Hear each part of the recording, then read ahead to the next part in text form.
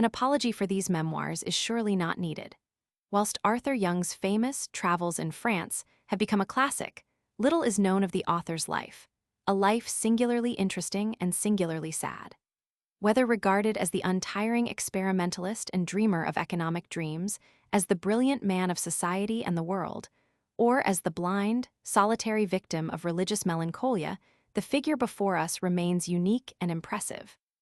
We have here, moreover, a strong character portrayed by himself, an honest piece of autobiography erring, if at all, on the side of outspokenness.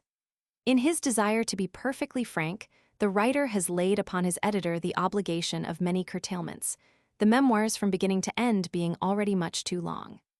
From 7 packets of MS and 12 folio volumes of correspondence, I have put together all that a busy public will probably care to know of Arthur Young, his strength and weakness, his one success and innumerable failures, his fireside and his friends. One striking and instructive feature in this man's history is his cosmopolitanism, his affectionate relations with Frenchmen, Poles, Russians, Danes, Italians, Scandinavians. Never Englishman was more truly English. Never Englishman was less narrow in his social sympathies. The religious melancholia of his later years is explicable on several grounds: to the influence of his friend, the great Wilberforce, to the crushing sorrow of his beloved little daughter, Bobbin-S. death, lastly, perhaps, to exaggerated self-condemnation for foibles of his youth. Few lives have been more many-sided, more varied, few indeed have been more fortunate and unfortunate at the same time. The memoirs, whilst necessarily abridged and arranged, are given precisely as they were written. That is to say, although it has been necessary to omit much, not a word has been added or altered. Whenever a word or sentence needed explanation or correction, the editorial note is bracketed. The footnotes, unless when otherwise stated, are all editorial. For the use of memoirs and letters, and see, I am indebted to Mrs. Arthur Young, widow of the late owner of Bradfield Hall, the last of Arthur Young's race and name, a gentleman alike in his public and private life, well worthy of his distinguished ancestry. Mr. Arthur Young, who died last year, is buried beside the author of the Travels in France, in the pretty little churchyard of Bradfield, near Bury St. Edmunds. M.B. Contents: Childhood and Youth, 1741–1759. Ancestry, Anecdotes, Childhood School Life, Inoculation, the Paternal Character, Mrs. Kennan, Letters to a Schoolboy, a Mercantile Apprenticeship, a Youthful Love Affair, Family Troubles, a Gloomy Outlook. I was born at Whitehall, London, on September 11, 1741, many years after my brother John and my sister Elizabeth Mary. In examining the family papers from which the following detail is drawn, I should observe that difficulties often occurred by reason of the ancient handwriting of many documents, and from several being written in the Latin language not easily deciphered. But the circumstances relative to the following dates were clearly ascertained as far as they are noted. The principal object is the possession of the manor of Bradfield Combust, which is traced in the family of Canham till it came by marriage into that of Young. Bartholomew Canham the elder had 2 sons and 2 daughters.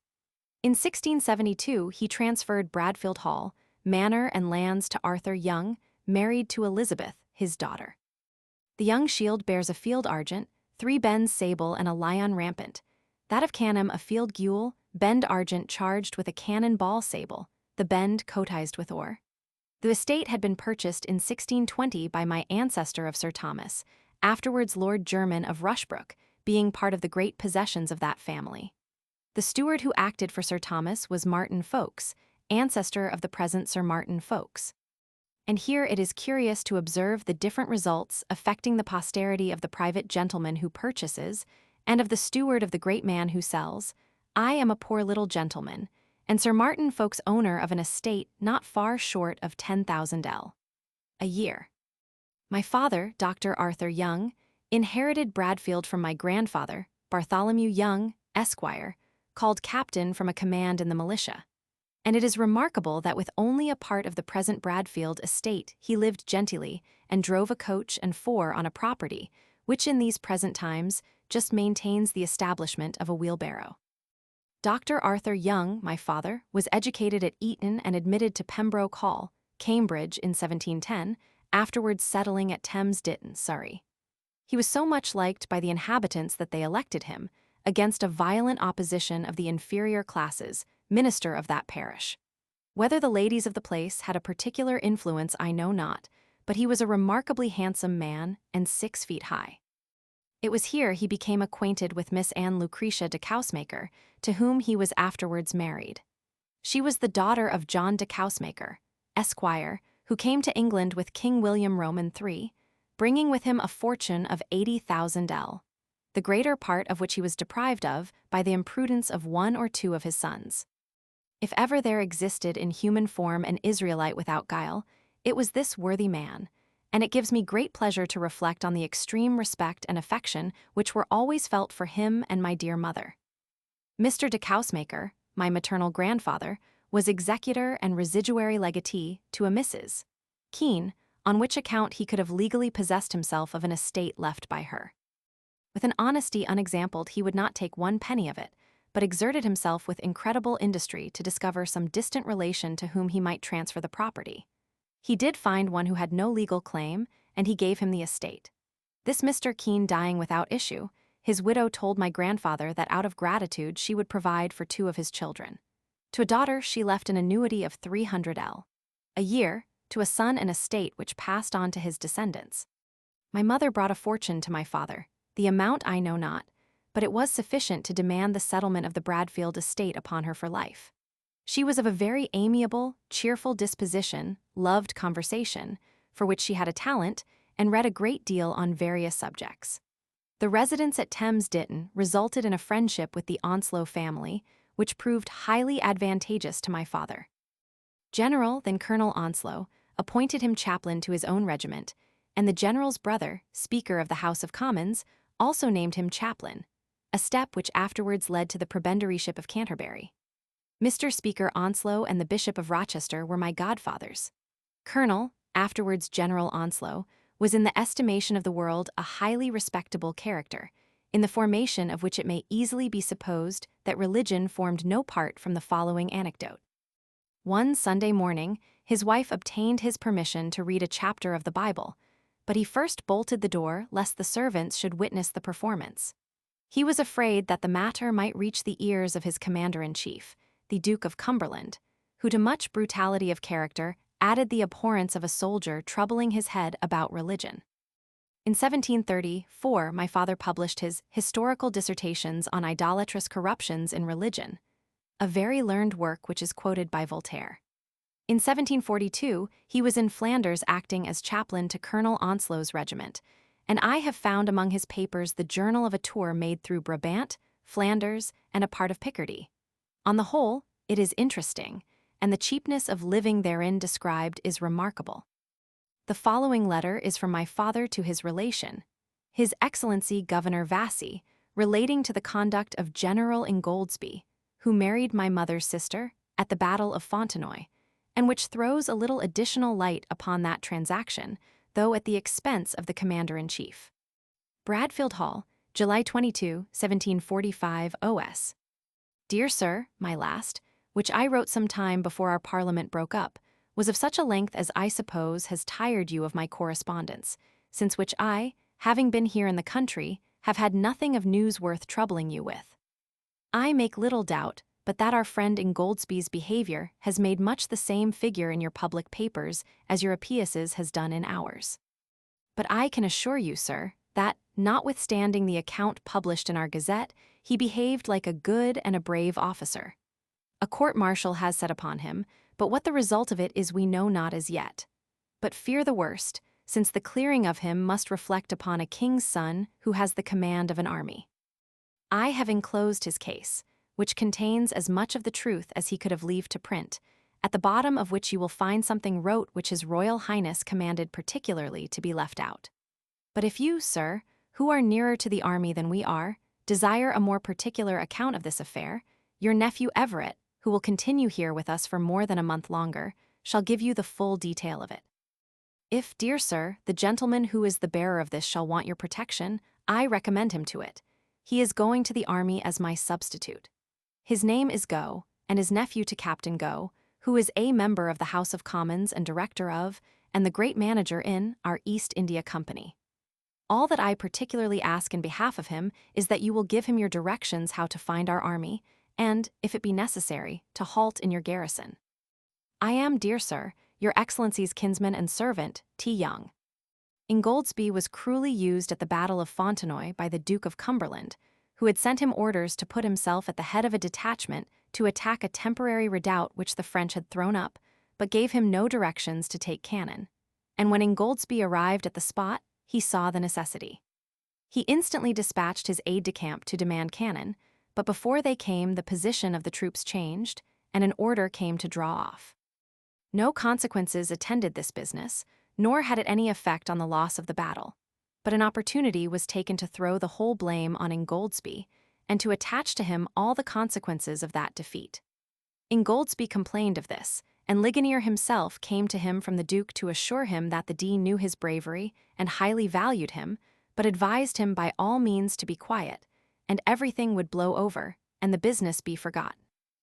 Nothing had been said on the affair, but to save the reputation of the Duke.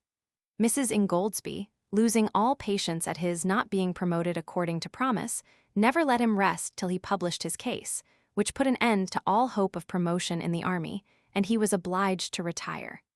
He was in all the Duke of Marlborough's campaigns, and served with great reputation to the moment of the Battle of Fontenoy.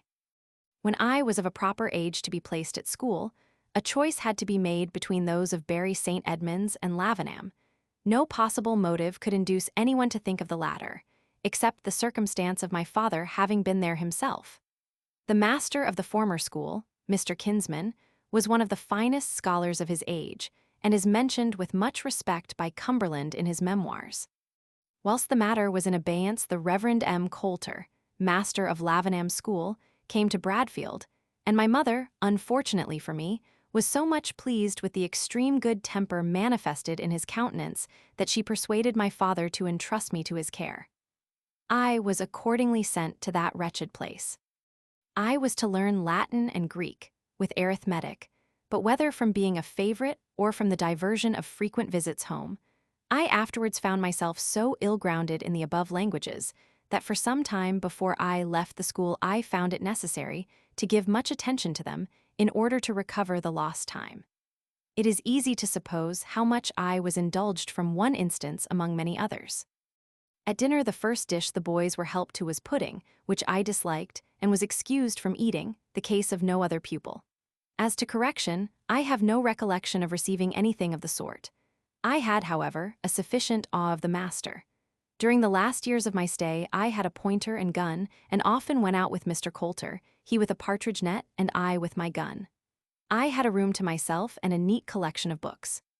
I remember beginning to write a history of England, thinking that I could make a good one out of several others. How early began my literary follies! I seem to have a natural propensity for writing books. The following bill for a year's schooling and board must in the present period, about 1816, be considered a curiosity. The Reverend Dr. Young to John Coulter, Christmas 1750 to Christmas 1751. A year's board and c. 15L. Sundries 2L. 4s 4d. Total 17L. 4s 4d. I find from a memorandum book of my mother, that in 1746 beef was 3d, veal 3d, and mutton 3½ per pound at Bury. About the year 1753, I was inoculated. This was a scheme of my mother's which she had more than once proposed, but my father would not consent to it. Taking, however, the opportunity of his visit to Cambridge, she ventured on the experiment. At this period, inoculation was so little understood that it is utterly astonishing how anyone could escape. Instead of the cool regimen afterwards prescribed by Sutton, the practice was to keep the patient's chamber as close and hot as possible. The shutters were kept up, and the door never opened without being shut speedily. I suffered much, and Dr. Carriage, the physician at Bury, for some time attended every day. It pleased the Almighty that I should recover, one of many instances in which his providence preserved a wretch who was to sin against him by a multitude of offenses. When my father returned, and I ran out to meet him, my mother exclaimed in a triumphant tone, "There! I have had Arthur inoculated, and you enjoy the comfort of knowing that your boy has had that terrible disorder." My father looked at me, but neither spoke a word on the subject then nor ever after. This was his way, resolute in rejecting all proposals touching upon novelty, and cool after their accomplishment. In an inferior circumstance he showed the same temper, as I will relate. The family pew at church was a wretched hole, lined with ragged cloth and covered with dust. The pulpit also was tumbling with age and rottenness. On my father's going to London and leaving my brother at Bradfield, he begged permission to have a new pew and pulpit. This was refused. "Good enough, Jack," said my father. But Jack attacked his mother and set the carpenter to work, who made a spacious pew, with one for the servants, new pulpit and reading desk. The first Sunday my father went to church, on approaching the place, he stopped short, surveyed all three with great attention, said nothing, and on joining the family party home never opened his lips, nor ever after mentioned the subject. He was inwardly pleased, but not gracious enough to confess it. There was in Dr. Young a strong mixture of obstinacy and sang-froid, as the preceding anecdotes prove. In 1753 I went to London, and find by an old pocketbook that I saw Mr. Garrick in Archer, heard the oratorio, the Messiah, spent an evening at Ranelagh, and viewed the Tower and St. Paul's.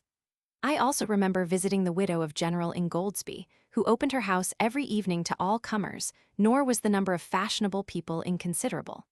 John Wilkes, afterwards so well known, I met there more than once. He was then considered a wit. Mrs. Ingoldsby made a point of going to court at least twice a year, but I never heard her repeat any other conversation with the king than complaining to him how much she was afflicted with rheumatism.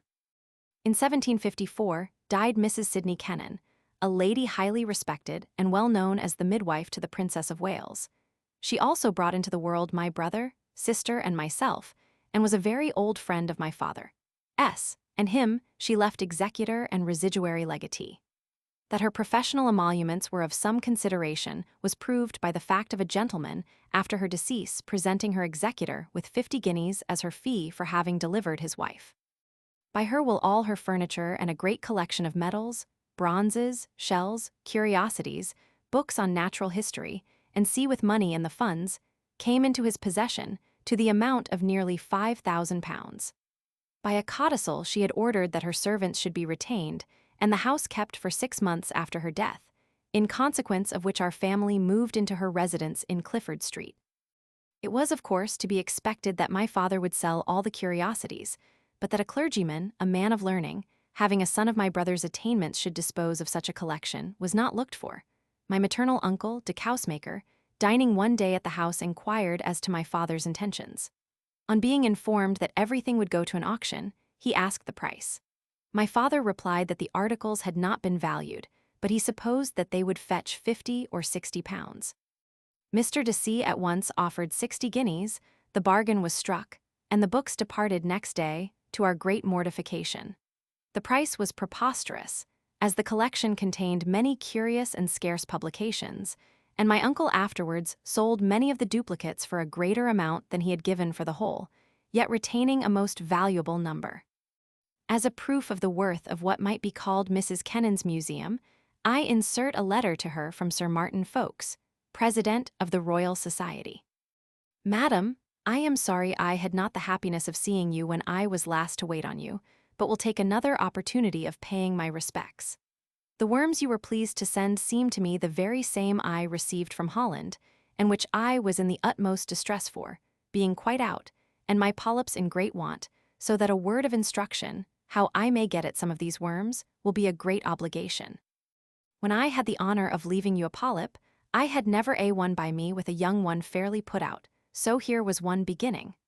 I now beg leave to send you such a one, and when you are disposed to cut one will wait on you, and show it you in a microscope, if you have not yet seen it. I beg leave to return very many thanks for the favor of seeing your noble collection of rarities, and have hardly talked of anything else since. I am, madam, with the sincerest respect, your ladyship's most obedient humble servant, M. Folkes. May 6, 1743. Doddington, in his diary, under the date of June 28, 1750, mentions supping at this lady's house, in company with Lady Middlesex, Lord Bathurst, and Lady Torrington. And in the World, number 114, there is a humorous paper on the distinctions between noble birth, great birth, and no birth, in which the writer says, I never suspected that it could possibly mean the shriveled, tasteless fruit of an old genealogical tree. I communicated my doubts and applied for information to my late, worthy, and curious friend, Mrs. Kennan, whose valuable collection of fossils and minerals, lately sold, sufficiently prove her skill and researches in the most recondite parts of nature.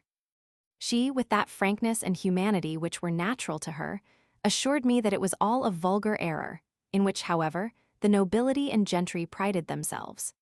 But that, in truth, she had never observed the children of the quality to be wholesomer and stronger than others, but rather the contrary, which difference she imputed to certain causes which I shall not here specify. I possess several letters written to this lady by the governor of Bermuda, Mr. Popple, in 1739 and 1740, in which he considers her of sufficient importance to request that she would speak a good word for him in behalf of his being removed to a better government, or some other employment at home, and concludes a letter with saying, "I believe your present power to assist your absent friends is now as great as I have always thought your inclination was." When my father returned to Bradfield, after passing the winter in London, he pulled down the old part of the house, a wretched lath and plaster ill-contrived building. Then, to the astonishment of everyone, he employed a hedge carpenter to rebuild exactly on the old foundations. Thereby was constructed a mansion which had not a single room free from every fault that could be found, whether as to chimney, doors, windows, or connecting passages, and this at a larger expense than need have cost an excellent house. The new stables, with coach-house, brew-house, and offices, were built of brick and cost 500L. It was rather whimsical to give his horses, carriage, and brewery the warmth of solid walls, and to house himself in lath and plaster. But in fixing his new farmery, a sad error was committed. The whole interposed between the dwelling and 4 acres of turf dotted with beautiful oaks. My poor father, however, did not live to enjoy his improvements, for he was very soon seized with a dropsy, and which, as will be seen, terminated his life. During one of his journeys to London in order to consult a doctor, occurred a circumstance so whimsical that I must mention it. Several sleepless nights made him take it into his head that anything would be better than a bed.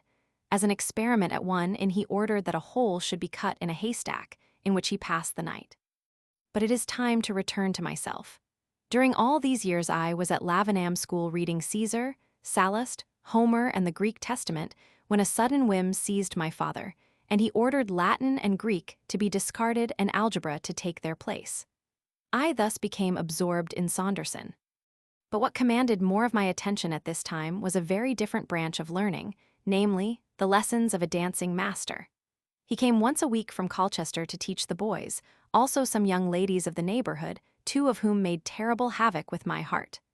The first was Miss Betsy Harrington, a grocer's daughter, admitted by all to be truly beautiful.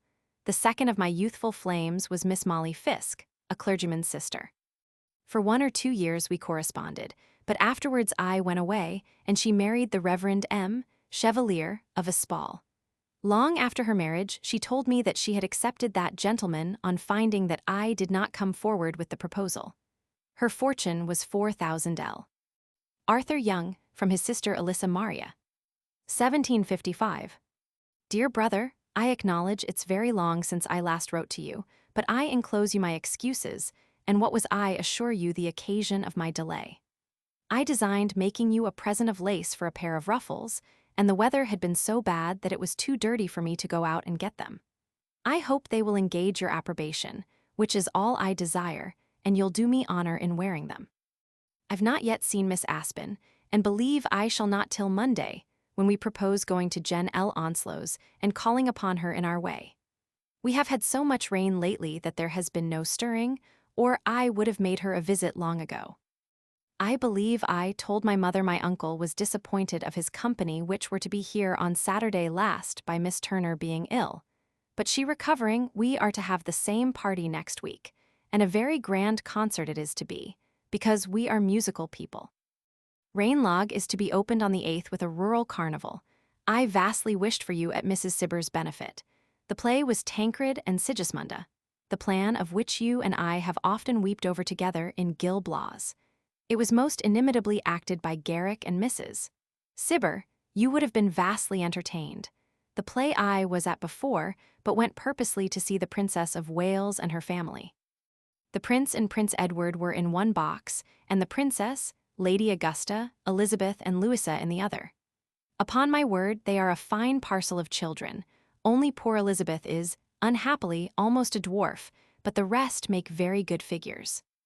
Monday your aunt and I were in the House of Commons from 1 o'clock at noon till 9 at night. It was the Mitchell election, when the great ones were setting themselves in combat against each other. It was a most hard-fought battle. The Duke espousing our party against the Duke of Newcastle in support of the other, but the Tories, most of them going with the D of N, gave him the majority, though he lost it at the committee. There was much speaking, which was very entertaining. Mr. Fox talked a great deal with great vehemence, for this loss frustrates his schemes, as he finds the strength of the D. Of N's party, though he had all the army and the Duke's court people with him. And now, Mr. Arthur, you being a very good politician, I shall proceed to entertain you with some more parliamentary affairs. Tuesday last the message was brought from the king to the House. It imparted little, nothing to be collected from it of either peace or war. Only desiring the Parliament would support him in the armaments he might have occasion for by sea and land. And see General Onslow says, during the 28 years he has sat in that House he never saw, or could have conceived it to be so unanimous in the acclamations of the king. Every one striving who should in the strongest terms express their confidence in him, Tories and all. Even Sir John Phillips declared he would vote the king 20 shillings in the pound, for that their lives and whole fortunes were not too much for him, and the House rung with their confidence in the king, without any one of the ministers saying a syllable. They were the silentest people. The general says he would have given any money Mirepoix had been in the House to have heard the Parliament of England's hearty affection for their king. I should have much liked to have been there, but the lady's privilege extends no farther than elections. Lady Cross sent to us on Monday morning at 10 o'clock to let us know she would call on us at 11, and we had to dress in gowns and petticoats and eat our breakfasts, which last was not to be omitted, for it was certain we were to have no dinner. And by much hurry we did get ready for her ladyship, but waited at her house for Sir John till near 1, frighted to excess, fearing we should not get in.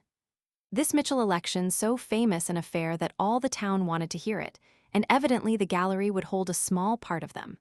However, we had the luck to get excellent places, having a chair for one of us brought out of the speaker's chamber. The elections for this year are now all over except the Oxfordshire, and whether they will be able to finish that no one can tell. In answer to this long letter, I shall hope to hear very soon from you, and am your most affectionate, E. M. Young. Friday good sick. August 26, 1755, from Bristol Hot Wells. Dear Arthur, I was in hopes you would have given me the pleasure of hearing from you. I should have wrote to you before now, but have so many letters perpetually upon my hands that no clerk to an attorney has more pen exercise. I want much to have a particular account of the Barry Assizes. I suppose you will go to an assembly, and therefore pray you to send me intelligence of who and who are together, who dresses smartest, looks best, and seems most pleased with themselves and those about them. The balls here are vastly disagreeable. I dance French dances constantly, but none of the people of fashion dance country dances. There are such numbers of Bristol people that do, and they are such an ordinary set that it prevents the fine folks. The rooms of another night are much cleverer. There is a lottery table which we play at from 8 till half an hour after 9 most nights. My aunt and I have both hitherto played with great success. The principal support of our table we lose today, Mr. Brudenell, member for Rutlandshire, an extreme good-natured, pretty kind of man. The company is going off so fast and the place is so thin that I fear we shall miss him very much. My aunt sends her love to you. She says she made you a promise of giving you a pair of lace ruffles or a guinea, whichever you chose, and desires you will consult with your mother which you will have, and if the lace, let her know it, for it's sold here as well as at Bath. I should advise the money, for you have 2 pair of lace ruffles which I am sure is as much as you can possibly have occasion for. Those you have must be taken off the footings, for the fine men wear them extremely shallow. They should not be near a nail of a yard deep. Pray make my compliments to everybody that inquires after me, and let me have a very long letter from you very soon. I have nothing to add to your entertainment, heartily wish I was at Bradfield, and beg you to tell me all you can that is doing there, and Believe me with great sincerity, your most affectionate, Alyssa Maria. Be sure don't speak before my father of my playing at lottery.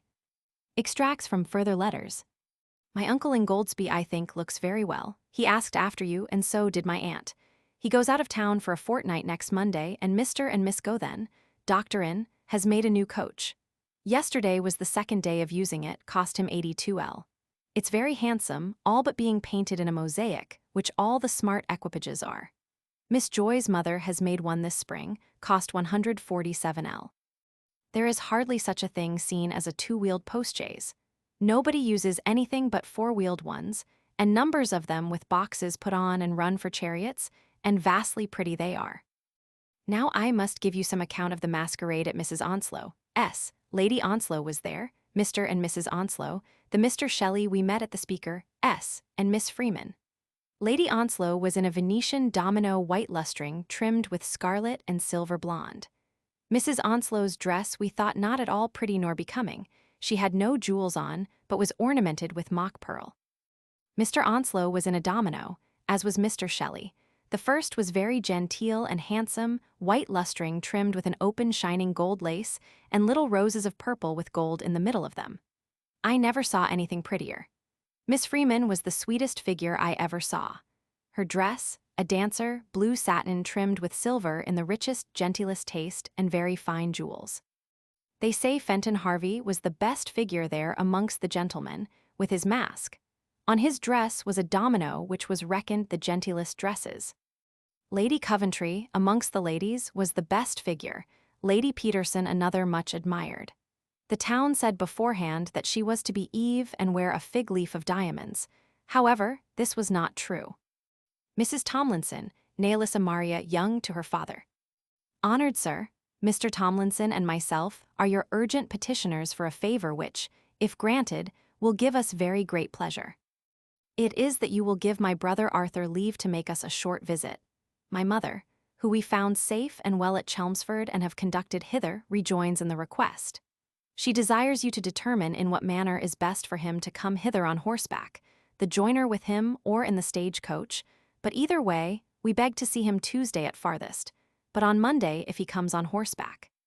Be pleased to direct him to have his linen washed, stocking, mended, and and in case he comes on horseback, it may not be amiss to hint to him that he is not to reach London on one gallop, for his impatience may outrun his prudence.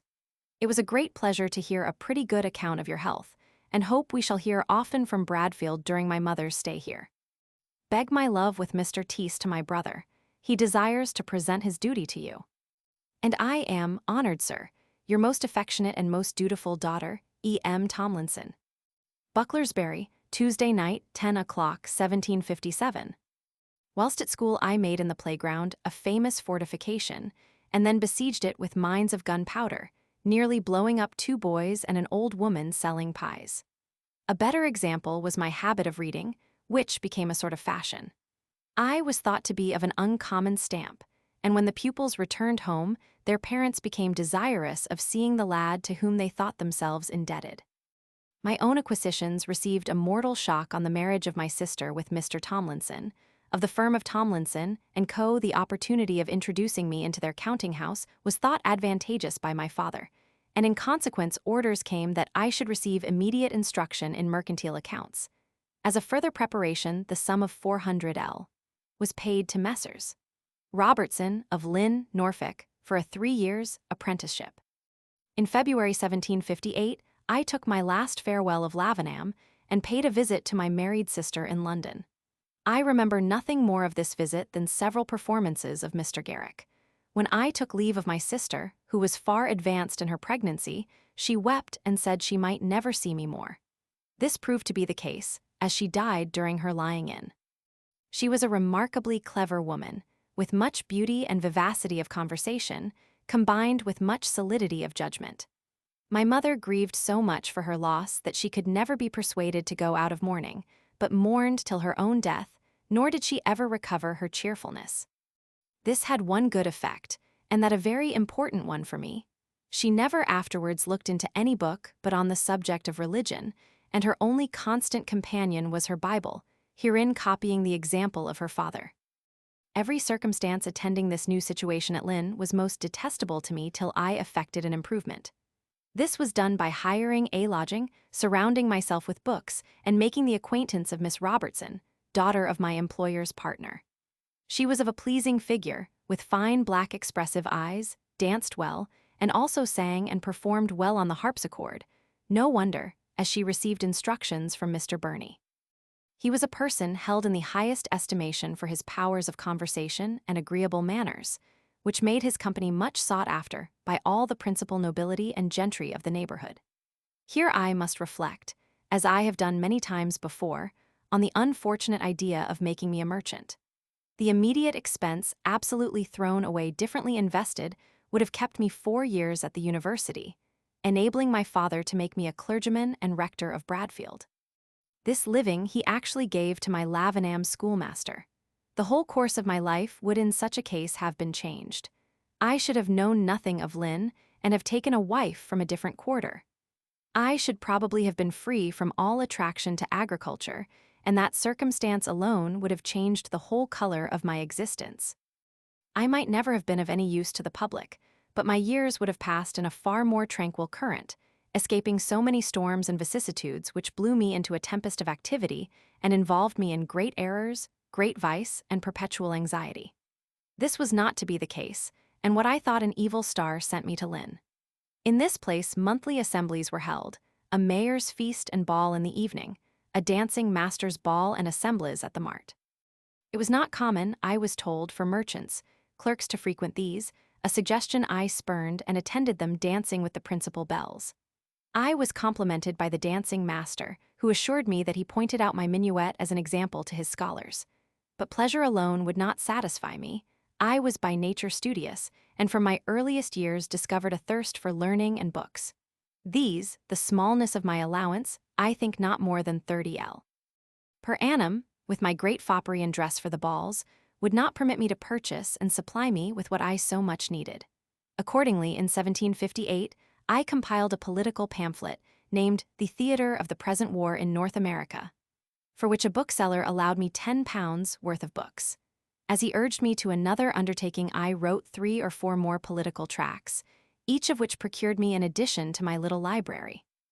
My first year's apprenticeship had not expired before the death of my sister overthrew the whole plan which had sent me to Lynn. As 400 had been paid for the agreed period of 3 years, I was kept there from no other motive. Under such circumstances, it may be supposed that the counting-house and the business received not an atom more of attention than could be dispensed with.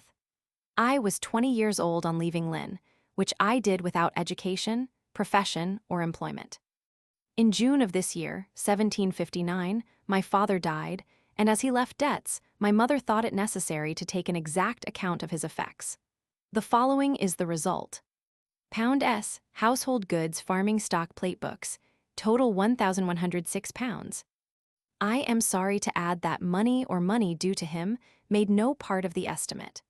The fact was that my father died much in debt, and it was 2 years before my mother found herself tolerably free. Footnote 1.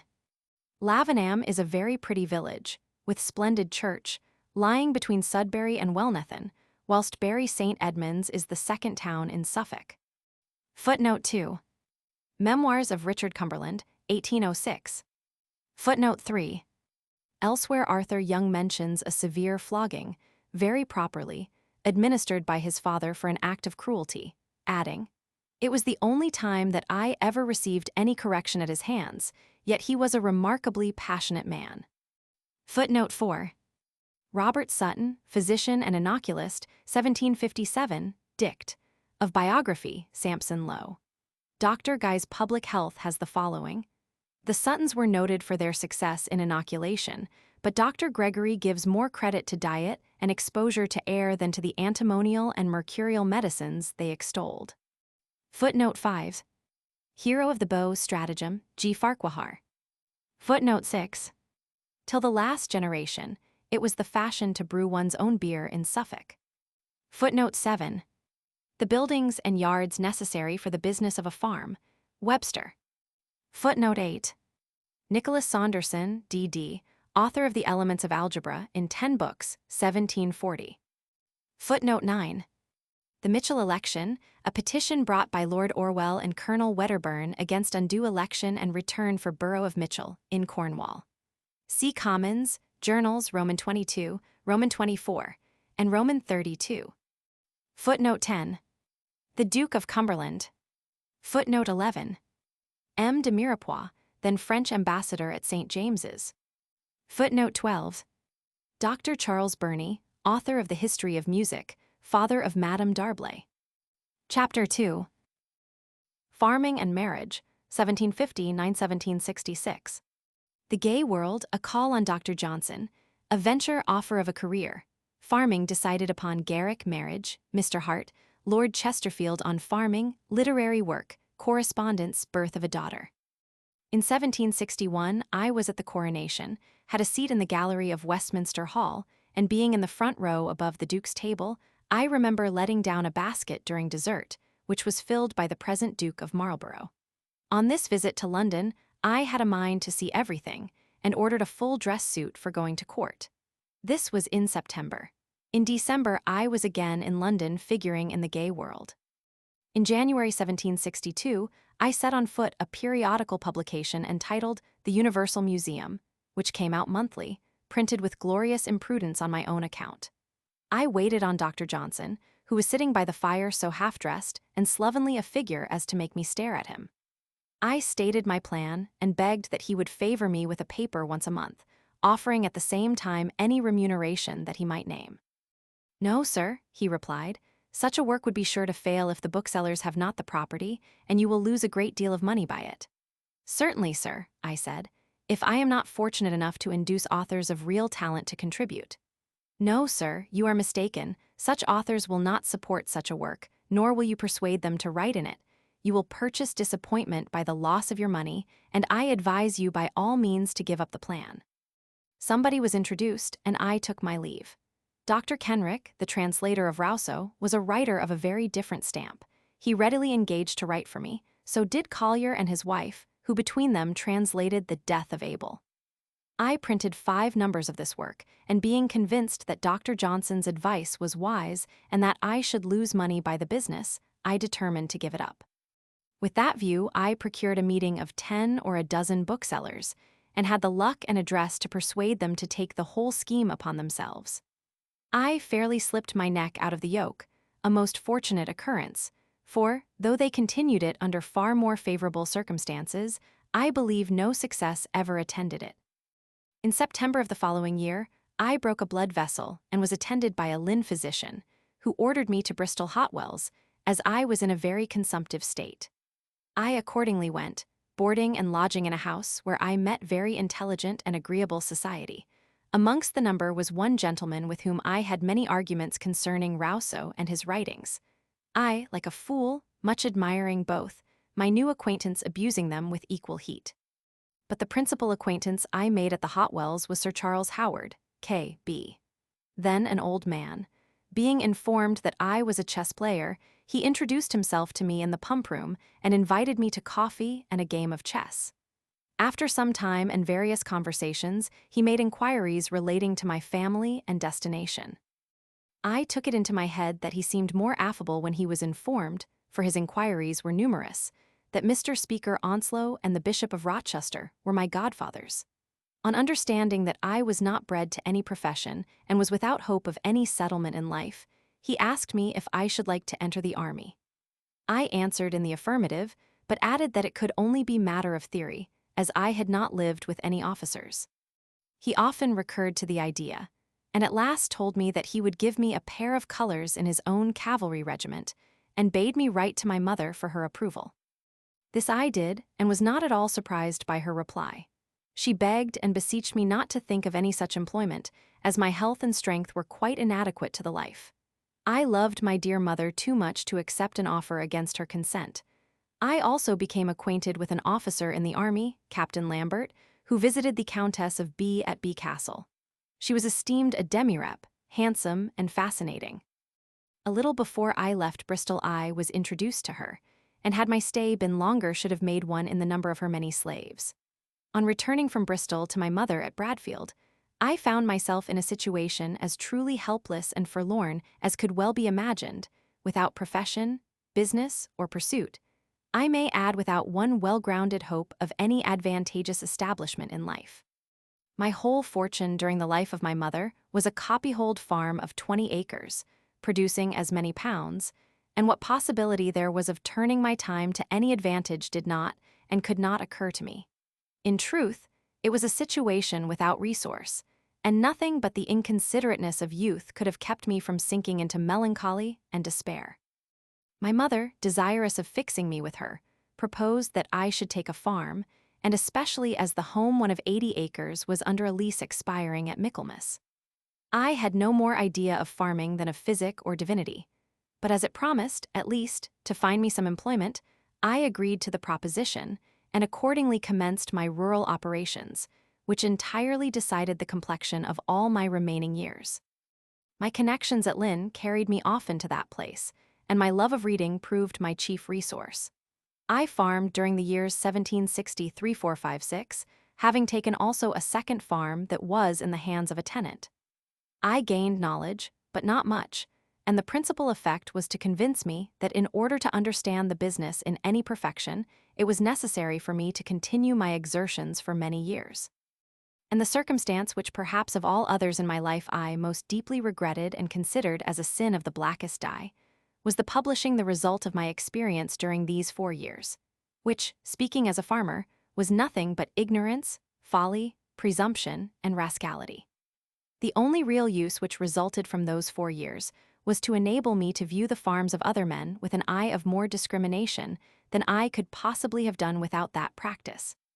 It was the occasion of my going on the Southern Tour in 1767, the Northern Tour in 1768, and the Eastern in 1770, extending through much the greater part of the kingdom, and the exertion in these tours was admitted by all who read them, and they were very generally read, to be of most singular utility to the general agriculture of the kingdom. In these works, I particularly attended to the course of the farmers' crops, the point perhaps of all others the most important, and the more so at that period, because all preceding writers had neglected it in the most unaccountable manner. They relate good and bad rotations with the same apathy as if it was of little consequence in what order the crops of a farm were put in, provided the operations of tillage and manuring were properly performed. It has been very justly said that I first excited the agricultural spirit, which has since rendered Britain so famous. And I should observe that this is not so great a compliment as at first sight it may seem, since it was nothing more than publishing to the world the exertions of many capital cultivators and in various parts of the kingdom, and especially the local practice of common farmers who, with all their merit, were unknown beyond the limits of their immediate district, and whose operation wanted only to be known to be admired. In December 1762, I was again in London, and, as usual, constantly at the theatre. The parts in which Mr. Garrick acted to my great entertainment were Macbeth, Benedict, Lear, Posthumus, Oakley, Abel Drugger, Sir J. Brute, Sir J. Dominant, Bayes, Carlos, Felix Arranger, Scrub, Hastings. I must once for all remark that this astonishing actor so much exceeded every idea of representing character that the delusion was complete. Nature, not acting, seemed to be before the spectator, and this to a degree 1,000 times beyond anything that has been seen since. The tones of his voice, the clear discrimination of feeling and passion in the vast variety of characters he represented, surpassed anything one could imagine and raised him beyond competition. I have often reflected on the principal personages who figured in England during this age, and I am disposed to think that Garrick was by far the greatest, that is to say, he excelled all his contemporaries in the art he professed. Few men have been able to laugh at their own foibles with as much wit as Garrick. A striking instance was his little publication called An Ode to Garrick on the Talk of the Town, in which we find this stanza. 2 parts they readily allow are yours, but not one more they vow, and they close their spite. You will be Sir John Brute all day, and Fribble all the night. In 1765, the color of my life was decided. I married. My wife was a daughter of Alderman Allen, of Lynn, and great-granddaughter of John Allen, Esquire, of Linghouse, Norfolk, who, according to the Comte de Boulainvilliers, first introduced the custom of marling in the above-named county. We boarded with my mother at Lynn. This year, 1765, I was in correspondence with the Reverend Walter Hart, Canon of Windsor, and author of the Essays on Husbandry and the Life of Gustavus Adolphus. He advised me to collect my scattered papers in the Museum Rusticum, and, with additions, to publish them in a volume. This I did under the title of A Farmer's Letters. I visited Mr. Hart at Bath. His conversation was extremely interesting and instructive. I have rarely received more pleasure than in my intercourse with this amiable and deeply learned man. It is well known that he was tutor to Mr. Stanhope, natural son of Lord Chesterfield, to whom so many of that nobleman's letters were addressed. To Mr. Hart. Blackheath, August 16, 1764. Sir, I give you 1,000 thanks for your book, of which I've read every word with great pleasure and full as great astonishment. When in the name of God could you have found time to read the 10 or 20,000 authors whom you quote, of all countries and all times, from Hesiod to Duhamel? Where have you plowed, sowed, harrowed, drilled, and dug the earth for at least these 40 years?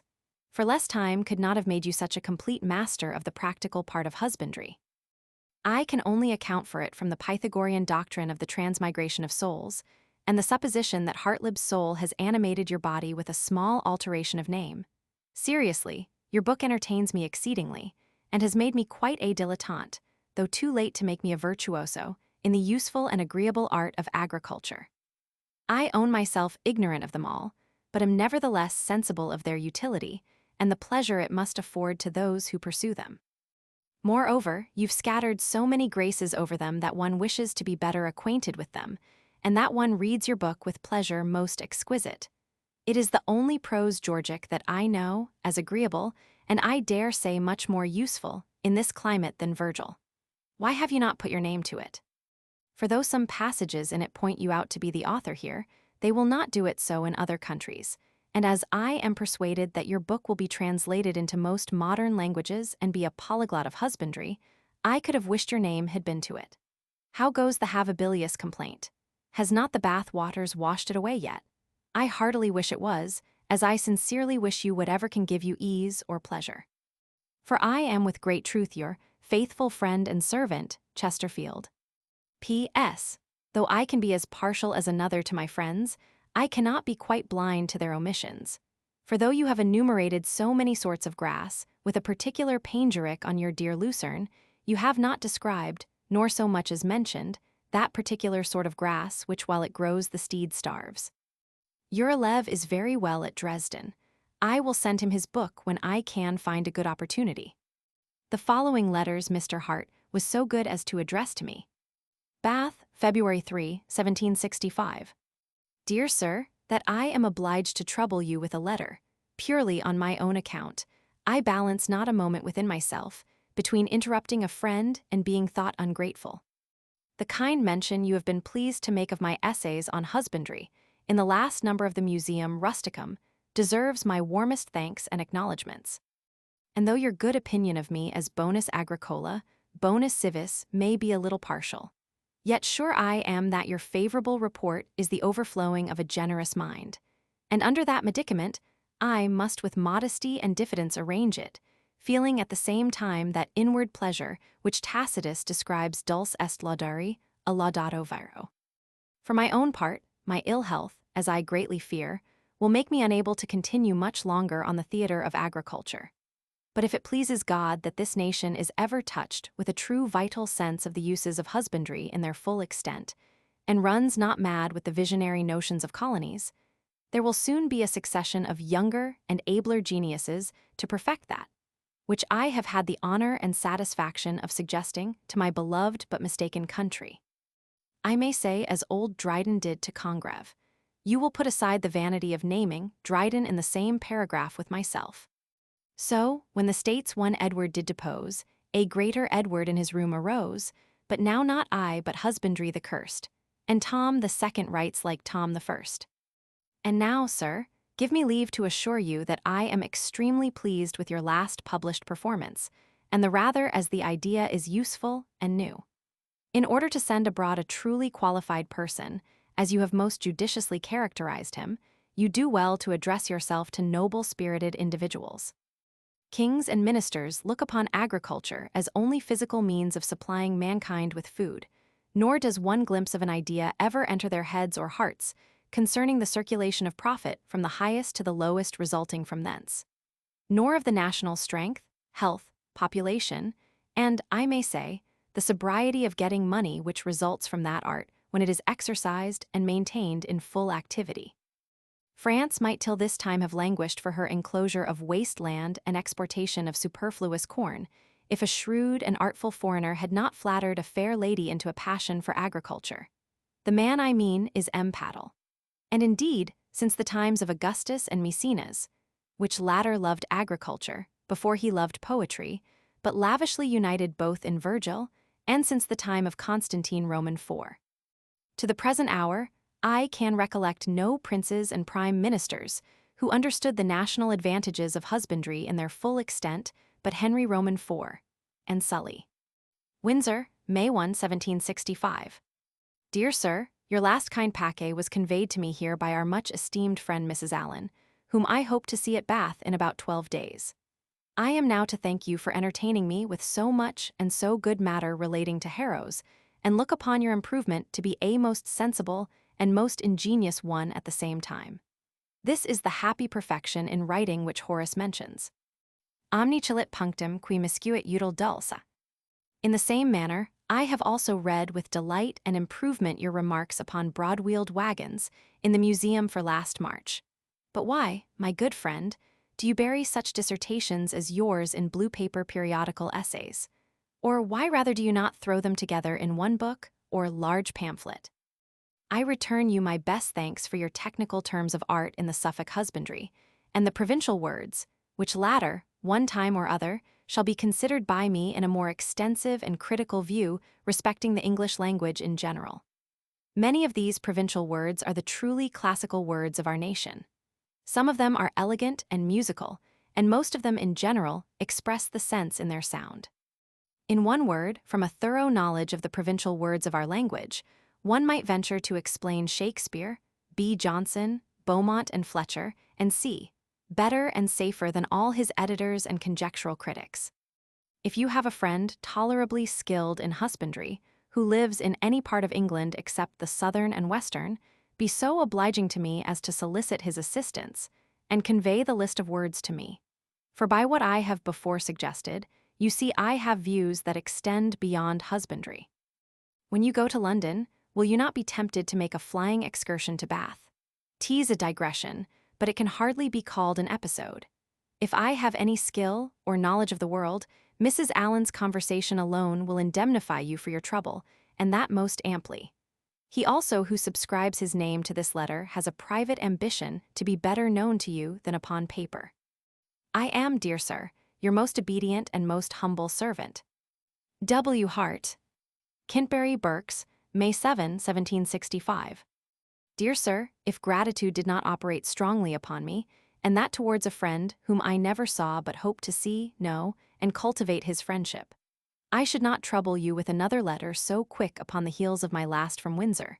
But finding by chance here, in A lone village, the Museum Rusticum, I see you have done justice to the essays on husbandry. I wish they had half the merit which your partiality to the author fancies they have. In the main particular you have spoken exactly my private sentiments. When I write for the instruction and amusement of Cuddy and Lobbin and Clout in matters of husbandry, I will also publish a supplemental essay on the art of pushpin, stylo purely. Who would write for farmers, who perhaps cannot read, or who, I am sure, will never try to read? Were I condemned to this punishment, I would desire my footman to hold the pen, and even then what would such critics say?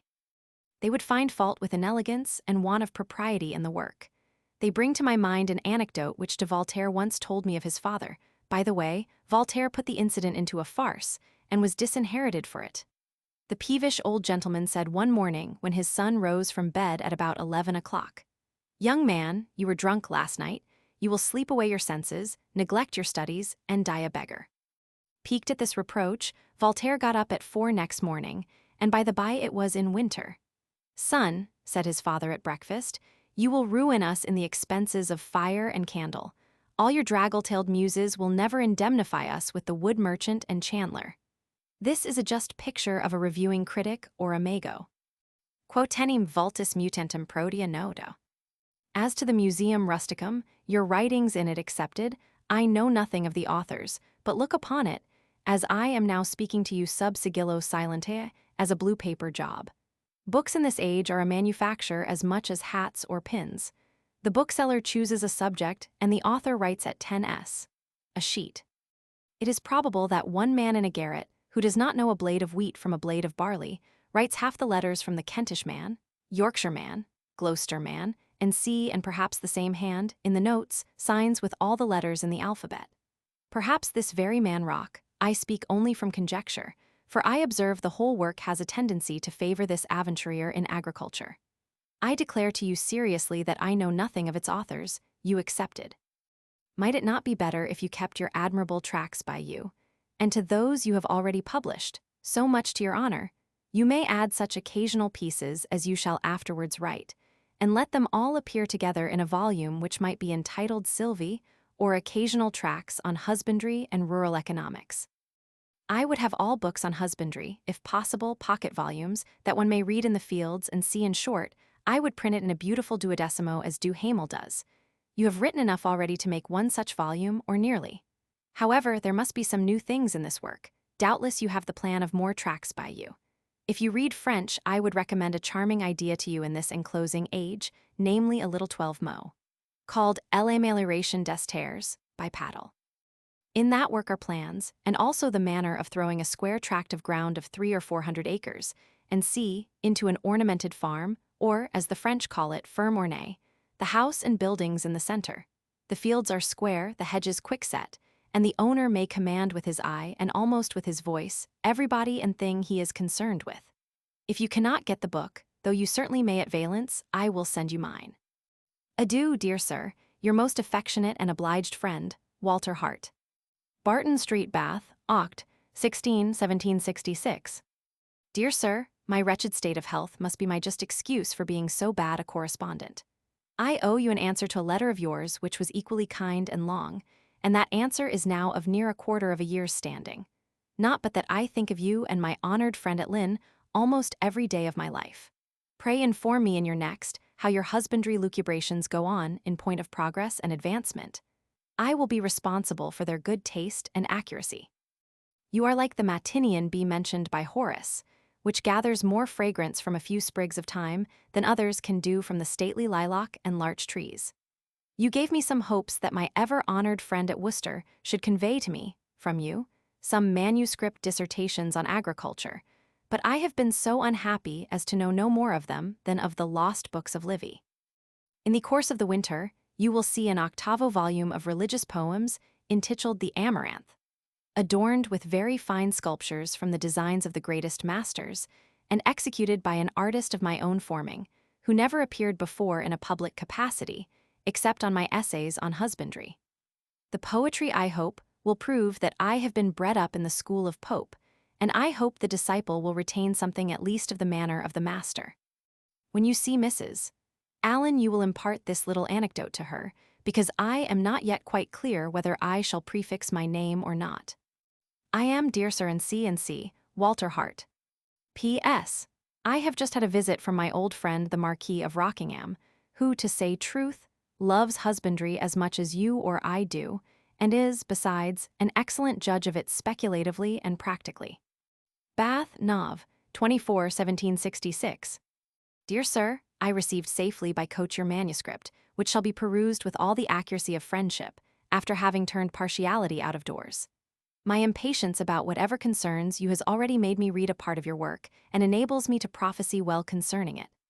Pray be not fearful about the execution of your plan, which seems to me a good one. Authors must be careful but not fearful. We have a proverb in husbandry, as old, I think, as Henry Roman 7. It's time, which deserves to be written in letters of gold. He that's afraid of a blade of grass must not sleep in a meadow. I like one part of your manuscript exceedingly. It is in truth the only thing wanted, and yet the only thing too often omitted. I mean the idea and calculation of the outgoing expenses. M. Paddle felt this as folly as you do, and as good wit will jump, hit upon a part of your plan. You therefore must see that book, as the French say, caut que caut. I have, I believe, almost the only copy in England, which shall be conveyed to you in a week's time.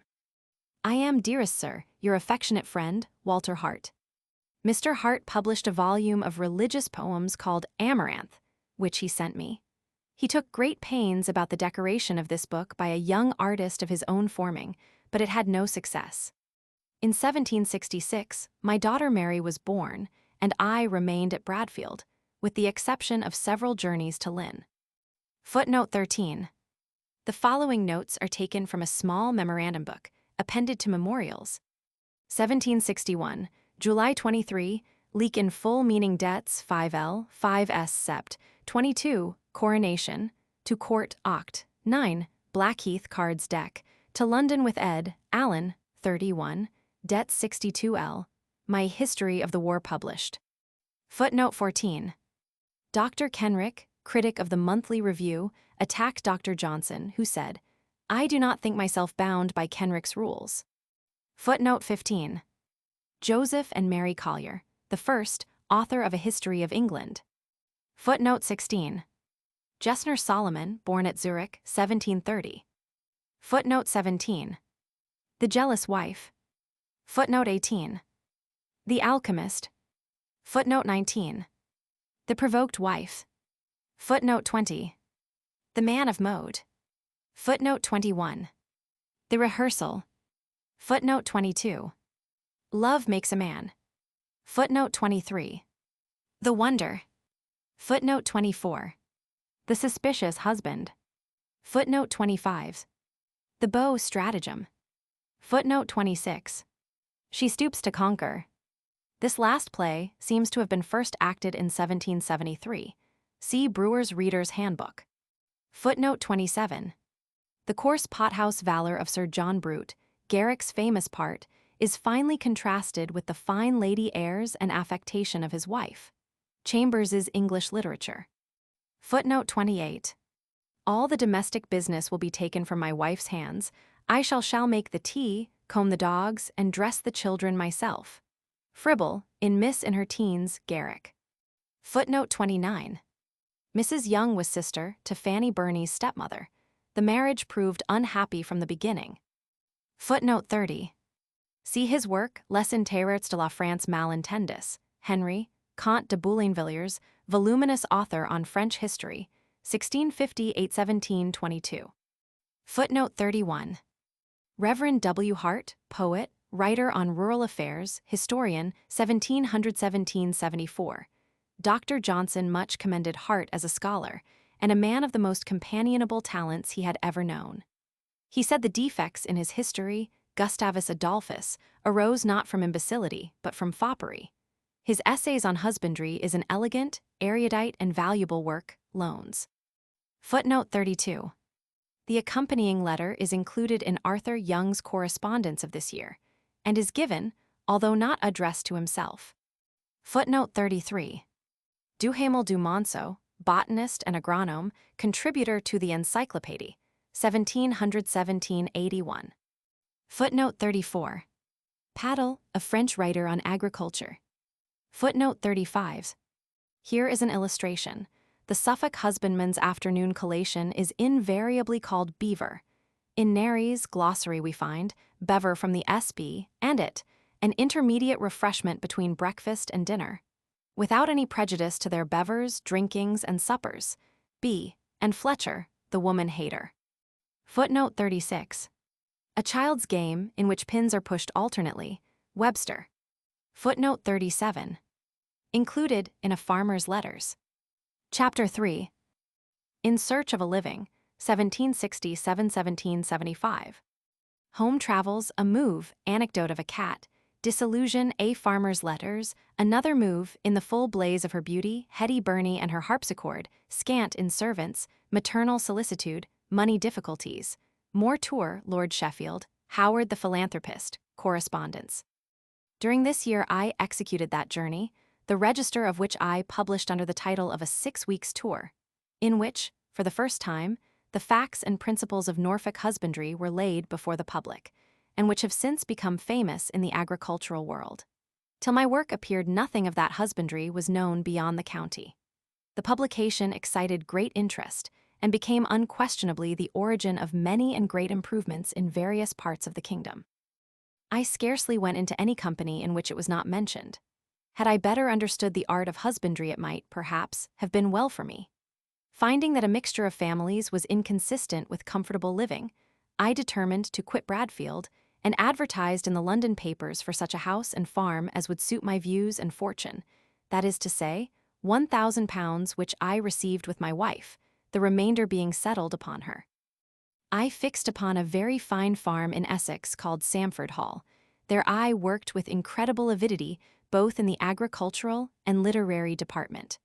I remember once to have written a quire of foolscap in one day. The work was entitled Political Essays on the Present State of the British Empire. And here I may mention a singular instance of animal sagacity. The gentleman who gave up the house to me was a Mr. Farquharson. His wife had a favorite cat which, upon their removal, was put into a sack and carried away with the furniture from Essex to Yatesby Bridge in Hampshire. I was surprised in about 5 or 6 days to see poor puss again at Samford Hall. Nearly at the same time, a letter was received from Mrs. Farquharson lamenting her loss, but doubting the possibility of the cat having returned to its original home. The circumstance is astonishing and shows an instinct almost incredible, for the animal must have traveled 70 miles and threaded the metropolis. My landlord, a Mr. Lamb, was a king's messenger.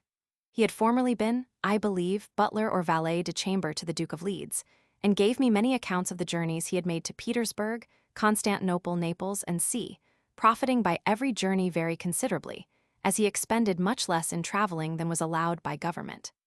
I write from memory, but I think he said that a journey to Petersburg or Constantinople paid him a neat profit of 100 guineas. This speculation turned out a bitter disappointment. I trusted to the promise of a relative to lend me some money, making, with what I possessed, sufficient for the undertaking. But he was himself disappointed of the money, and I clearly foresaw that an insufficient capital would infallibly cramp me in such a manner as to render all my efforts very uncomfortable and perhaps vain. I determined to make a short cut and get rid of it immediately, which I did at the end of 6 months at no further loss than of 100L. This was a lesson of some use to me at subsequent periods of my life, and taught me early to distinguish between certainty and probabilities. Arthur Young to his wife. Tuesday, 1767. My dearest, I am much in hopes I shall have a letter from you tomorrow. If I have not, it will be a great disappointment, for when you don't write in huffs, your letters are my only comfort. I went to Yeldam's this morning, but he, according to custom, was out, and will not be home of some days. It will be Saturday before I can see him. How this terrible affair will end I cannot conjecture, nor what I am to do. The most miserable circumstance of all is the being in such suspense and anxiety. It absolutely stupefies me, and I am forced to pin myself down to writing without the soul for anything but mere copying. I would give my right hand that I had never seen this place, but such reflections only make one the more miserable. And the thoughts at the same time of what you feel with a young child to suckle hurt me more than I can express in a word. We shall both be capitally miserable till we are fixed somewhere on a certainty, and when that will be heaven knows. I had infinitely rather live in a cottage upon bread and cheese than drag on the anxious existence I do at present. Whichever way I turn my thoughts, I see no remedy, nor know who can advise me what step to take. I know not which is best myself, I am sure, for everyone depends so on contingencies that sagacity itself cannot foresee the consequences of all. An ill star rose on my nativity. Had I never been born, it would have been just so much the better for me, for you, and our wretched children.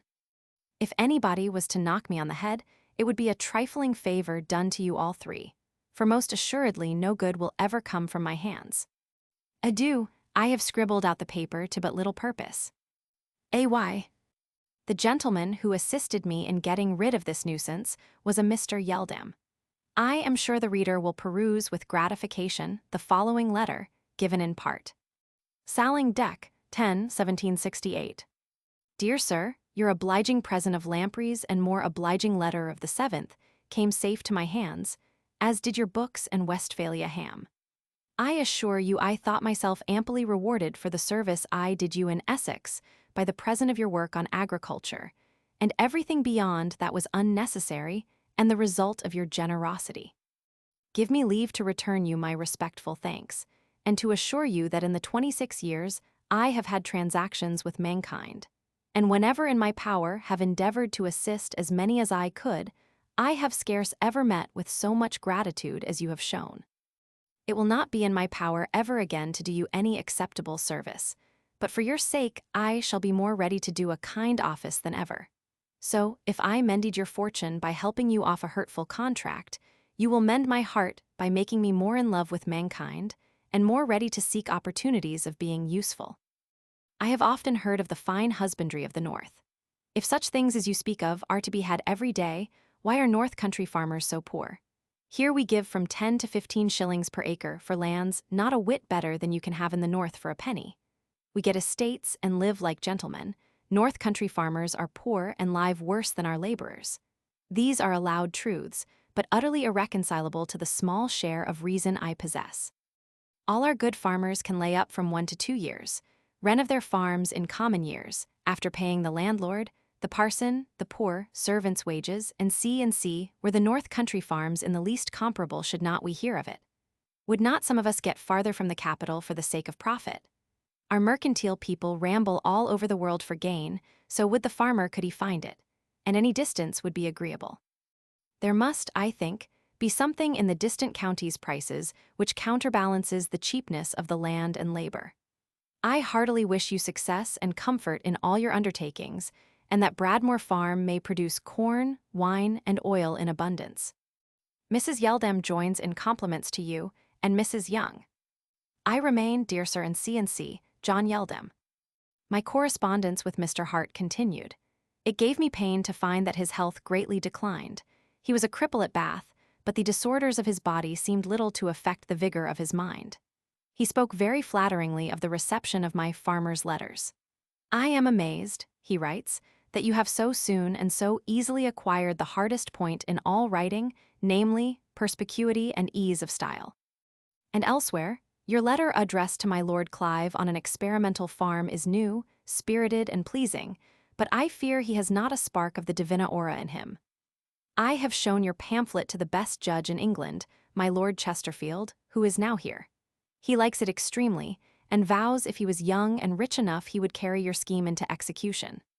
From Samford Hall I moved, in 1768, to another farm at North Mimms, in Hertfordshire.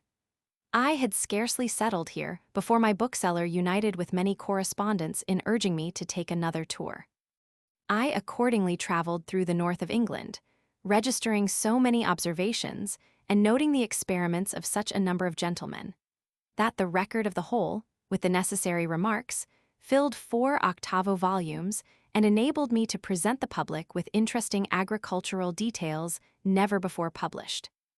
I may assert this without vanity, because the real merit belonged to those who furnished me with the information, and the success of the work was so great that the first edition was sold almost as soon as it appeared. In the 6 weeks' tour, I visited but few gentlemen, and consequently witnessed but few experiments.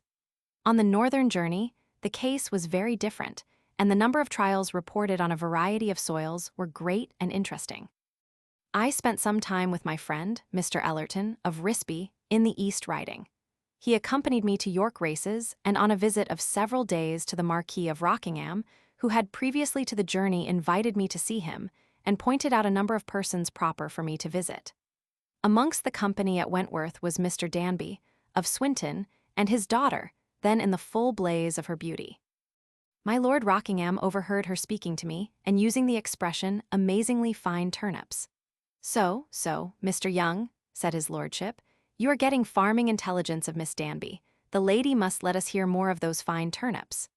His lordship ordered me into an apartment, in a closet of which was a considerable collection of ancient and curious books on agriculture, which he pointed out for my amusement when I had time to consult them.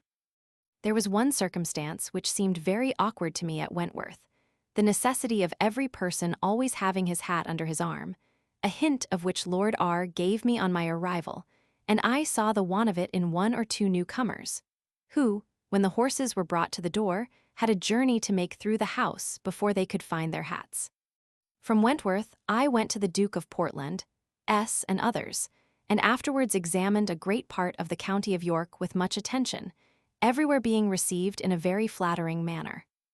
This year I made many visits to my friend, Dr. Burney, in Poland Street, to whom my wife's sister was married, and whose daughter Hester, by a former marriage, entertained, or rather, fascinated me, by her performance on the harpsichord and singing of Italian airs.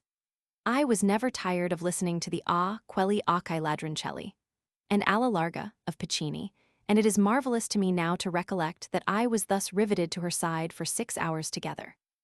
During this year my daughter Bessie was born, and the second edition of my Farmer's Letters published. 1769. My son Arthur born. The whole of this year I passed at North Mimms, very well received and visited in that thronged neighborhood. The Duke of Leeds, who lived in the parish, condescended to make overtures with a view to my acquaintance.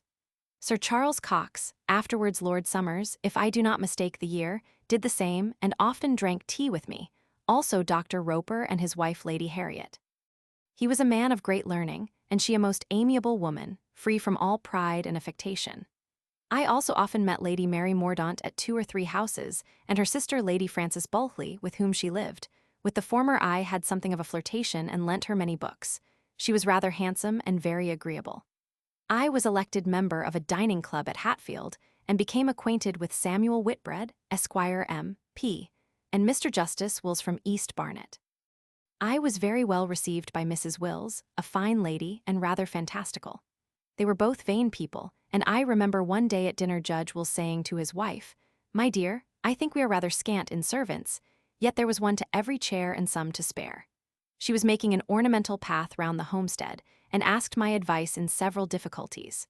During this year, Prince Masalski, Bishop of Wilna, wrote me a long French letter on the agricultural prosperity of England. He afterwards passed 2 days with me in Hertfordshire, an agreeable, well-instructed man, who much lamented the miserable state of his own country. 1770. What a year of incessant activity, composition, anxiety, and wretchedness was this! No cart-horse ever labored as I did at this period, spending like an idiot, always in debt, in spite of what I earned with the sweat of my brow and almost my heart's blood, such was my anxiety, yet all was clearly vexation of spirit. Well might my dear mother write to me as she did. I trusted in an unparalleled industry, but not in God, and see how he brought it all to naught, as if to convince me of my supreme folly and infatuation. My old Suffolk bailiff was the channel through which I ran into debt to the Bury banker by a series of drawing bills, one to pay another, till the plan became so obvious that he cut short and refused to accept any more. I had run near £1,000 into his debt, and it was necessary for me to go over directly to Bury to see what could be done to pacify him. He was at his country seat at Troston. Thither I followed him, and with great difficulty persuaded him to have patience, under a promise that I would make arrangements to pay him very speedily. This I did with difficulty, and I scarcely recollect how. I shall, in the first place, note that the Eastern tour was accomplished, the journal of which was afterwards published in 4 volumes.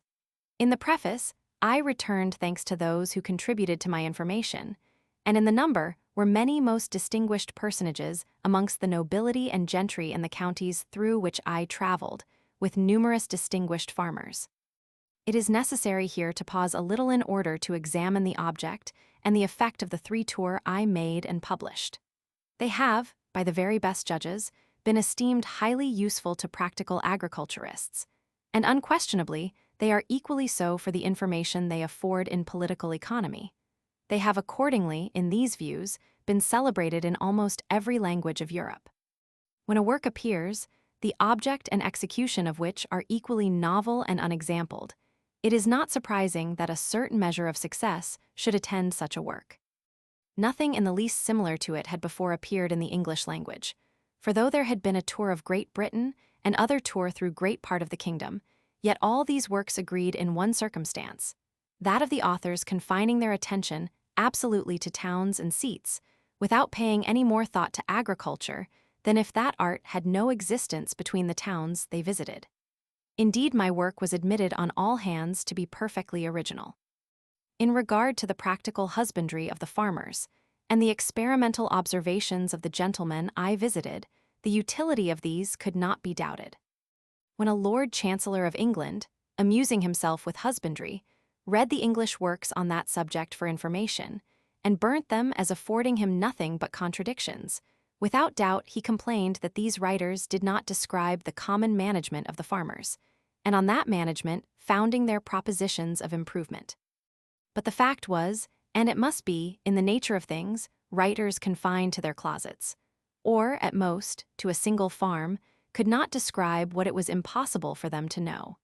And before the appearance of my tour, there was scarcely a district in the kingdom described in such a manner as to convince the reader that the authors had any practical knowledge of the art. For a man to quit his farm and his fireside in order to examine the husbandry of a kingdom, by traveling above 4,000 miles through a country of no greater extent than England, was certainly taking means sufficiently effective for laying a sure basis for the future improvement of the soil. To understand well the present state of cultivation is surely a necessary step prior to proposals of improvement. This I effected, and in the opinion of some very able agriculturists now living, the greatest of the subsequent improvements that have been made during the last 40 years have, in a great measure, originated in the defects pointed out by me in the detail of these journeys. I shall venture to insert one anecdote which occurred in the northern tour. At Mr. Danby S. at Swinton in Yorkshire, I met a very uncommon instance of extraordinary industry in a collier, who improved some waste moors by the labor of his own hands beside his common hours of working in the colliery. He had so animated a spirit of improvement that I thought it a great pity that he should be left without better support, and therefore I proposed a subscription for him, which raised in all about 100L. And Mr. Danby, his landlord, releasing him from his colliery, he was enabled to extend his improvements with much more comfort to himself. After a few years he died, leaving his farm for the benefit of his family. He shortened his life, poor fellow, by his industry. This year I was obliged to decline an invitation from Lord Holderness to accompany him to Hornby Castle. Upon informing my mother of the refusal, she, with her ever watchful kindness concerning my interests, wrote thus: "I am extremely sorry that you refused Lord Holderness's invitation. It was an opportunity you may never have again, for when favors that great people offer are refused, they seldom, if ever, make a second. It is very extraordinary indeed if they do. He is as likely to be one in the administration as any other, for since Lady H. is one of the ladies of the Queen's bedchamber, it is not likely that he will be long out of post. And who knows? You might have found favor in his sight. I fear as long as my poor eyes are open I shall never want for something relating to your welfare to vex me extremely, which I must own is a great weakness. As to the regard of this world, thank God I do often reflect on the shortness of every earthly felicity, a misery compared with the duration of hereafter, and I am fully convinced that on God all events depend. I can't help transcribing a few lines out of a book you know little of. Thank God, I don't owe £5 in the world, not that I brag of being free from debt as owing to any merit to me, for I am far from thinking anything like it. No, it is to the mercy and goodness of God who has given me a comfortable provision for the situation I am in, and in a better I don't desire to be, for a little with God's blessing goes much farther than a great deal without it. You may call all this rubbish if you please, but a time will come when you will be convinced whose notions are rubbish, yours or mine. I here insert another letter from my mother, at the risk of being taxed with personal vanity. I had a letter yesterday from your brother, in which was a paragraph that I think will give you a little pleasure. It is as follows: I find that Arthur has printed lately a pamphlet on the exportation of corn. A gentleman who came from the drawing-room yesterday told me that the king asked him whether he had read Mr. Young's pamphlet on the subject, and commended it. Oh dear, how pleasing it is to have the approbation of a king, even though we never get sixpence by it. And yet how few are desirous of the approbation of the king, yet they may be sure of it if they sincerely try, and can never fail of being well rewarded, both in this world and the next. Oh, Arthur, with what capacities are you endowed, with what advantages for being greatly good. But with the talents of an angel, a man may be a fool if he judges amiss on the supreme point. 1771. The same unremitting industry, the same anxiety, the same vain hopes, the same perpetual disappointment. No happiness, nor anything like it. This year I published the third edition of the Farmer's Letters, the second edition of the Northern Tour, the Farmer's Calendar, my proposals for numbering the people, the occasion of which was the Earl of Chatham's words. When I compare the number of our people, estimated highly at 7 millions, with the population of France and Spain, usually computed at 25 millions, I see a clear, self-evident possibility for this country to contend with the united powers of the House of Bourbon merely upon the strength of its own resources. I conceived that to draw such political principles for the national conduct from a mere supposition of population was a doctrine tending to very mischievous errors. I therefore was convinced that an actual enumeration of the people ought to take place. Nothing, however, was done at the time, but 30 years afterwards the legislature was of the same opinion, and not till then were the numbers ascertained. This year I began my correspondence with Mr. John Baker Holroyd, afterwards so well known for his literary productions as Lord Sheffield. In his first letter, dated March 1771, he mentions his wish that I should forward some cabbage seed, and hopes that I may be the means of introducing the culture of cabbages into that neighborhood, Sussex.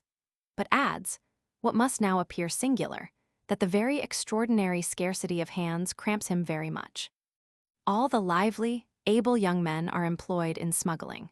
They can have a guinea a week as riders and carriers without any risk.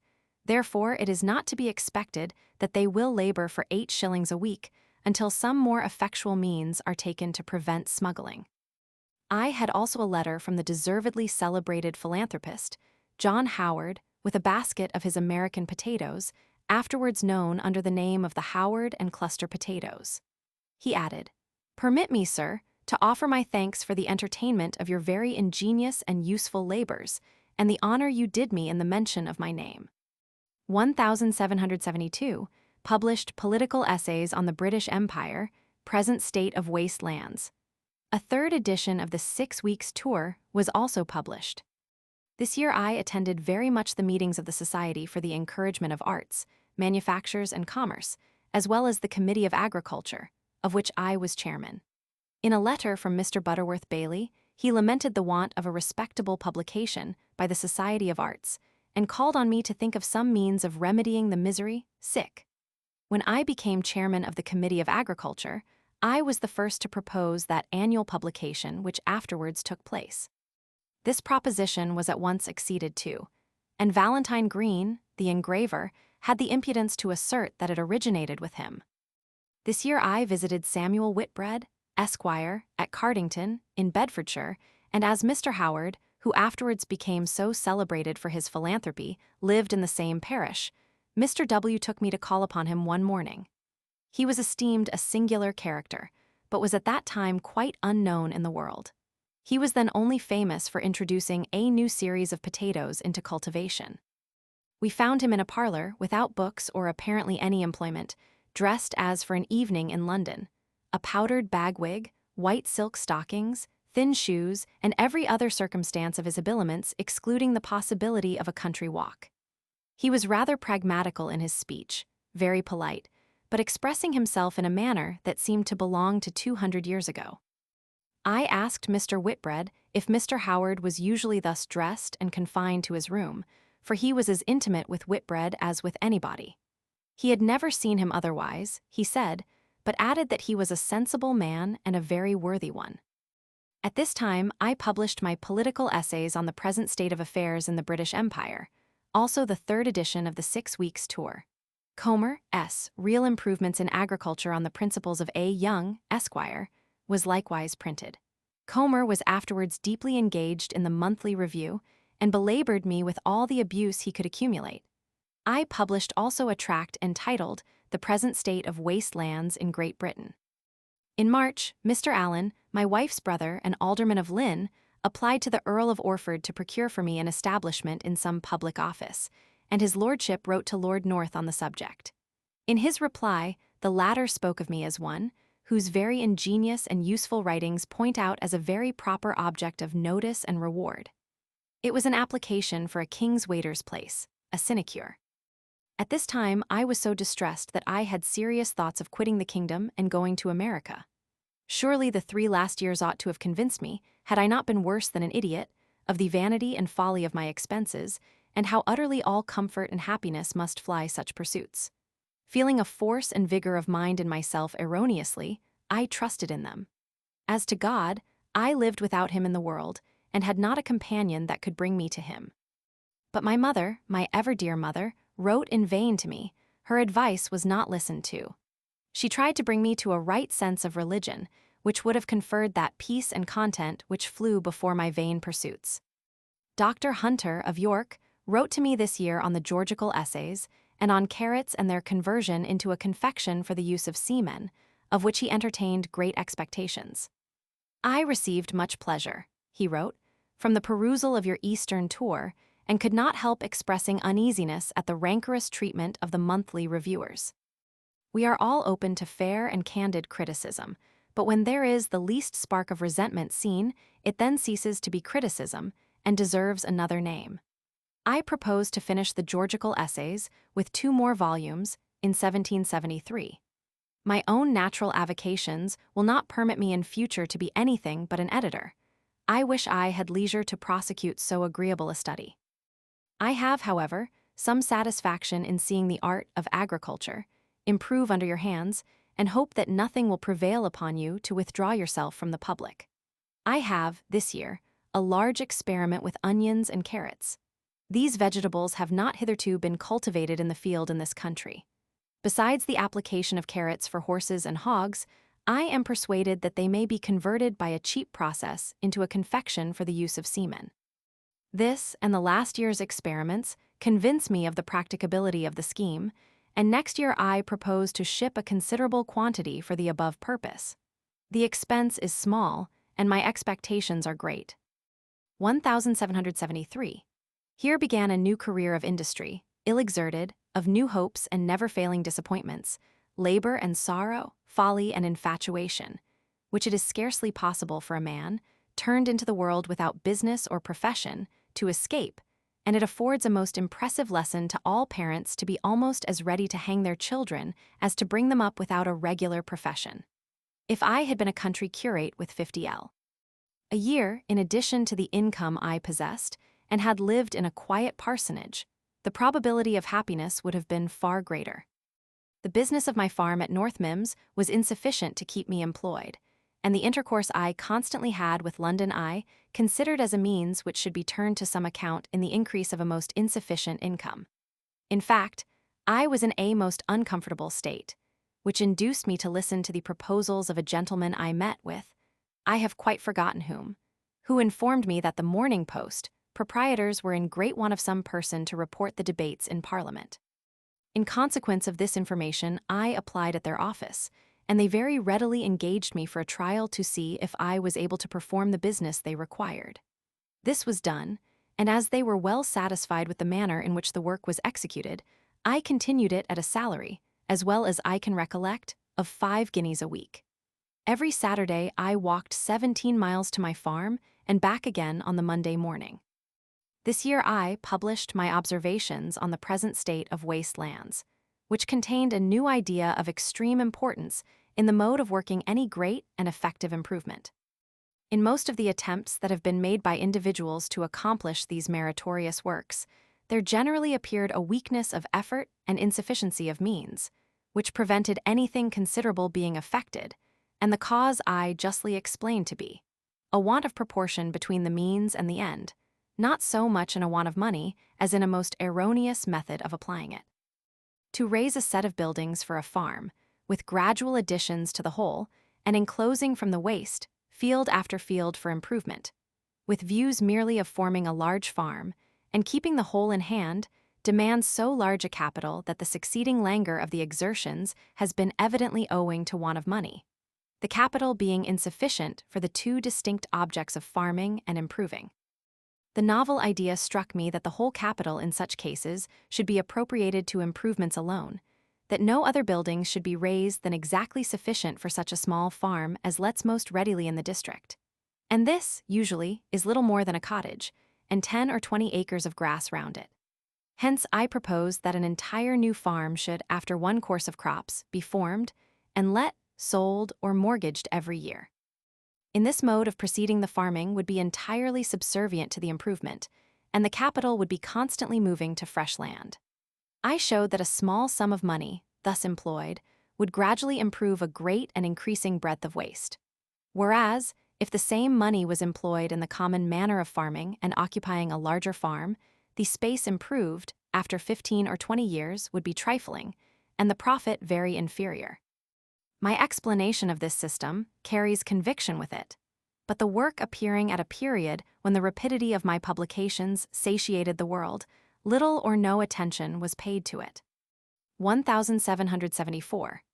I, this year, published on my own account my Political Arithmetic, one of my best works, which was immediately translated into many languages and highly commended in many parts of Europe. Judges of the subject here, as well as abroad, have considered it as abounding in valuable information and the justest views. But unfortunately, as in the case of my work on waste lands, it followed so many other of my publications that little attention was paid to it, except by the few who saw the importance of the subject or who were able to judge of the merit of the work. The winter was passed in London in the same employment as the preceding, but I had become known to so many men of science that several hinted to me the propriety of my being a candidate for election as a Fellow of the Royal Society, and my recommendation as such being garnished with some respectable names. I was accordingly elected, which adds the FRS to my name. Once in conversation with Dr. Burney on these elections, he said, "No matter, for that we have got our ends of them." This year I was elected an honorary member of the Palatine Society of Agriculture, established at Mannheim, also of the Geographical Society of Florence. 1775. This winter I spent in London. From 1766 to 1775, being 10 years, I received 3,000 L, or 300 L, a year. Footnote 38. We were married more than 2 years. Footnote 39. The Mashhamshire Molly, afterwards Countess of Harcourt. Footnote 40. It must be remembered that turnips were a comparative novelty at this date, not being cultivated as food for cattle till the latter part of the last century. Footnote 41. Niccolo Piccini, 1728–1800, composer of the opera Zanobi and c. Footnote 42. Samuel Whitbread, son of a great brewer, distinguished in parliamentary life as a vigorous assailant of Pitt, committed suicide 1815. Footnote 43. Entry in Memorandum Book of this year. The year's receipts, 167 L. Footnote 44. Sic in author's mis, translated would seem to be the word. Footnote 45. In a memorandum book occurs the following entry, 1771, receipts 697 L, expenses 360 L. I know not how. Footnote 46. Estimated population of England and Wales in 1770, 428,000. Haydn's Dictionary of Dates. Footnote 47. The first census was taken in 1801. Footnote 48, -1821. The friend and editor of Gibbon. Footnote 49. Founded 1754, mainly owing to the efforts of Mr. Shipley and Lord Folkestone. Footnote 50. This evidently depended on the Society of Arts. Footnote 51. King's Waiter. I have not been able to discover the precise nature of this sinecure. Footnote 52. Mr. Young is not well and appears almost overcome with the horrors of his situation. In fact, he is almost destitute. This is a dreadful trial for him, yet I am persuaded he will find some means of extricating himself from his distress, at least, if genius, spirit, and enterprise can prevail. Early Diaries of Fanny Burney. Footnote 53. Dr. Alexander Hunter, died 1809, editor of Evelyn Silva and author of Georgical Essays, an able and esteemed work. Loans. Chapter 4 Ireland, 1776–1778. The journey to Ireland, characteristics, residence at Mitchelstown, intrigues, a strange bargain, departure, letter to his wife, a terrible journey. The events which followed the close of this year carried a better complexion than the preceding period, and therefore I shall in general remark that the last 4 or 5 years of my life had been detestable. My employments degrading, my anxiety endless, every effort unsuccessful, exertion always on the stretch, and always disappointed in the result, uneasy at home, unhappy abroad, existing with difficulty and struggling to live, never out of debt, and never enjoying 1 shilling that was spent. What would not a sensible, quiet, prudent wife have done for me, but had I so behaved to God as to merit such a gift? The only pleasant moments that I passed were in visits to my friend Arbuthnot at Mitcham, whose agriculture so near the capital brought good company to his house.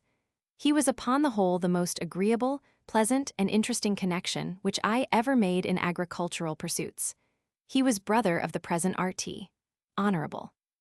I had in 1775 determined on making the tour of Ireland, to which the Earl of Shelburne much instigated me, and I corresponded with several persons on the subject, who urged me much to that undertaking, but I was obliged to postpone it to the following year.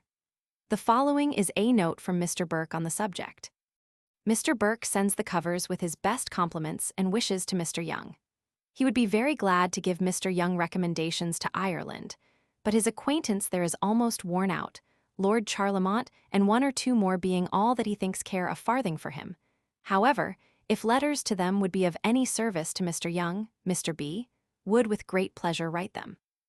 On June 19 of this year, 1776, I embarked at Holyhead for Ireland, and in consequence of this journey through every part of the kingdom, produced in 1780 that tour which succeeded so well, and has been reckoned among my best and most useful productions, and I have reason to believe had considerable effect in enlightening the people of that country. I took with me many letters of introduction, from the Earl of Shelburne, Mr. Burke, and other persons of eminence in England, and on landing at Dublin was immediately introduced to Colonel Burton, afterwards Lord Cunningham, aide-de-camp to the Earl of Harcourt, at that time Lord Lieutenant and well known to the whole kingdom. Colonel Burton, to whom I was more indebted for letters of introduction than to any other man in England, was a most remarkable character. He had great care and elegance united with a measure of roughness, which may be attributed to a sort of personal courage which was apt to boil over. This led him into many quarrels, and not a few duels, one of which was fought across a table of no great length from end to end, and not strange to tell of in Ireland, several of the party stood near enjoying the sport. He was a true friend to the interests of Ireland, and far more enlightened upon it than the greater part of well-informed people to be found there. He made immense exertions to improve the fisheries on his estate at Donegal, but they were unsuccessful.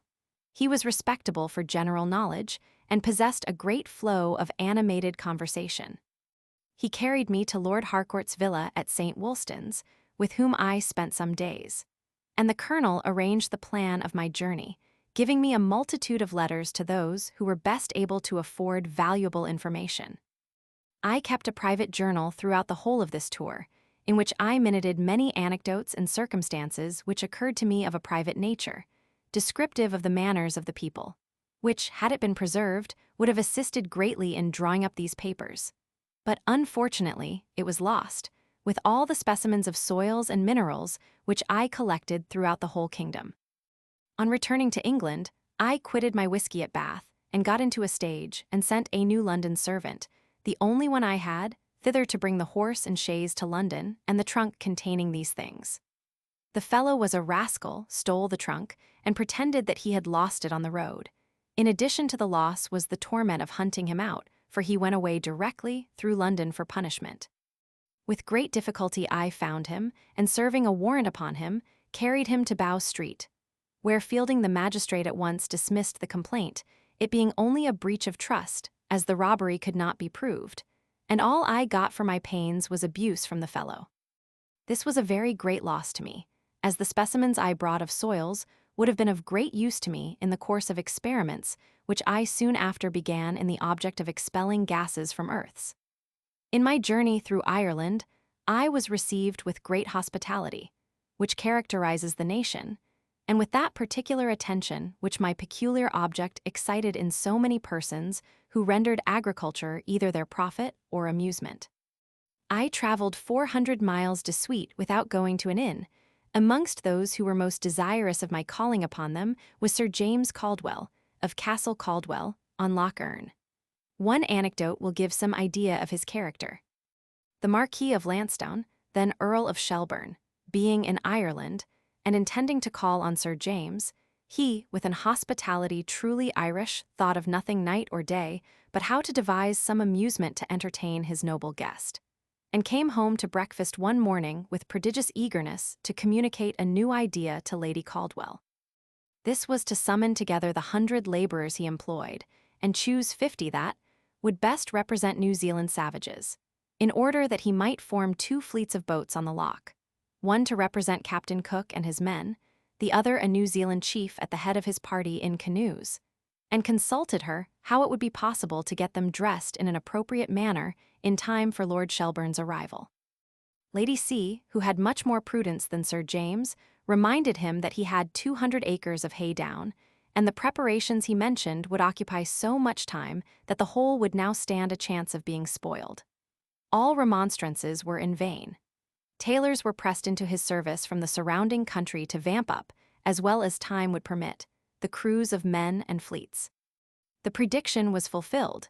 The hay was spoiled, and what hurt Sir James much more, he received a letter from Lord S to put off his coming till his return from Kilkenny, and that uncertain.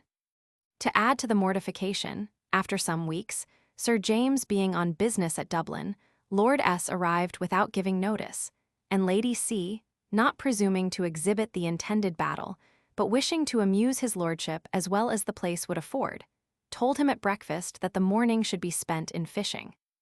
Lord S replied, "My dear Lady C, you look upon a fine lake out of your windows, but I have often remarked, from the ocean to the pond, that where at the first blush you have reason to expect most fish you are sure to find least."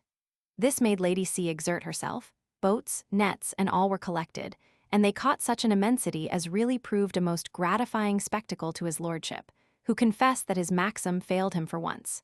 His stay was too short for Sir James's return. At Lord Longford's, I met a person of some celebrity at the time for adventures not worth reciting, Mr. Medlicott. Lord L, and he gave me an account of a gentleman of a good estate in that neighbourhood, but then dead, whose real life, manners, and conversation far exceeded anything to be met with in Castle Rackrent. His hospitality was unbounded, and it never for a moment came into his head to make any provision for feeding the people he brought into his house. While credit was to be had, his butler or housekeeper did this for him. His own attention was given solely to the cellar that wine might not be wanted. If claret was secured, with a dead ox or sheep hanging in the slaughterhouse ready for steaks or cutlets, he thought all was well. He was never easy without company in the house, and with a large party in it would invite another of twice the number. One day the cook came into the breakfast parlour before all the company. "Sir, there's no coals." Then burn turf. "Sir, there's no turf." Then cut down a tree.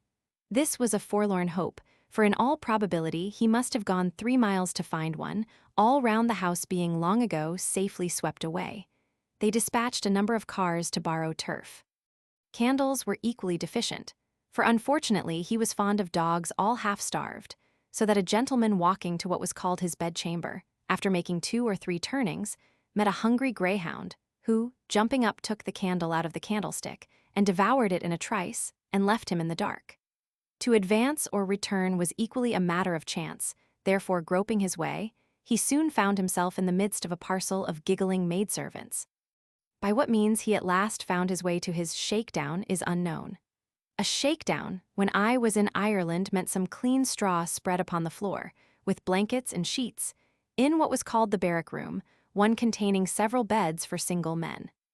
At Mr. Richard Aldworth's, in the county of Cork, I met with an instance, both in that gentleman and lady, of elegant manners and cultivated minds.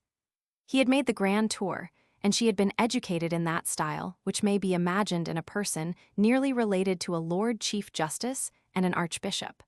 But it was evident that patriotic motives alone made them residents in Ireland. A sigh would often escape when circumstances of English manners were named, and they felt the dismal vacuity of living in a country where people of equal ideas were scarce.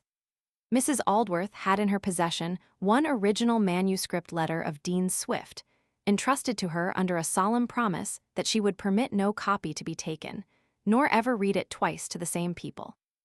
It was without exception the wittiest and severest satire upon Ireland that probably ever was written, and it was easy to perceive by the manner in which it was read that the sentiments were not a little in unison with those of the reader.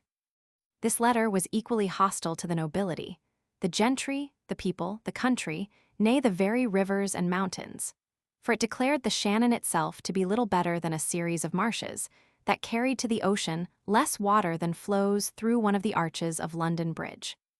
From various other instances, as well as from this, I was inclined to think that that degree of a polished and cultivated education, which suits well enough for London or Paris, or a country residence in a good neighborhood of England, was ill-framed for a province in Ireland.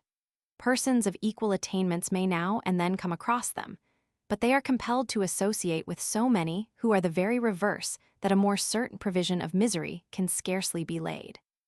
The preceding observation is in a measure applicable to Mr. and Mrs. Jeffreys and Mr. and Mrs. Trant, who lived in the vicinity of Cork. The two former, when I was there, were actually embarking for France, after great speculations in building a town and establishing manufactures, which probably had proved too expensive. They were well informed and cultivated, and spoke most modern languages. Mr. Trant was an instance of a singularly retentive memory. It was never necessary for him to consult the same book twice. All that he ever read in a variety of languages was at his tongue's end, and he applied these uncommon stores with great judgment and propriety. The most beautiful description of Kilkenny was written by him. It gave me pleasure to hear not long afterwards that Mr. and Mrs. Jeffreys were at Paris but a few days, and then returned to England. The motive of the journey was reported to be to get rid of a much too numerous establishment of servants, as they started again on a much more moderate and comfortable plan. As a feature of Irish manners, I may mention another circumstance which astonished me. When upon my tour, I spent a day or two with the Right Hon, Silver Oliver, who had at that time much company in his house. The table was well appointed, and everything wore an air of splendor and affluence. Afterwards, when I resided at Mitchelstown, Mr. Oliver was either dead or absent, and everything in the house was advertised to be sold by auction. I went over to that auction, which gave me an opportunity of examining the whole house. I desired to be shown into the kitchen, as I could not find it of myself. When pointed out, I was in utter amazement. There never was such a hole. I insisted upon it that it could not be the kitchen, as I had myself partook of dinners which could never have been dressed in such a pigsty, but they assured me there was no other. It was about 8 feet wide and 10 long. Scarcely any light, and the walls black as the inside of the chimney. The furniture was no better than the fitting up. Dressers, tables, and shelves seemed to have been laid aside as superfluous luxuries. It must have been an effort of uncommon ingenuity to cook at a turf hearth, in such a cave as this, the ample dinners I had seen in this house, and Etna or Vesuvius might as soon have been found in England as such a kitchen. Its existence for a single instant in the house of a man of fortune would be a moral impossibility. No English farmer would submit to it for a week. This strongly shows the manners of the people. A family with whom I resided for some time, while waiting for the Waterford packet, was that of Mr. Bolton, in a beautiful situation, commanding the finest views. Mr. Bolton, the elder, was a respectable man. But his son, the present proprietor of the estate, then in Parliament, was a man of singular and genuine patriotism, and of so mild and pleasing a temper that I much regretted I had him not for a neighbor at Bradfield. I had the pleasure of sending him from Suffolk many implements, and see for assisting him in his improved husbandry. And he has proved to the present day one of the most enlightened friends that Ireland has to boast, making an equal figure in my tour, and in the very able work of Mr. Wakefield, published within an interval of 30 years. Among the persons who received me in the most agreeable and hospitable manner, I may be permitted to name the following: Earl of Harcourt, Lord Lieutenant; Earl of Charlemont, Lord Chief Baron Forster; His Grace the Lord Primate; the Archbishop of Tuam, Sir James Caldwell, and c. 1777. This was the first favorable turn that promised anything after 10 years' anxiety and misery, yet how little did I deserve from that providence I had so long neglected. The year was a remarkable one in the events of my life. Mr. Danby, of whom mention has already been inserted, was this spring in London, and as Lord Kingsborough, son of the Earl of Kingston, was intimately acquainted with Mr. D. And at that time there also, his lordship often complained of the sad state of neglect in which his property remained in the hands of an Irish agent, who never saw an acre of the estate but merely on a rapid journey once, or at most twice, a year to receive the rents. For this purpose, a clerk resided at Mitchelstown, having a summer house in the castle garden for his office, and here the tenants came to pay their rents in a constant succession of driblets the whole year round.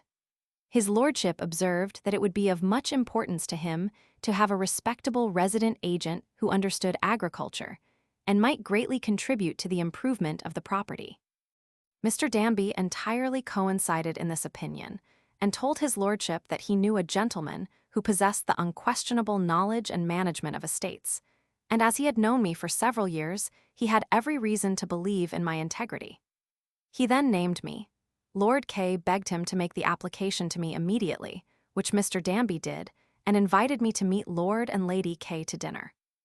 I had a good deal of conversation with Lord K, and the next day Mr. Danby made an agreement with his lordship for me to become his agent at an annual salary of 500L, with an eligible house for my residence, rent-free, and a retaining fee to be paid immediately of 500L. More. In consequence of this arrangement, to which I readily agreed, I disposed of the lease of my farm in Hertfordshire, and sent my books and other effects which I might want to Cork by sea, going myself to Dublin, where I resided some time in a constant round of Dublin dinners, till I was informed by Lord Kingsborough that the house at Mitchelstown was ready in which I was to reside, whilst a new one was building on a plan and in a situation approved of myself. In September, I left Dublin for Mitchelstown, 130 miles off, making a detour through those counties which I had not sufficiently seen the preceding year. And here I cannot avoid inserting the following excellent advice from my ever affectionate mother.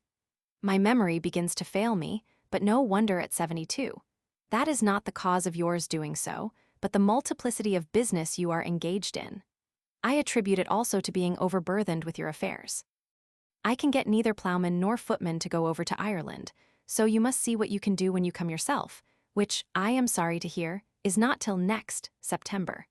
God only knows if I shall live so long as to see you once more. However, to hear you are well and happy is a great comfort to me, and the only one I have left, for it is my lot to be deprived of all those who to me are dearest. I hate now to do anything but sit by the fire and write to you. But the happiness of this world, Arthur, is but of a short duration. I therefore wish you would bestow some thoughts on that happiness which will have eternal duration. 1778. The opening of this year found me at Mitchelstown, where Mrs. Young joined me. On my arrival I busied myself incessantly in examining and valuing the farms which came out of lease, and was so occupied several months.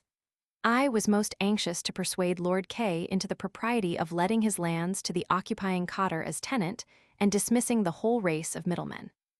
I adhered steadily to this, and had the satisfaction to find that Lord K was well inclined to the plan.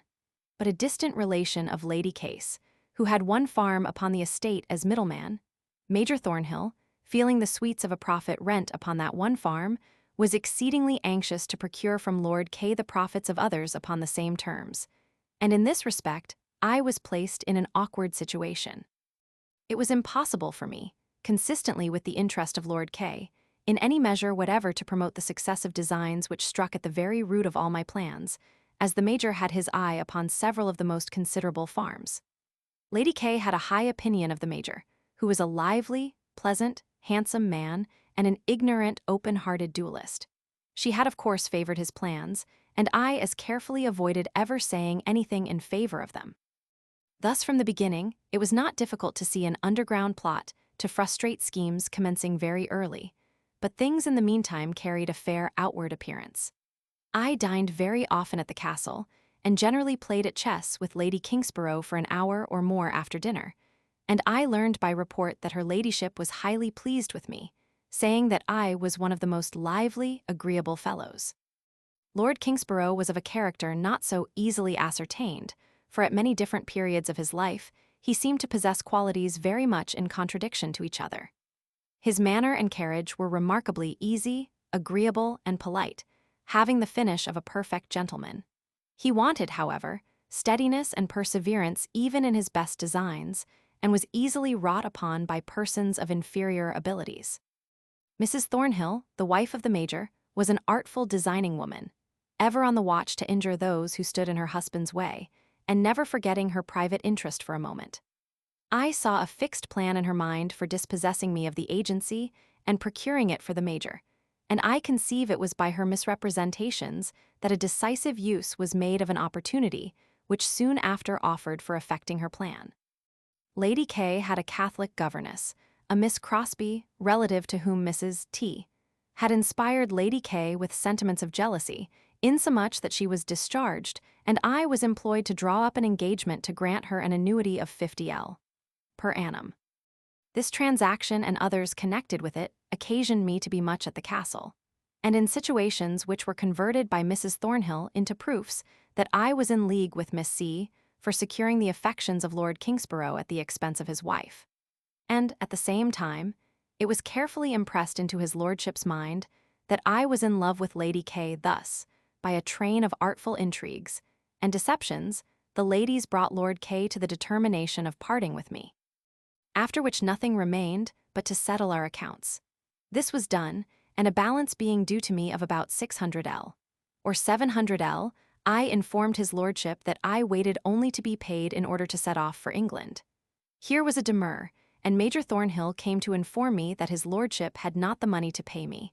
Several days passed in which I was in a very awkward state of uncertainty.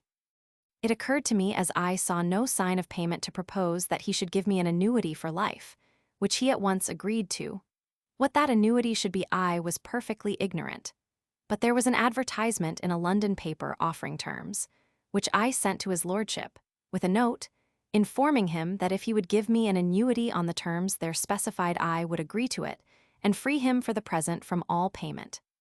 This his lordship at once acceded to, and signed a bond granting me an annuity for life of 72L, according to the terms specified in the advertisement. This business being settled to the satisfaction of both parties, and my books packed up and sent to Cork, I stepped into my post-chaise, and with a pair of Irish nags, set off on a journey to Waterford on a visit to my excellent friend, Cornelius Bolton, Junner, Esker, MP, where I waited for the packet to sail from Milford Haven long enough to have gone round by Dublin and have reached Rome or Naples. I had a miserable passage of 3 days and nights, a storm blowing us almost to Arklow, but through the providence of God, we escaped the threatened dangers and landed safely in the desired haven. I traveled post to London, and thus ended one of the greatest speculations of my life, and I remember observing that in all probability the providence of God was exerted to remove me from a kingdom in which no unconnected motives could induce me to remain. The transaction was not absolutely free from circumstances in a measure favorable to my future ease and repose. I had received 500L, which took me out of some difficulties, and had the addition of 72L per annum to my income, which was to me an object of some consideration. It also removed me entirely from the farm in Hertfordshire, a most unprofitable one, and, what was better, from a winter residence in London. It also took me back to Bradfield to my aged mother, whose health was daily declining, and whose memory, being much impaired, subjected her to imposition by tenants and servants. To his wife, Haverford West, Oct. 23. My dearest, it pleases God that I am once more to embrace you and my children. A passage that is common in 8 hours was from Sunday morn 8 o'clock till 1 o'clock this morning Wednesday, 36 hours of which, a raging storm. We talk of them at land, but those who have not seen them at sea know not what the very elements are. Pent up in the Irish Channel, the ship ran adrift, wearing to keep free from rocks and sands. The wind did not blow, it was like volleys of artillery. Part of the sails were torn into fritters. The waves were mountains high, while the ship was perfectly tossed on end of them. The cabin window burst open and deluged everything afloat. The horses kicked and groaned, the dogs howled, 6 passengers praying, shrieking, and vomiting, every soul sick but myself, the sailors swearing and storming. And the whole such a scene. The captain, who has been many voyages, and the pilot 36 years, never saw such a storm to last so long. It has worried and starved the horses, so that I know not what I am to do, shall go with them as far as I can, and if they knock up, must leave them and take some fly to be by you 31st. Of which send immediate notice to be. I know not if Bath be my nearest way, so let me have a letter at Nicol. In case I am not in town, to the same purport as that to Bath, to inform me what I am to do and when to go. Adieu, most truly yours, A.Y. Thank God for me, Peter would not come over with me.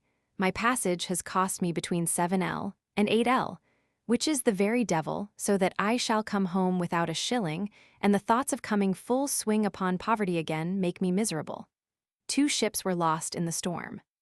Note in memorandum book. Note of my being 38 and poetry in my head. Footnote 54. Appears to have been brother to the Hun.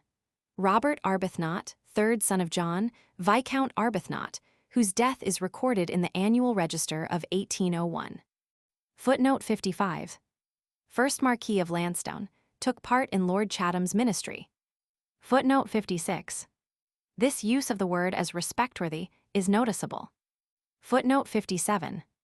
Whiskey, a light carriage built for rapid motion. Webster. Footnote 58. Edward Wakefield, An Account of Ireland. Political and Statistical, 1812. Footnote 59. Entries in Memorandum Book, the year's receipts, 1145L. Wrote Alkin and Flavia, a poem. Footnote 60. This curious arrangement seems to have been faithfully kept, as will be seen later on. Footnote 61. Where see term to bring a ship on, Bailey's Dictionary. Chapter 5. Farming and Experiments, 1779–1782.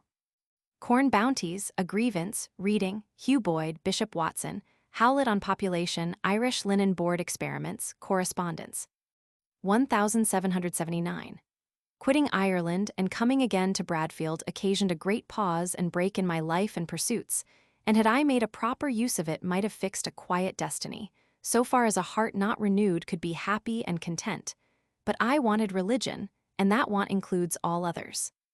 I arrived at Bradfield on the 1st of January, and had then full time to reflect upon what should be the future pursuit of my life, and upon what plan I could devise for that fresh establishment of myself, which should, at the same time, prevent any relapse into those odious dependencies upon uncertainties, which from 1771 to 1778 had been the perpetual torment of my life. While I was hesitating what plan to follow, an emigration to America arose in my mind and much occupied my thoughts. But the advanced period of my mother's life and her persuasions against any scheme of that sort prevailed, and with some reluctance I relinquished it. I had also to consider how far it would be prudent to yield to her earnest entreaties to return to farming at Bradfield and live with her. To stock a farm of any size would have been to me a matter of difficulty, but at the same time, to get free from all London engagements, and to secure the tranquility of a retired life after all the stormy perplexities through which I had passed, was an object full of attraction, and it prevailed.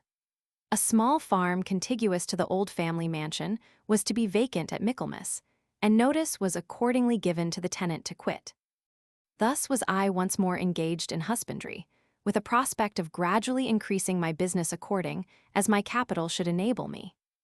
Relative to my farm, it may here be proper once for all to observe that as the leases of the estate fell vacant, I gradually enlarged my occupation, till I had between 300 and 400 acres in hand, most amply stocked, and conducted with such an expense of labor as enabled me to support the credit of my husbandry. I remained at Bradfield the whole year, and the only literary pursuit I engaged in was a correspondence with Mr. White upon some points in the Scotch system of farming. It was published in his Present State of the Husbandry of Scotland. I had reason to believe that his letters were written under the eye of Lord Kames, the author of the well-known work called The Gentleman Farmer, and much better known book, Elements of Criticism. About this period I was elected a member of the Imperial Economical Society of Petersburg.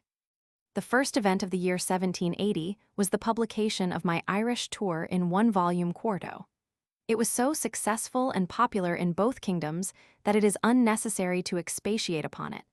Thus much, however, I trust I may say without vanity that it has stood the test of examination and received from the best judges the highest commendation. But there is one circumstance which appears never to have been sufficiently understood, or at least the effect properly attributed to this work. Perhaps the most novel, instructing, and decisively useful part of the publication was the attack made upon the bounty paid on the land carriage of corn to Dublin. I therein proved beyond the possibility of doubt the gross absurdity of the measure. The whole kingdom, however, without exception, considered this bounty as the great palladium of their national agriculture, and in conversation upon that subject with the most able men then living there, I found them so strongly prejudiced in its favor that they were not very willing to hear anything spoken against it. But it appeared to me so manifestly absurd that I exerted my industry to examine the measure on its very foundation. When I was a complete master of the subject and stated the result in conversation to the warmest friends of the measure, I had the satisfaction to find that the documents thus produced were utterly unknown to all, and they were fairly beat out of their prejudices in favor of the measure. At least their argument entirely failed on the occasion. But the event proved that the conviction was real. For in the very first session, after the publication of my book, the bounty was reduced by half, as appears by Mr. Henry Cavendish's publication on the revenue and national expenses of Ireland. It was afterwards gradually reduced, and at last gave up entirely. The saving to the nation occasioned palpably by this publication amounted to 40,000 L. per annum immediately, and as the expense of the bounty had been constantly increasing, the saving was of course in reality much greater. Long after, in conversation with Lord Loughborough, he told me that he had read that part of my work relative to the bounty, and with particular attention, and that he thought the arguments most unanswerable, adding, "Ireland ought to have rewarded you for that." When the whole was given up, it was a saving of 80,000 L. a year to the nation. This was much for one individual to effect, and some reward for such services would not have been much for the nation to grant. I cannot on such an occasion name Ireland without remarking that though the Irish are certainly a generous people, and liberal sometimes almost to excess, yet not a ray of that spirit was by any public body shed on my labors. After I had left the kingdom and published the tour, I received the following letter. Dublin, Sept. 16, 1780. Sir, with great pleasure I take up the pen in obedience to the commands of the Dublin Society, to communicate to you their thanks for the late publication of your tour in Ireland, a treatise which, in doing justice to this country, puts us in a most respectable view, for which reason we consider you to have great merit. But what particularly gained the attention of the Society were your just and excellent observations and reasoning in the second part of that work, relative to the agriculture, manufactures, trade, and police of the kingdom. And gentlemen thought the publication of that part, particularly so as to fall into the hands of the generality of the people of this country, might be of great benefit and use. And we wish you would let us know your sentiments relative to the preparing a publication of that kind, and in what mode you would think it most proper, and would answer best, and what you would judge a reasonable amends for all this trouble, that we may lay the same before the Society at our next meeting, the beginning of November. There are a great many useful observations and hints interspersed in many parts of your tour, which may be of great use to throw into the hands of the public. I am, sir, your most obedient servant, Red Moores. In answer to this letter, I returned sincere thanks for the honor of the vote, and assured them that I should be ready either to publish any part of the work separately, or to make an abridgment of the whole, reduced in such a manner as to be diffused at a small expense over all the kingdom. In a few posts I received, under the Dublin postmark, an envelope enclosing an anonymous essay cut out of a newspaper, which referred to the transactions of the Society relative to me, and condemning pretty heavily my whole publication. And in this unhandsome manner the business ended.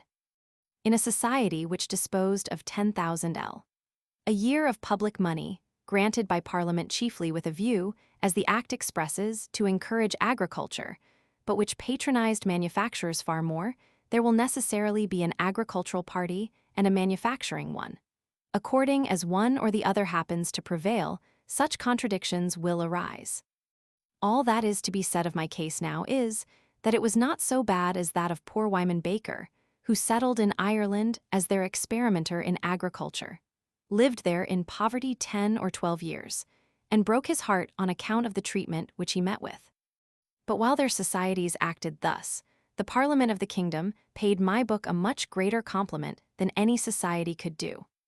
For they passed more than one act almost directly, to alter and vary the police of corn, which I had proved was vicious, but which till then had been universally esteemed as the chief pillar of their national prosperity. And I had thus the satisfaction to see the legislature of the kingdom improving the policy of it from the known and confessed suggestions of a work that, in other respects, had proved to the author a mere barren blank.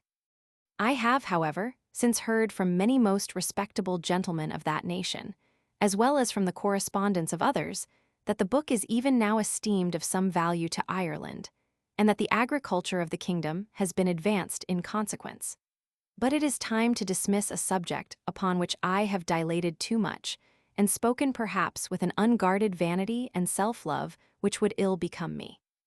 I was the chief part of this year at Bradfield, but I had bought at London a pair of roan mares for drawing a postchaise, and having the small farm in hand, I made myself by practice no bad ploughman, and could finish the stitches neatly, and execute everything except the rivaling the Suffolk ploughman in drawing straight furrows to a mark set for that purpose. Yet I overcame this difficulty in a manner that would have been commended in any other county. The Society for the Encouragement of Arts, Manufactures, and Commerce voted me their honorary medal for some experiments I had communicated to them on the culture of potatoes. According to custom, part of my time was occupied in reading, and among other works was highly entertained with Gray's letters, and particularly with the following passage, which displays so much knowledge of the human mind, and, at the same time, much sterling sense. To find oneself business, I am persuaded, is the great art of life, and I am never so angry as when I hear my acquaintance wishing they had been bred to some poking profession, or employed in some office of drudgery, as if it were pleasanter to be at the command of other people than at one's own, and as if they could not go unless they were wound up. Yet I know and feel what they mean by this complaint. It proves that some spirit, something of genius, more than common, is required to teach a man how to employ himself. I say a man, for women, commonly speaking, never feel this distemper, they have always something to do. Time hangs not on their hands, unless they be fine ladies. A variety of small inventions and occupations fill up the void, and their eyes are never open in vain. Volume Roman 2. Thank heaven, I have so much of the woman in me as to possess this faculty of employing myself.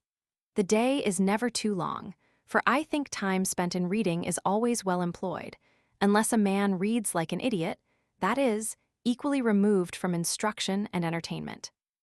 Now the general occupation of my life, agriculture, has the happy circumstance of giving much employment, and with it exercise at the same time that it naturally leads into a course of reading, to which it gives the air and turn of a study, and consequently renders it more interesting, an advantage I shall be solicitous to preserve, by persisting, at all events, to be much interested in farming, even though I should not continue an actual farmer.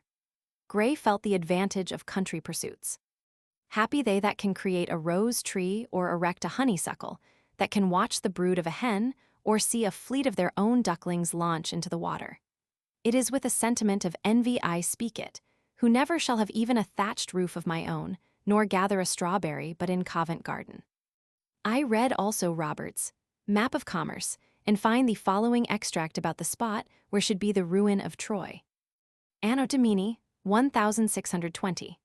I hardly saw the relics of this mighty fabric, Troy, though I traced it for many miles, and gave ear to all the ridiculous fables of those poor Grecians that inhabit thereabouts in many villages within the compass of her ancient walls, from Mount Ida to the river Scamander, now only a brook not 2 feet deep, so that what Ovid said of old I found by experience verified. Jam sieges est ubi Troja fuit. There is a melancholy which attends such reflections that with me makes a deep impression. The idea that what was once the seat of power, arts, literature, and elegance is now in the most miserable situation which Turkish oppression and Mahometan superstition can inflict, that not a trace of a once mighty city is now to be found, is depressing to the human mind. In an equal series of time, what will become of the cities which are now the pride of Europe? What obscure farmer of futurity shall plough the ground whereon that House of Commons stands, in which a Hampden, a Bolingbroke, a Pitt, and a Mansfield have delighted the most celebrated assembly now in the world? My visit to London was, part of it, very agreeable, my whole intercourse with Arbuthnot entirely so. At Dr. Burney's, while it lasted, the same, the opera, parties, the Royal Society, with some of the attendants on Parliament, add to this being in the world and on the spot for whatever happened, were all so many opportunities for pleasure and amusement, which, however, I did not make the most of. Against these I must now rank ease in my circumstances. Let it fly, and the change has been a bad one indeed. But I think I have resolution enough to take special care of the greatest of all man's chances. I do not remember when my acquaintance with Mr. Hugh Boyd began, but I was acquainted with him in London, met him in many companies in Dublin, and travelled with him from thence to London. It has been supposed that he was the author of Junius, and I must give it as my opinion that there was much probability in the supposition. I have been many times at his house, at breakfasts, morning calls, and dinners, and never without seeing the public advertiser and remarking that they were blanks, that is to say, without being stamped. All writers in newspapers are allowed a copy gratis, and these are never stamped. His company was so much sought after in Dublin that I was scarcely at a great dinner without his being present. A very striking circumstance in his character was a memory in some points beyond example. He would multiply 9 figures by 8 entirely in his head, and would give the result with the most perfect accuracy. When it is considered that such an operation demands the recollection not merely of the figures, but of their position in order for the final addition, it must be admitted to be a stupendous one. He was on all occasions, and in every circumstance, a most pleasing, agreeable companion. His wife was a woman of very good understanding, and appeared to be sensible of her husband's extraordinary talents.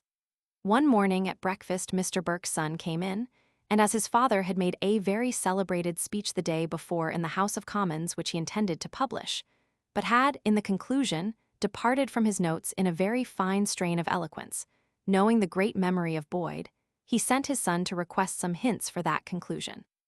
We set to work to recollect as much as possible his own words, and furnished young Burke much to his satisfaction. Mr. Boyd's letters, of which I have preserved several, are written in a most pleasing, lively style. Norfolk Street, August 16, 1780. My dear sir, you have an excellent physician, but I should be glad to know what right the patient has to become his own apothecary. The doctor's prescription consists of such rare ingredients as require no common skill to discover and use, cuivis in sua art.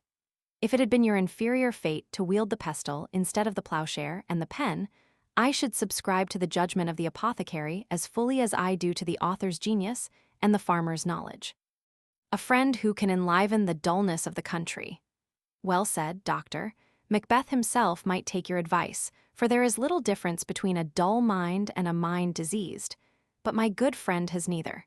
His mistake, therefore, in making up your prescription and shaking me up as the aforesaid ingredient is of little consequence.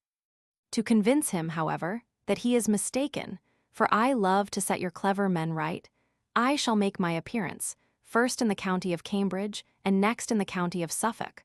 Or ere the amorous Phoebus shall have twice resorted to his evening assignation to take an oyster with Miss Thetis. By the by, we have had very good in town for some days, though as to days I can only answer for 1.5, being no longer returned from a western tour, which I have had the pleasure and trouble of making, for everything is mixed, pleasure and pain, rose and thorns, man and wife. I ask Mrs. Young 10,000 pardons. I have had hopes sometimes of tempting Mrs. B to a country excursion, and she has almost agreed to make it with me to Cambridge, where I wish to call for half a day, and perhaps longer soon. The hopes of seeing her friends at Bradfield Hall are a strong inducement. Believe me, very sincerely yours, H. Boyd. August 17, 1780. My good friend will be at least just in this instance, when he is in every other so partial to his friends, and you'll believe that it is no small disappointment to me quad inclination, though the cause will probably be very advantageous, businessly speaking, that I am obliged to postpone my Suffolk trip. Observe, I establish a credit by the term postpone, and I sincerely hope it will not be a long term. I have at present only another half minute to say 50 things. but not being able to think, speak, or write the 50th part as quick as certain persons of my acquaintance, my love to Mrs. Young, I must confine myself to one subject, which I have too much at heart to omit, the assuring you and her of my being very sincerely yours. H. Boyd. September 2, 1780. My dear friends, you'll excuse coarse paper and coarse writing in every sense, I'm afraid, in matter, form, and style. According to Milton's divisions, when you know that I sit down to this delectable epistle in a city coffee house, in the midst of bobwigs and worsted stocking knaves, Turks, Jews and brokers, infidels and merchants. Nunquam, si quid mihi credis amavi hos homines. O dialect of Babel. Who calls for coffee? This policy, sir. Strong convoy, a very good thing, pen, ink, and wafer, H would be rejoiced to do for you, sure. Was Mr. Shylock here this morning? Yes, just gone to Jerusalem. O blessed race, I wish you were all there, with all your adopted brethren of Jewish Christians from this holy land. I have continued in much disappointment, at least, suspense, since I wrote to you last, when I hinted the sudden occurrence of some business preventing the pleasure of my proposed trip. Depending on the pleasures not only of some 3 or 4 different persons, but of great ones, too, who think themselves personages, you will not wonder that the said business has been like Sisyphus's stone, or Ixion's cloud, or Tantalus's apple, or anything else that's infernally troublesome. But it may, and notwithstanding their greatness probably it will, be very consequential. In the meantime I must deny myself both Suffolk and Cambridge. The former indeed is the self-denial, for Cam. I had more at head than at heart. Besides, wishing to establish my mastery of arts by a little residence near them, I had a little reading and writing also in contemplation, near the walks locally, per longo intervallo in every other sense of old Erasmus. I should have been happy in being at Bradfield Hall. I longed to hear my friend refute himself, to complain with good spirits, and to demonstrate with much wit that he was extremely dull. But I dare say you have too much genuine vivacity, as well as good taste, to enter much into the bastard sort of alacrity, the intoxicated bustle that rages in empty heads and full pockets by royal proclamation. I should not object if the cui bono could be answered. But in the present desperate size of power and depopulation of spirit, so much and so expensive pains seem little better than a curious folly. If a man's brains must be blown out, why need he gild his pocket pistol, much less purchase a great gun? Unless it be a Scotch cannonade, which it must be confessed will do the business, con amore, for England or Ireland. Yours ever, H. Boyd. I continued farming at Bradfield, and also reading and writing with much attention, as about this time I had formed the intention of delivering lectures on agriculture, and had prepared several. The original hint came from Mr. Wedderburn, who persuaded me to persevere in this plan, but the lectures never took place. I was highly honored by the commendation and partiality of a friend, Dr. Watson, the celebrated professor at Cambridge, afterwards Bishop of Llandaff, who wrote thus: "We owe to the agricultural societies and to the patriotic exertions of one deserving citizen, Arthur Young, Esquire, the present flourishing condition of our husbandry, Chemical Mag." Volume 4. I find from an application of my friend, Arbuthnot, that the Bishop of Chester was at this time collecting materials for a work on population by the Reverend Mr. Howlett, and had desired Arbuthnot to apply to me for assistance. I was myself meditating such a work, but complied with the request, and transmitted the collections I had made to the bishop, who wrote me a most obliging letter. Your facts are clear and decisive, and the conclusions you draw from them, unanswerable. The only difficulty I am apprehensive of is that as his work is now pretty far advanced, and is already larger than I could wish, he will not be able to take in the whole of your papers, especially as I observe that he has in some part of his pamphlet fallen into the same train of reasoning as yourself. If, therefore, you would allow him to take only your 2 general tables of baptism before and after the Revolution, and the 2 more recent periods of 30 years each, which is the very method he has himself adopted, subjoining such of your observations as are the most important, and are not in some measure anticipated by him, he will be most exceedingly obliged to you, and will, I am sure, be very ready to acknowledge in proper terms the sense he has of your goodness to him. I had also a sad letter from my friend Arbuthnot on his return from France, but it was written in so melancholy a strain on his own situation and that of his wife and family that it has often made my heart ache to read it. By Lord Loughborough's interest, he got an appointment in Ireland under the Linen Board, which carried him to that country, where he lived but a few years. I lost in him by far the most agreeable friend I was ever connected with.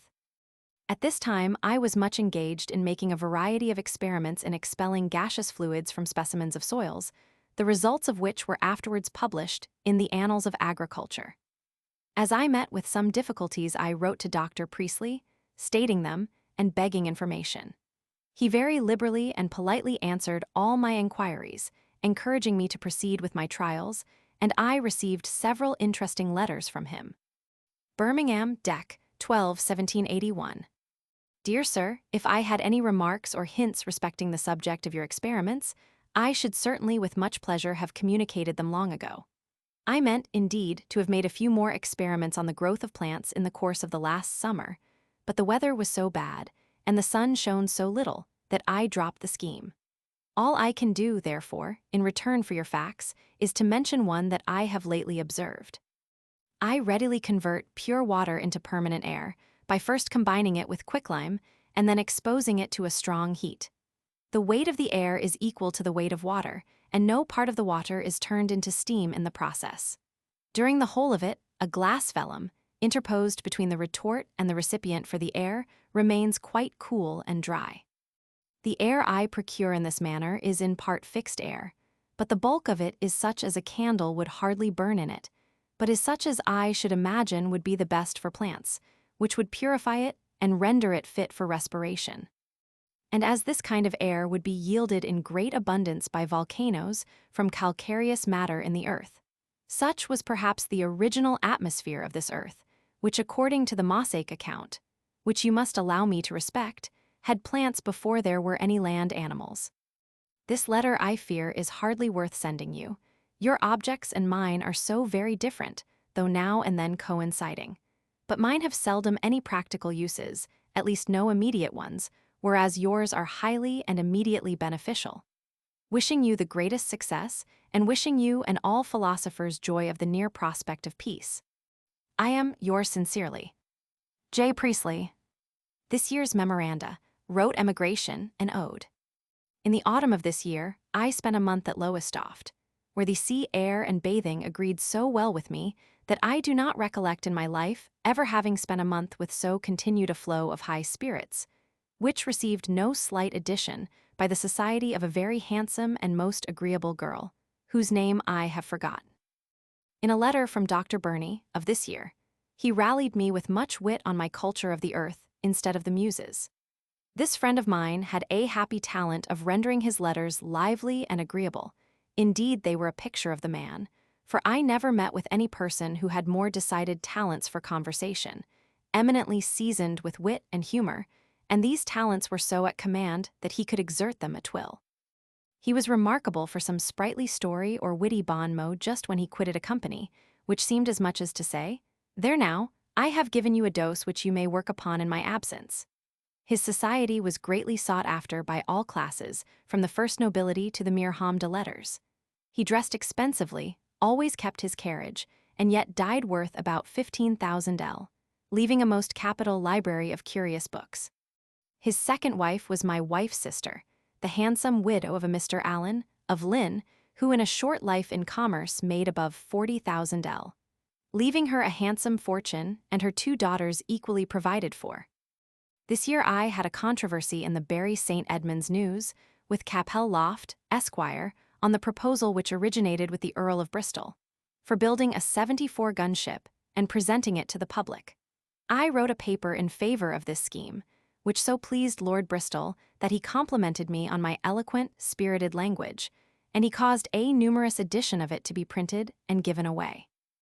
Loft attacked the scheme as unconstitutional, I retorted, and a paper war ensued which lasted for some time and was afterwards published. The Earl of Shelburne, at that time minister, wrote several letters to Lord Bristol in which he appeared highly gratified by this plan. Capel Loft, at the conclusion of our controversy, wrote to me a very polite letter, expressing his satisfaction that our names should be united in the same publication. These papers were read with much avidity, and established the Berry paper in which they were written, to the great emolument of the proprietor. Prince Potemkin, the Russian Prime Minister, sent this year to England 3 young men consigned to the care of M. Smirnov, chaplain to the Russian embassy, who requested that I would fix them in my immediate vicinity, in order that I might pay some attention to their progress and acquisitions. This I readily did, and took every means to have them well instructed in the English mode of cultivating land. 1782. This year Mrs. Cousemaker, sister to my mother, died in her house at Bradfield. She was a maiden lady who never would marry, though she had several advantageous offers. She left me her house and 2 farms, and a long annuity in the funds of 150L, a year, which expired about 15 years afterwards.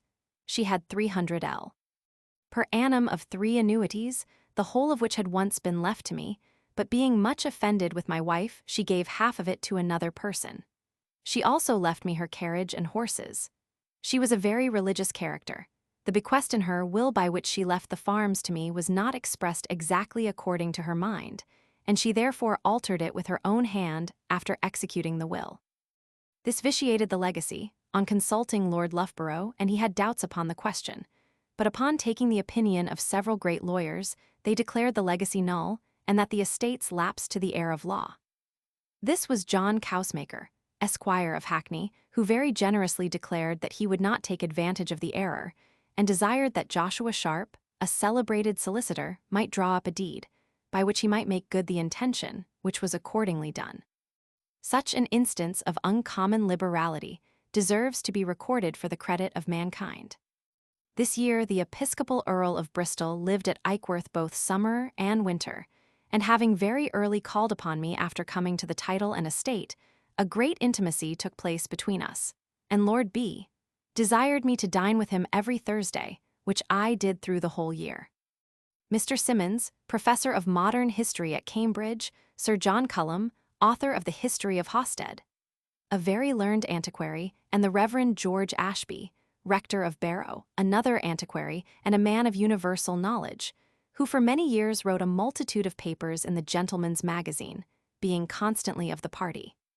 It was a trait in this nobleman's character, which deserved something more than admiration, to select men distinguished for knowledge and ability as his companions. Lord Bristol was one of the most extraordinary men I ever met with. He was a perfect original, dressed in classical adorning. He had lived much abroad, spoke all modern languages fluently, and had an uncommon vein of pleasantry and wit, which he greatly exerted, and without reserve, when in the company of a few select friends. When abroad, and for many years afterwards, he lived in a manner that was not very episcopal. He had been so long absent from Ireland that the primate wrote him 3 letters of remonstrance, and the answer he sent him was to do up and send in 3 blue peas in a blue bladder. The old proverb symptomatic of contempt, "Oh, that is but 3 blue peas, and see," is well known.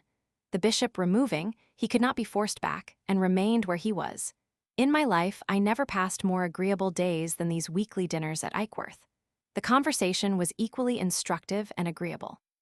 This eccentric man built in Ireland a large and very expensive round house, on a plan as singular as himself, and, what was more extraordinary, a repetition of it at Eichworth. The shell of the body was finished and covered in, the wings scarcely begun, and nothing done towards completing the center. Above 40,000L was expended, and it would require much more than 40 more to finish it on the original plan, after which it would be nearly uninhabitable. Lady Bristol used to call it a stupendous monument of folly, but the most extraordinary circumstance in relation to it was that he began it while he disliked the spot, from the wetness of the soil, and would often tell me that he should never be such a fool as to build in so wet a situation.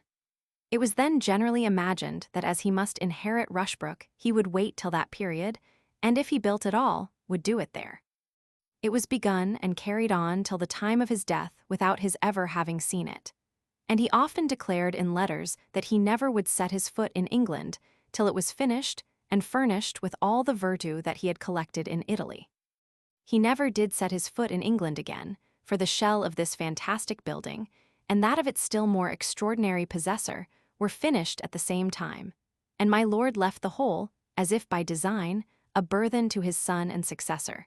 with whom he had been on the worst terms, and from whom he gave away by will the very furniture of the old habitable house at Eichworth. At the Thursday dinners I, of course, met all who were visitors to the family, among whom Lord B.'s uncle, General Hervey, was sometimes present. This was another uncommon character in some respects, but had not half the originality of his brother.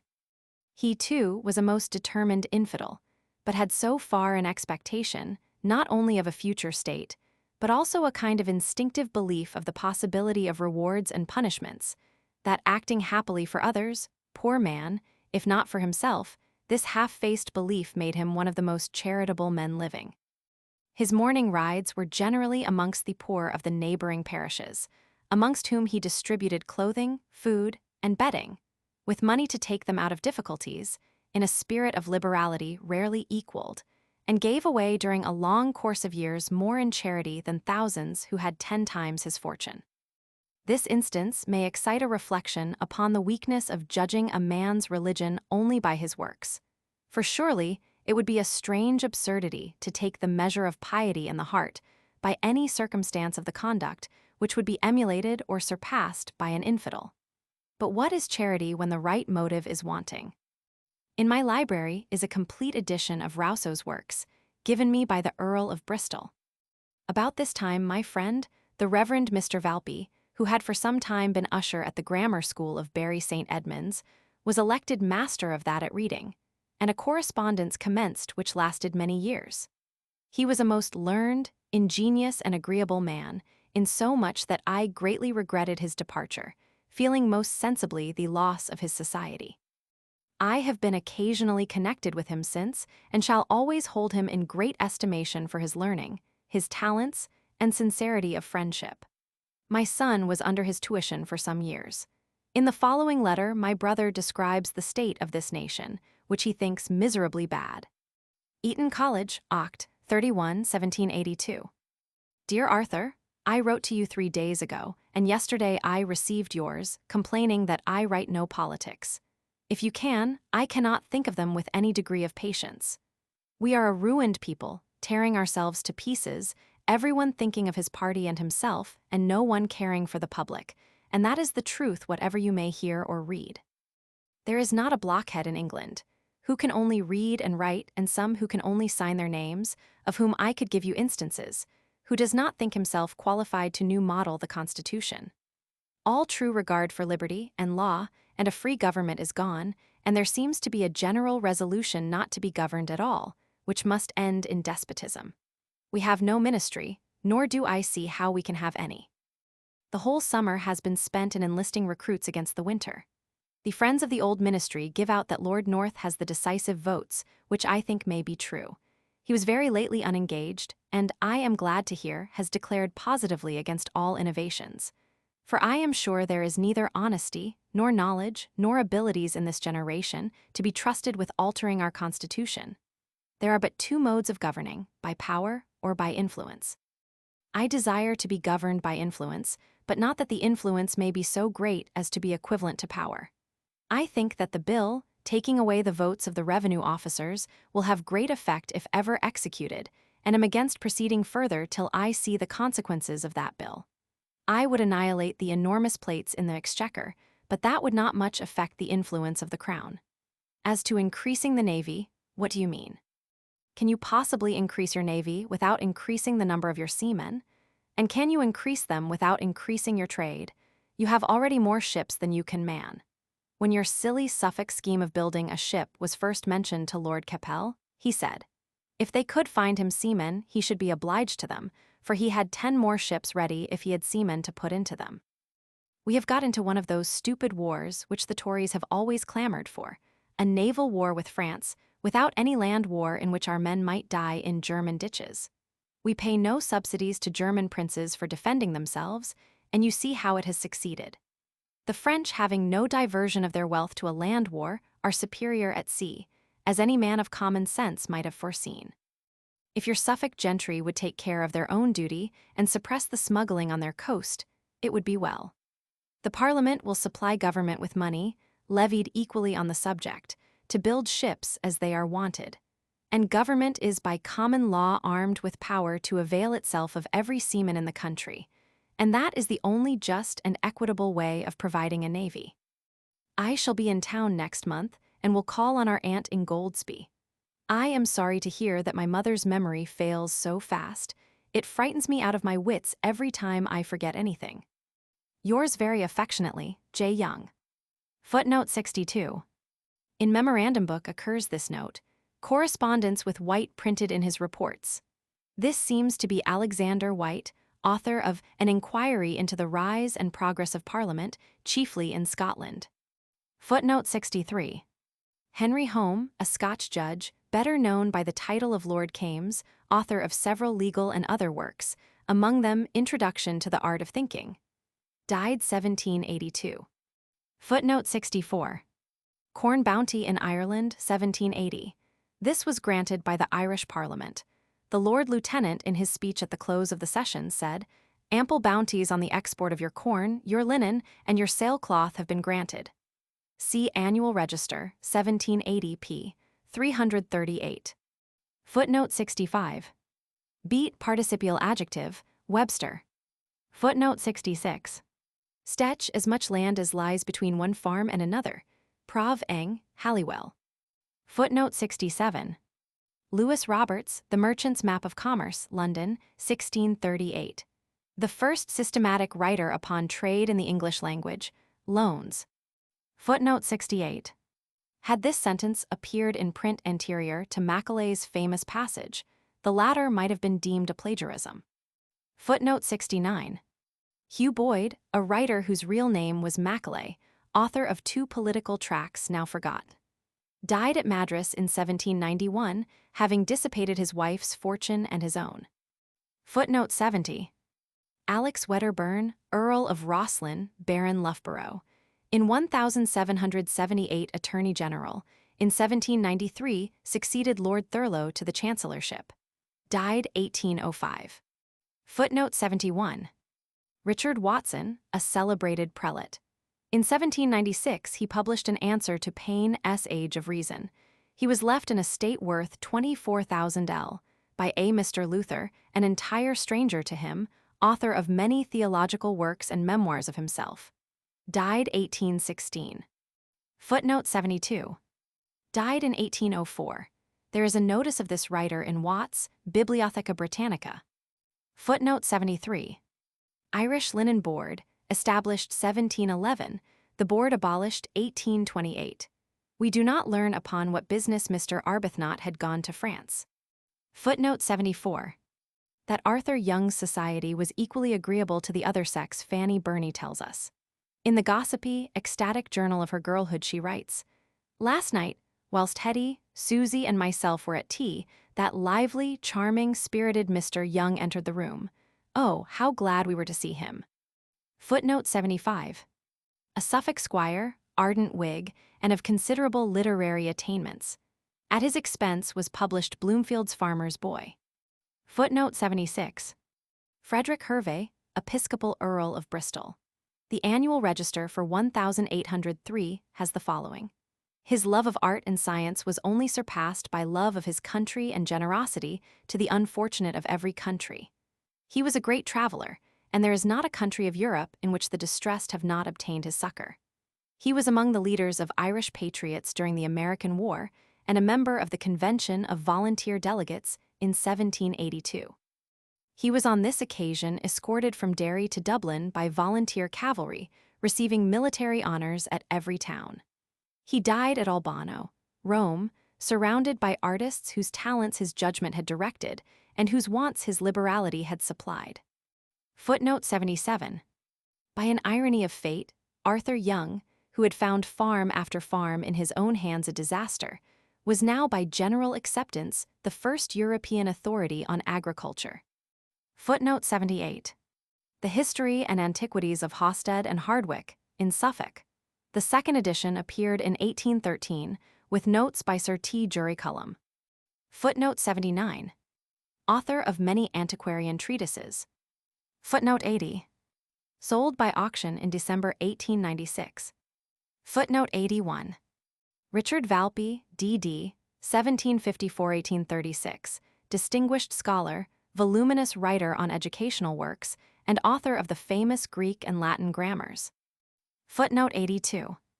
This bill to disable revenue officers from voting in parliamentary elections was introduced April 16, 1782, and read a third time on the 25th, read a third time in the House of Lords by 34 contents to 18 non-contents.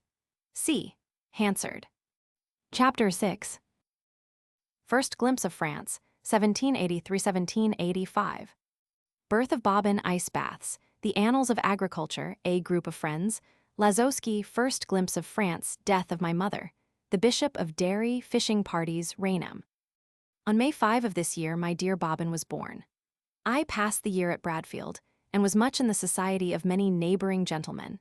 At this time, I was a desperate bather, going into the water every morning at 4 o'clock each winter, and with or without the obstruction of a thick coat of ice, having often to break it before I could bathe. All my friends much condemned the practice, and assured me that I should kill myself, but it became so habitual that their prophecies were vain.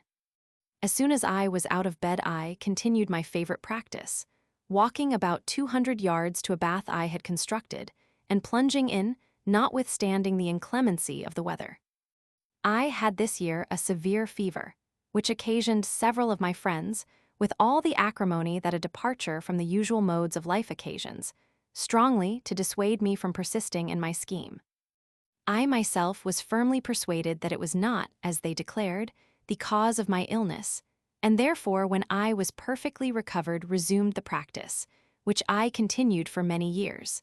And I once at Petworth, at Lord Egremont's, went into the bath at 4 in the morning, when the thermometer was below 0. Upon coming out, walked into the shrubbery, and rolled myself in the snow as an experiment to see the effect on my body. It had none, except that of increasing strength and activity, and was not at all disagreeable. In January commenced one of the greatest speculations in my life, the publication of the Annals of Agriculture.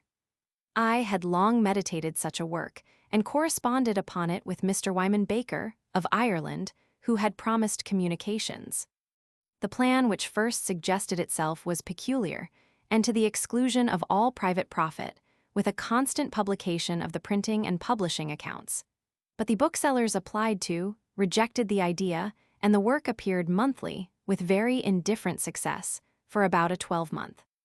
The correspondence being highly respectable, and no papers inserted without the name and place of abode of the writer, it rose gradually to the support of itself, and after a time enabled me to insert a great number of plates. It would have proved a very profitable publication, but for the many numbers which were obliged to be reprinted. Printing only 500 afterwards occasioned reprinting another 500, still a third 500. This created so large an expense that it swallowed up everything that wore the resemblance of profit, and many years afterwards I continued reprinting various numbers for the sole object of completing sets. This formed a back current, which carried away what would have been profit.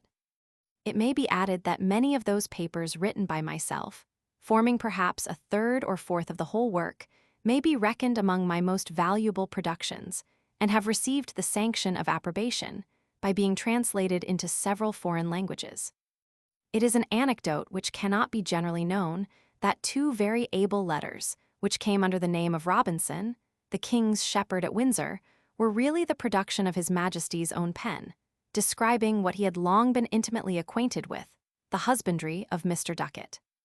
The King took in 2 sets of the work, one of which he regularly sent to that farmer, and in the interview which I had with His Majesty upon the terrace of Windsor, the first word the King said to me was, "Mr. Y, I consider myself as more obliged to you than to any other man in my dominions," and the Queen told me that they never travelled without my annals in the carriage. Lord Fife informed me that he himself always had the annals, sent him the moment they were published, but still he always found that the King was beforehand with him, for upon the 1st of the month, while the number was unopened upon his table, riding out and meeting His Majesty, he at once spoke to him on a paper of his own, Lord Fife. In that number, showing that he had read the whole before it had met the eye of the author. Among the letters I received this year, the following may be particularly noted. L. Londonderry, April 230, 1783. 1,000 thanks to you, my dear friend, for your recollection of me at so many miles' distance, and for your summary gazette of the present miscellaneous state of our neighbors. But no thanks at all to you for wishing me back to the foggy, fenny atmosphere of Eichworth, in preference to the exhilarating and invigorating air, or rather ether, of the downhill. When you are vapid, if ever those petulant spirits of yours are so, come and imbibe some fixed or unfixed air at the downhill, where a tree is no longer a rarity, since above 200,000 have this winter been planted in the glens round my house. Come, and enjoy the rapidity and the success with which I have converted 60 acres of moor, by the medium of 200 spades, into a green carpet, sprinkled with white clover. Am I not an adept in national dialect? Come and enjoy some mountain converted into arable, and grouse metamorphosed without a miracle into men. Come and teach a willing disciple and an affectionate friend how to finish a work he is barely able to begin.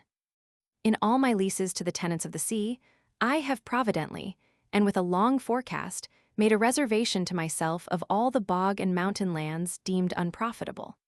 Well, these I am enabled by statute to grant in trust for myself during 61 years. Now is the moment to execute this great purpose. The reserved acres amount to several thousands, and upon one mountain only I have received proposals for building 200 cabins. The limestone is at the bottom of the hill, and the turf at the top. What gold may not this chemistry produce, and who do you think would himself submit to vegetate at Eichworth, whilst he can direct such a laboratory at the downhill? Can Ashby crawl, quantum mutatis abilo?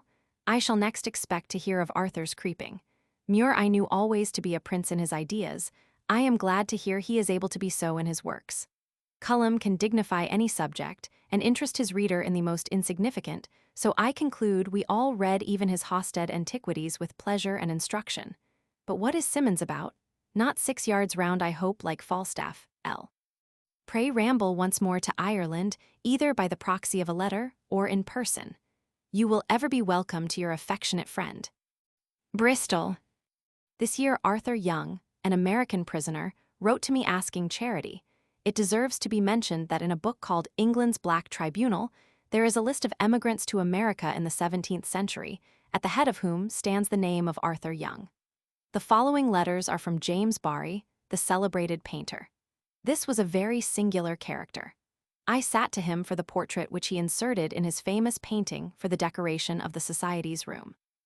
I met him often at Dr. Burney S., and always found him to abound with original observations, which marked a character peculiarly his own. He always seemed to me to be proud of his poverty. Adelphi, April 1783. Dear Sir, I am very much obliged to you for your kind letter, and hope your goodness will make every allowance for my not having answered it sooner. But of all things I hate writing at any time, more particularly at present, when I had resolved to allow myself some days, Sabbath, to the utter exclusion of all manner of labor, even of that which was most agreeable to me.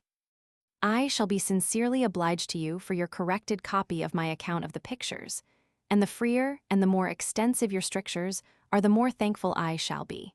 Whatever is for use shall be adopted, and I will further promise you that whatever may not be to the purpose shall be thrown aside with as little reluctance as if I had written it myself. I expect to find you on a wrong scent in what you call my violence, which you may think has been carried too far, and I shall have a pleasure in setting you right as to that matter the first time we meet. You will find nothing has arisen from resentment, nothing from a desire of retaliating, nothing from paltry, interested views. Such motives, though I might be inclined to make allowance for them in others, I should reprobate in myself.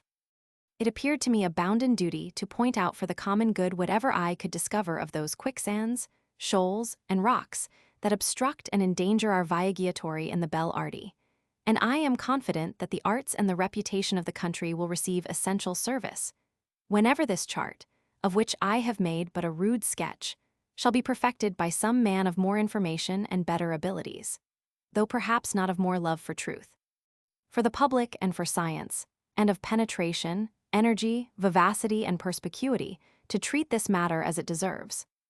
Though I don't wish to hurry you, yet I hope your copy will come soon. I accept your terms, or rather I insist upon them, but do not content yourself with what you may have written in the margin, in which, upon this occasion, I am sorry to believe you must be straitened for want of room.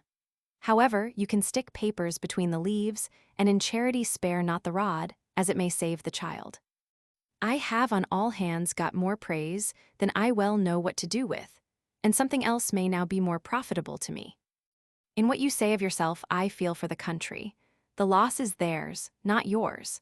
God Almighty has so ordered matters in this world that it is praiseworthy and honorable when genius and abilities will struggle to exert themselves for the service of others. It was for this end they were given, and with the consciousness of these honest and dutiful endeavors, such men must be contented, and, indeed, ought to be happy, as no more can depend upon themselves. Others are to be accountable, and to receive glory or infamy for what is done on their part in the assistance or the obstruction they may have flung in the way. Farewell. Yours most affectionately, J. Barry. Adelphi, July 1783. Dear Sir, I am delighted with your account of Ireland. 'Tis wise, candid, bold, exceedingly humane, and just what the nature of the case required. I have long been sick at heart of the timid, trimming, mistakenly prudent, and palliating conduct of those writers, who have been hitherto quacking and dabbling with the sores and miseries of that country, and was without the least hope of ever seeing this matter undertaken by any man of such sufficient courage, philanthropy, or charity, which are indeed but different points of view of the same virtue, as might obtain for us a fair, open, and entire exposition of this unexampled and very melancholy case. Judge, then, what a pleasure I am receiving in the perusal of your book. You have, I find, probed the evil to the bottom, and left me without a wish. The men of Ireland are surely much indebted to you, and will, I trust, one day acknowledge it. But for the present you must have patience and ought to bear with them, as the illiberality or meanness you may justly complain of may fairly be ascribed to an unhappy combination of circumstances, owing principally to the tyrannical monopolizing disposition and rascally interference of your own forefathers, who had with the most abominable and diabolical policy employed their whole skill and power utterly to erase from the minds of Irishmen all those noble and generous feelings which were incompatible with a servile and enslaved condition, and which ultimately estranged them from the exercise of even the ordinary vulgar virtues. In situations where men are divided into large bodies of tyrants and slaves, little good is to be expected. Their vices may differ, but they are all equally remote from virtue, truth, justice, gratitude, the love of excellence, or any other of those qualities which constitute the real dignity of human nature. Those who are attached to no country or description of men, but for the ends and furtherance of humanity, by equal justice and happiness, will with me rejoice and give Almighty God thanks for the dissolution of whatever has hitherto obstructed the growth and spreading of virtue, and for that just sense of the human dignity which is now diffusing itself so extensively in Ireland, and gives fair prospect of a plentiful harvest, in due season, of those other virtues which, though but thinly scattered in England, are at present, I fear, in vain to be sought for anywhere else. Yours most affectionately, James Barry. At this period commenced a most agreeable acquaintance with a French gentleman who came to Berry, and I must dilate a little on the origin of his journey. The Duke of Liancourt was colonel of a French regiment, the quarters of which were at Pont-à-Mousson, in Lorraine, to which he went every year, according to the regulations of the French army. At that place, he accidentally met Monsieur de Lazowski, son of a Pole, who came to Lorraine with King Stanislas. The Duke was so struck with his manner and conversation that he resolved to cultivate his acquaintance. About that time, he was in want of a tutor for his two sons, not for the common purposes of education, but to travel with them. He accordingly engaged Lazowski to make the tour of France with these lads, the Count de la Rochefoucauld and the Count Alexander de la Rochefoucauld. The Duke thought it an important part of education to become well acquainted with their own country. During 2 years, they traveled over the greatest part of the kingdom on horseback. The Duke was so well pleased with the conduct of Lazowski on this journey that, having determined to send his sons to England in order to acquire the language of that country, and, generally, in compliance with the Anglomania which then reigned in France, he continued Lazowski in his situation and sent them all three to England. Among other objects in France, Lazowski had given some attention to agriculture, particularly in its connection with political economy. On his arrival in London, he made inquiry who could most probably give him information relative to agriculture, manufactures, commerce, and other national objects. Among others, I was named to him by some person who was so partial in his representations that he at once determined to fix at Bury for a short time, which he understood was the nearest town to my country residence. He and the two young men went to the Angel Inn, from thence hired convenient apartments, and inquired where I resided. At that time I was absent, and Mr. Simmons, understanding that two young men of fashion from France were at Bury, introduced himself and showed them various civilities, and when I returned brought them over to Bradfield. From that time, a friendship between me and Lazowski commenced and lasted till the death of the latter. He was about 40 years of age, and in every respect a most agreeable companion. He soon made rapid progress in the English language, which he spoke not only with fluency, but often with extreme wittiness. There was not in his mind any strong predominant caste, but the grace and facility of his manner, with suavity of temper, made him a great favorite, and being also highly elegant and refined, he often produced impressions which were not easily effaced. From his general conversation in mixed society, it was not readily concluded that he could or would attend with great industry and perseverance to objects of importance. But this would have been erroneous, for he exerted the greatest industry in making himself a master of all those circumstances which mark the basis of national prosperity, and he formed in his own mind a very correct comparison of the resources both of Britain and France. He often expressed to me much surprise at what he thought on this subject in England, and declared that the ignorance of the French relative to their great rival was most profound. The Duke of Lioncourt was highly gratified by his correspondence, and after he had resided some time, first at Bury and afterwards with Mr. Simmons, he was directed to take the young men a tour through England and Scotland, which he did. The Duke himself came over on a visit to Simmons, while his sons and their tutor were in the house. Soon after his arrival in England, hearing that there were such carriages at Bury as were called buggies, and desiring to make use of all sorts, he ordered one to be hired to convey him and Lazowski to Bradfield. On its coming to the door, Lazowski perceiving that, though it was drawn by one horse only, it ran upon the quarter, he would have persuaded the Duke not to attempt driving, as it would be 20 to 1 that he would overthrow it. But the Duke, full of presumption, held such prudential advice in contempt, and, whipping away, had not gone half a mile in a cross road before he overturned the carriage, and in the fall dislocated his shoulder. The Duke was conveyed to Simmons. Lazowski instantly rode off to inform me of the accident, and the Duke expressed no more desire to drive carriages he had never seen.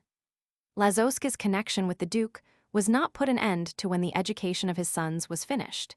He was so useful that he continued his salary and an apartment in the Hôtel de la Rochefoucauld, Paris, and I often admired the independent spirit with which he lived in the family.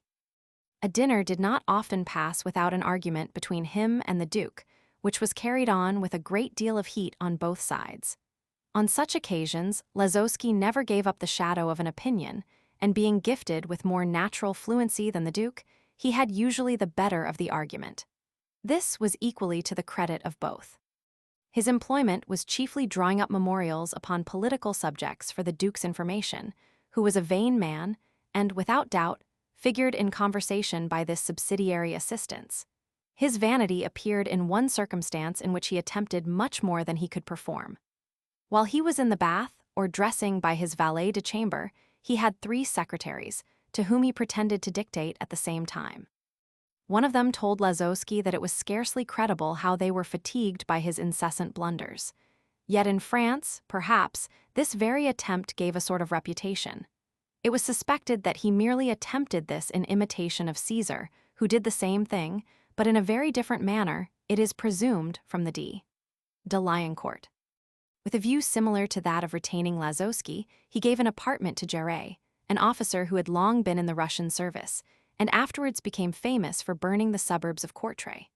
He was well known in England as General Jarret, and placed at the head of the military asylum at Wycombe. While I was in France, Jarret published an 8vo volume under the title of Crédit National, a whimsical work, in which the arguments were very ill supported. Lazowski always showed me great friendliness, and I returned it with great constancy and truth. Among all the men I met with in France, attached to the higher classes or constituting them, all were infidels, and poor Lazowski of the number. He never lost himself so completely as when he entered into an argument upon the truth of Christianity with the Bishop of Llandaff, for, though civilly done, the bishop ground him to powder. The latter, of course, thought him nothing but a frothy Frenchman, like most of his countrymen, with Voltaire in his head and the devil in his heart, all of whom would have talked the same language had they had the same opportunity. Before Lazowski and his pupils had learnt English, Symonds took them to Cambridge and introduced them to the bishop, who, understanding that the young men were of high rank in France, and knowing that he spoke French himself with difficulty, put on his canonicals to receive his foreign guests, and, entering the room with a most stately air, addressed them all in Latin, hinting to Symonds the propriety, as Latin was the language of that learned university, and therefore, in using it he was classically right. The Frenchman, of course, replied with plenty of bows and grimaces to every learned sentence rolled out in most majestic tone from the bishop's mouth, but giving no other answer. The bishop was at last compelled to address them in his broken French. "Latin, gentlemen, is our language here, but perhaps you had rather I should speak in bad French than not use that language at all." And then, relaxing his episcopal dignity, he conversed with them at ease and quieted their ruffled spirits. 1784. This year I took a journey with my son for farming intelligence into Essex and Kent, and being at Dover, we went over to Calais just to enable us to say that we had been in France. But I had another motive, which was to see M. Muran and the capital improvements that gentleman had made near Calais. We lived 3 or 4 days at des scenes celebrated in.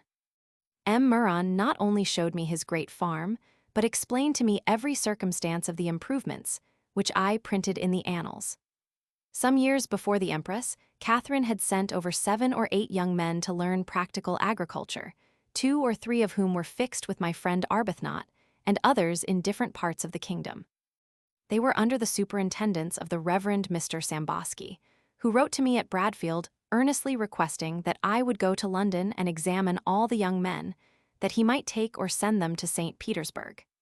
This I accordingly did, and examined them very closely, except one, who refused to answer any questions from a conviction of his absolute ignorance.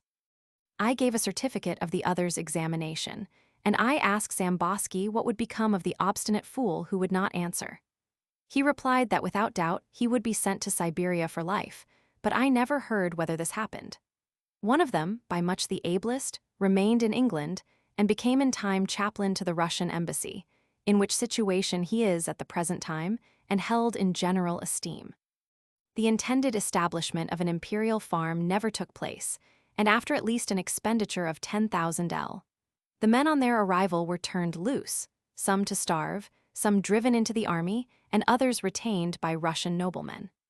In this wretched and ridiculous manner did the whole scheme end, which, under a proper arrangement, might have been attended with very important effects. Prince Potemkin, one of the first noblemen in the Russian Empire, must have been animated with truly liberal and enlarged ideas, or he would not now have sent 3 young men to learn practical agriculture. It gave me the greatest pleasure to be able to promote their inquiries during a part of their residence here.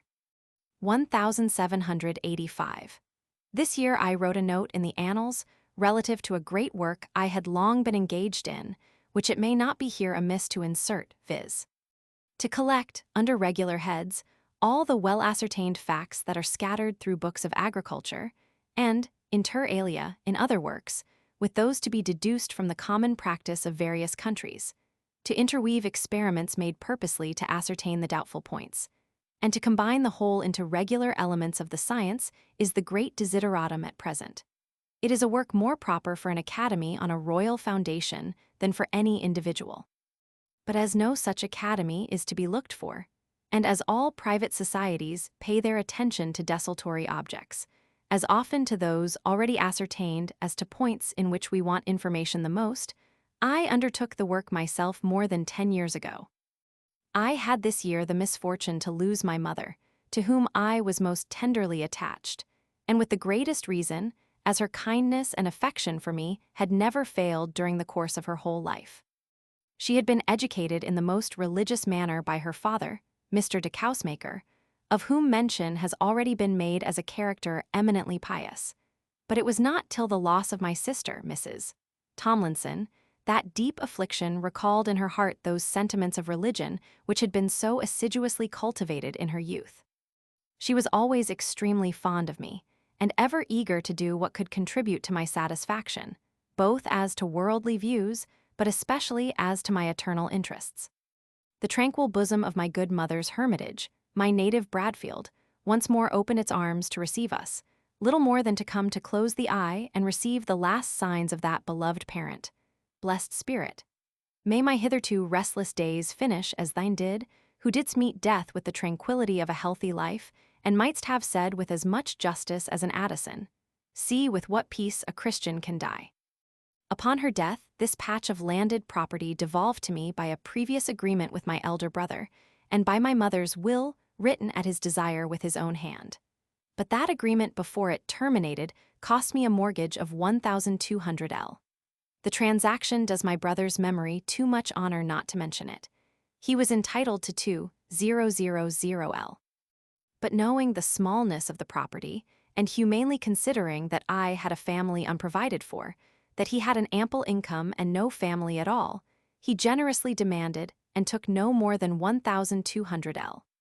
Whether such things happen among relations or strangers, they should be mentioned for the credit of the human heart. My correspondence this year was, upon the whole, interesting, as a few of the letters will show. From the Earl of Bristol, a panegyric on agriculture; another from the same, an animated defense of the Presbyterians. Downhill, Coleraine, Jan. 15, 1785. My dear Arthur, I am mortified, and should really be ashamed to see your entertaining letter so long unanswered, but that the multiplicity, as well as variety of my occupations, bereave me sometimes of the most pleasing ones. From sunrise to long after sunset, I am not a moment idle, either in mind or person, and I can venture to assure you that agriculture, being the basis of all public and private virtues, as it banishes laziness, fortifies the body, leads to fair and honest procreation, provides sustenance and multiplies the tenderest and most endearing ties in nature, has no little share both of my time and attention. Let 150 men daily employed verify my assertion. Let the rocks which disappear and the grass which succeeds to them corroborate that evidence. But then, what have I to do with the English plough? Neither our soil, nor our climate, nor our laborers are the same. We are poor and you are rich. When industry has approximated a little of our wealth to yours, perhaps, we may be tempted to adopt your luxury in agriculture, unless before that you shall have discovered your errors, and so saved us the trouble of retracting what we have not had time to adopt. As to my Presbyterians, I am glad you are modest enough not to censure those, whom you are honest enough to confess you do not know. All the harm which I find in them is that they love the rights of mankind, and if in pursuing them for themselves they refuse to participate with their fellow citizens, I would join in your execrations, and set them a better example than hitherto they have received from our church. Adieu. Let me hear from you sometimes when you have nothing better to do, and tell Simmons, with my affectionate compliments, that I have recovered my lost map of the Pontine Marshes, and will send it by the first opportunity. If you ever see the learned and good-humored rector, Reverend George Ashby, don't let him forget. Your affectionate friend, Bristol. Downhill, Coleraine, March 9, 1785. Dear Arthur, I have but just received yours of the 19th, and though I do not think my letters worth paying for, yet since you do, and I have a leisure half-hour, have at you. And in this duel of our pens, who would expect a bishop of the established church to be an advocate for the anti-episcopal schismatics, called Presbyterians, whilst a man whose religion lies in his plough and his garden, that is, with the goddess of the one and with the god of the other, to be so zealous an opponent? My defense rests principally on this point, that they have as good a right to differ from me as my ancestors from our joint ancestors, or the church established above 1,200 years before. As to their political principles, I think them, from their system of parity, and from their practice in most parts of Europe, infinitely more favorable to political liberty than ours. Witness Germany and Switzerland, and the short reign of Old Noll. You say, but their political principles never became powerfully active without involving their country in a civil war. And are there not two words to that bargain? And does not the pot call the kettle, and see? You might as well object the same to all good citizens when oppressed by bad ones. You may as well object the same to the first Brutus and to the second. You may as well object it to Luther and Melanchthon. Did the Presbyterians ask anything unreasonable when they desired to have their nonsense tolerated as well as other nonsense? For if it be nonsense, 'tis paying it too great a compliment, and ourselves too bad a one, to persecute it. And if it be good sense, surely, for one's own sake, as well as that of our neighbors, it deserves a better reception than persecution. When I see Switzerland and Germany pacified for above 150 years, after throat-cutting for 140, by the single means of a reciprocal toleration, and by the Pacta Conventa of 1648, which allowed them to share those loaves and fishes alternately monopolized by each party. I must confess, if I were Frederick I of Oceania, or of Atlantis, I should not hesitate to begin my reign with that system with which most sovereigns are compelled to close theirs. The rights of humanity, dear Arthur, the rights of humanity form a great article in my creed, and that religion or sect of religion which can teach otherwise may come from below, but surely did not descend from above. Believe me, our whirlwind is not past, perhaps, 'tis only just beginning. Yet 300 laborers with their spades fill my mind's eye with as pleasing and as satisfactory ideas as the whole Coleraine battalion with their muskets before my door. If in this whirlwind I can direct the storm, so much the better for humanity, but not for the lank-haired divinity, nor the frizzle-topped divinity, nor the hocus-pocus divinity. I love agriculture because it makes good citizens, good husbands, good fathers, good children, because it does not leave a man time to plunder his neighbor, and because by its plenty it bereaves him of the temptation. And I hate an aristocratical government because it plunders these honest fellows, because it is idle, it is insolent. It values itself on the merits of it, and because, like an overbearing torrent, the farther it is removed from its fountain head, and the less it partakes of its original purity, the more desolation it carries with it. And because, like a stinking, stagnated pool, it inflicts those very disorders which it was the chief merit of its spring and fountain head to heal and remove. Adieu, ever affectionately, Bristol.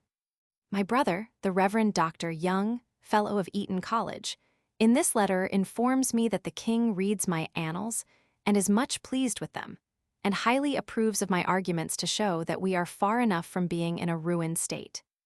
Eton College, May 1, 1785. Dear Arthur, I have 2 of your letters to answer, the latter directed to Worcester. Why, I know not, for I never intended to be there till the beginning of next month. I see no reason for your being at the expense you allude to for the public, and think you ought to be indemnified. You cannot afford these journeys to London, and so I would plainly tell the ministers. Yesterday se'nnight, as I returned from the chase, the King spoke to me of you in very handsome terms. I find that he reads your publications. He commended particularly your recent periodical work as being very useful, and was much pleased with your argument to prove that we are not a ruined people, but have great resources. I told him that you had been sent for by Mr. Rose, which he did know. You wrote to me some time ago that you were of the same opinion with Lord Sheffield, but now you write that the commercial part of their measure is very good, but the political part is very bad. How do you reconcile this? For Lord S. is against the commercial part. I wish you would explain this, for I am against both parts, though I confess no judge. You ask whether I continue my new trade of hunting. If you think it is a profitable one, you are much mistaken. So far indeed it is, that I hope to take this year £20 out of my apothecary's bill. I have not been for some winters so well as I have been since I took to hunting, and I hope to continue the trade next year. I was yesterday 7 hours and a half on horseback, and rode certainly 55 miles, besides 15 more home from Henley in a postchaise, which is pretty well at 57 years old. I have 2 very fine horses. The King, who is generally but moderately mounted, will tell you the 2 best in the hunt. Why would you not call on me when you were in town? Adieu, dear Arthur. Yours affectionately, John Young. From Dr. Valpy, who corrected a poem I sent him, and, to my surprise, approves of my poetry. My dear friend, I beg your pardon again and again for keeping your poem so long. Unhappily, I had mislaid it, and chance only recovered it. There runs a vein of fancy through your poetry which stamps a high character upon it, and would your genius but stoop to the minutiae of correctness, would raise you to an exalted rank in that line. Whether you will approve my alterations or not I cannot tell, but it would be difficult to point out more inaccuracies in the poem. You obliged me much by your introductory number. I had sent for one before, with a view to lend it to my friends and to engage them to become purchasers of the work. It is very correctly written, except that sometimes you use shook as a participle. Everybody here is pit-mad. Addresses upon addresses crowd the avenue to St. James's. It has even been proposed to offer Mr. Pitt a seat in Parliament for this town if Mr. Neville can be engaged to put up for the county. Our county meeting was no bad an epitome of the House of Commons. We had some excellent speeches. I had occasion to be at the Oxfordshire meeting, a most shabby wrangle and scene of a liberal confusion. I admire Mr. Pitt, and do not like Fox, but ought not a dissolution to have taken place, or the people have instructed their representatives rather than suffer the House of Commons to be so degraded? What are your sentiments on this unhappy dissension? Sorry, very sorry I am that you would not come down to reading. I am certain you must have met with an opportunity. It was my intention last Christmas to have paid you a visit, but I had some friends with me.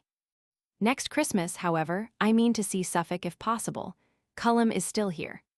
The present state of my school is this: 36 boarders and 3 parlor boarders, besides day scholars. I have 2 ushers. I sometimes hear of your brother, but I have not met with him. I am told he has a mortal aversion to everything that comes from Oxford. I hope your family and the materfamilias are in a prosperous way. Pray give my best respects to Mrs. Young, and remember me to the young ladies and my old scholar. Something I have heard of another child. One of the greatest luxuries that I sigh for in life is that you lived near me. But inconveniences of absence do not seem likely to be prevented by your endeavor to come after me. Let me, however, hear from you as often as you can. Adieu, R. Valpy. I find by memoranda that I was busied in the imagination of new fish ponds, taking lively interest in and examining how much of the low meadow at Bradfield could be laid under water. What led me to this folly is not easy to conceive, because I could have afforded to attempt the making of an ocean as much as of a pond. But how often is the register of a life the register of human folly? I was, this year, elected an honorary member of the Royal Society of Agriculture of Paris. About this time, I went on a farming journey to the Bakewells, in Leicestershire. It was a very instructive journey, and in which I gained a great deal of valuable information. I also spent several days about this time with Lord Townshend at Rainham and his uncommonly agreeable young wife, equally elegant and beautiful. During my visit, I had an ample opportunity of admiring the noble picture of Belisarius by Salvator Rosa, a performance which can never be too highly commended.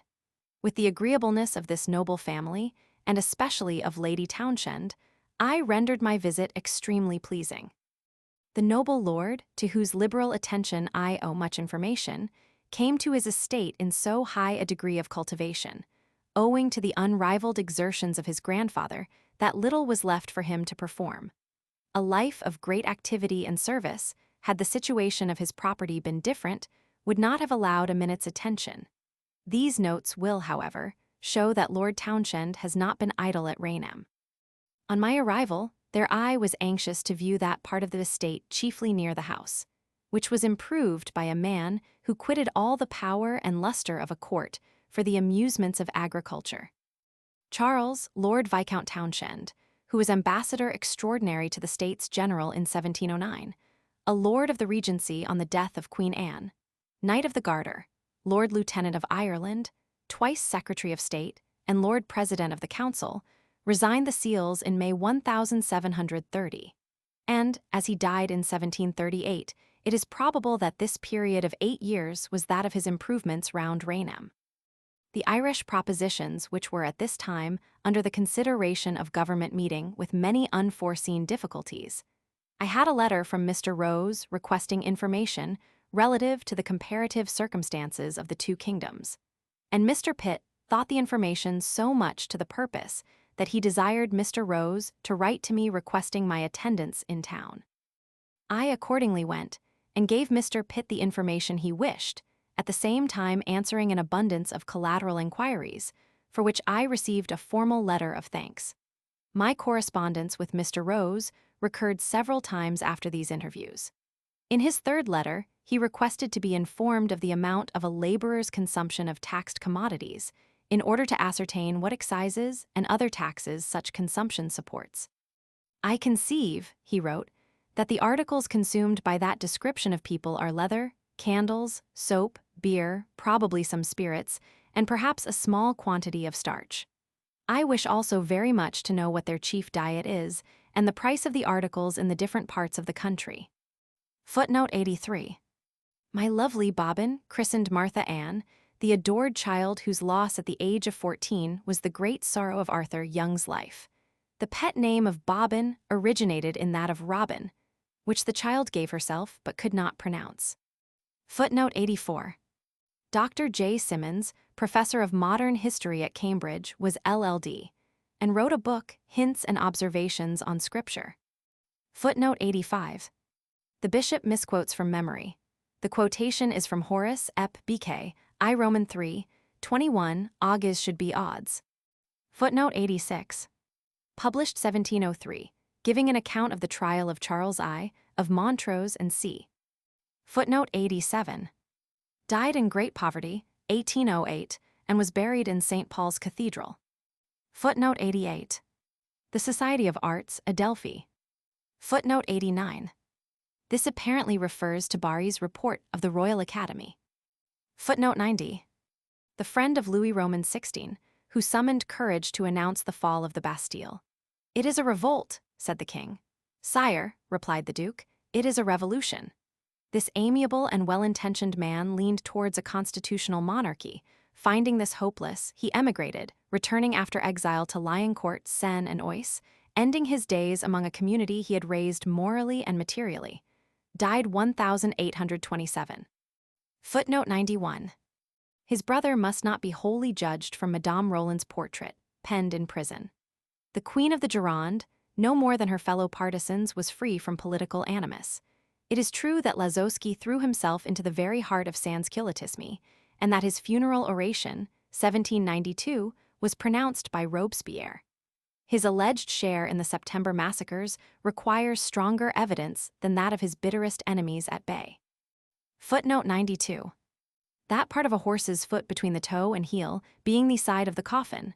Farrier's Dict. Footnote 93. This project developed into one much more formidable than the writer at this period conceived, namely, that monumental history, or rather, encyclopedia, of agriculture never destined to see the light. For 3/4 of a century, the 10-folio volumes of manuscript garnished the library of Bradfield Hall, perhaps once in 20 years to be taken down by some curious guest. What was to have been Arthur Young's crowning achievement and legacy to future ages is, fortunately, not wholly lost to posterity. The 10 volumes are now housed in the Ms. Department of the British Museum. Footnote 94. Bradfield Hall was sold on the death of Arthur Young's last descendant, the late Arthur Young, Esquire, in 1896. Footnote 95. Proverb, the pot calls the kettle black, Bailey's Dict. Footnote 96. The Peace of Westphalia. Footnote 97. George Rose, President of the Board of Trade, died 1818. Footnote 98. This measure is referred to on page 137. Footnote 99. Arthur Young's fishing parties are described in Fanny Burney's Camilla. Footnote 100. Founded 1785. Footnote 101. Robert Bakewell, died 1795, a celebrated grazier. It was wittily remarked that his animals were too dear for anyone to buy and too fat for anyone to eat. Footnote 102. Turnip Townshend, ancestor of the Lord Townshend here named, was celebrated in the famous lines. Why have two brothers, rich and restless, one plows, burns, manures, and toils from sun to sun. The other slights for women, sports, and wines, all Townshend's turnips and all Grosvenor's mines. Pope's sixth translation of Horace. Footnote 103. This seems to refer to Mr. Pitt's resolutions upon the commercial intercourse between England and Ireland. The debate thereon began February 22, 1785. See Hansard. Footnote 104. How different would be the list of a laboring man's necessaries in these days. Chapter 7. First French Journey, 1786–1787. Death of my brother, anecdotes of his character, Dr. Burney on farming, Greenwich versus Eton Blenheim, correspondence with Dr. Priestley, county toasts, French projects, first French journey. This year my brother died. He was in the habit of hunting with the king, and having heard of a very fine hunter to be sold in Herefordshire, he sent his servant to purchase him. It was the end of the season, but the king appointing one day more for the sport, Dr. Young determined to try his new horse, and he went in company with another gentleman to the field. His friend observed to him that his horse tripped in an odd manner, to which Dr. Y replied, "It is the last day of hunting, and I shall see how he performs." "Take care," said the other, "that it is not the last day of your life." He persisted in the trial, and was for a time much pleased with his horse in several leaps. In taking another, it struck its own legs against an obstruction, through his rider, whose neck was instantly broken. He was taken up dead and carried home. Thus died my nearest relative, who was a man of very peculiar talents and of most singular originality of character. He had a great deal of eccentric wit, and was extremely beloved by many intimate friends, amongst whom were several of the Townshends, Cornwallises, and the Duke of Grafton, with whom he was on the most intimate terms, and was a great favorite of the Duchess. Cornwallis, Archbishop of Canterbury, valued him so much for his rectitude of conduct in this, that he determined to promote him to the best preferment that should fall in his gift, and I have several letters from him repeating this intention. Thus ended a life that promised so many advantages, for he was high in favor with the king, who was pleased not only frequently to converse with him, but to ask his opinion respecting many sermons which were at that time published. Thus high in expectation of further promotion, to lose his life in so unexpected and sudden a manner was indeed singularly awful and unfortunate. It was a dreadful blow also to all my son's hopes, for as he was educating at Eton for the church, my brother, who had his turn as fellow of Eton and prebendary of Worcester in about 70 pieces of preferment, and had passed all by that came to give away, stood high in the lists purposely with a view of promoting Arthur. There was in Dr. Young a steady rectitude of principle, an absolute abhorrence of every mean and unworthy action, great natural parts, and as he had been captain, I think, or very near it, of Eton School, he went to King's at Cambridge a capital scholar. The following anecdote relative to my brother I copy from a letter to my wife, written by my old friend Professor Symonds. I assure you, madam, that I was really at a loss to conjecture whether you were in earnest or not when you desired an answer to your letter. But in case you were in earnest, which I can now hardly think, since the question might be answered better in conversation, you must be surprised and offended by my neglect. But I defy you to have been more surprised than you will be at my charging your husband with this letter. I concealed from him the purport of it, but judged it necessary to inform him that there was not the shadow of an intrigue between us. So far the prologue. Now for the anecdote, which is just as interesting as thousands are which are daily propagated. It was about 2 years before the divorce of the Duchess of Grafton that her Grace and Lord March played at Bragg for 2 or 3 hours one evening at Euston, the others, viz. The Duke and Mr. Very and Jack Young, looked over without playing at all.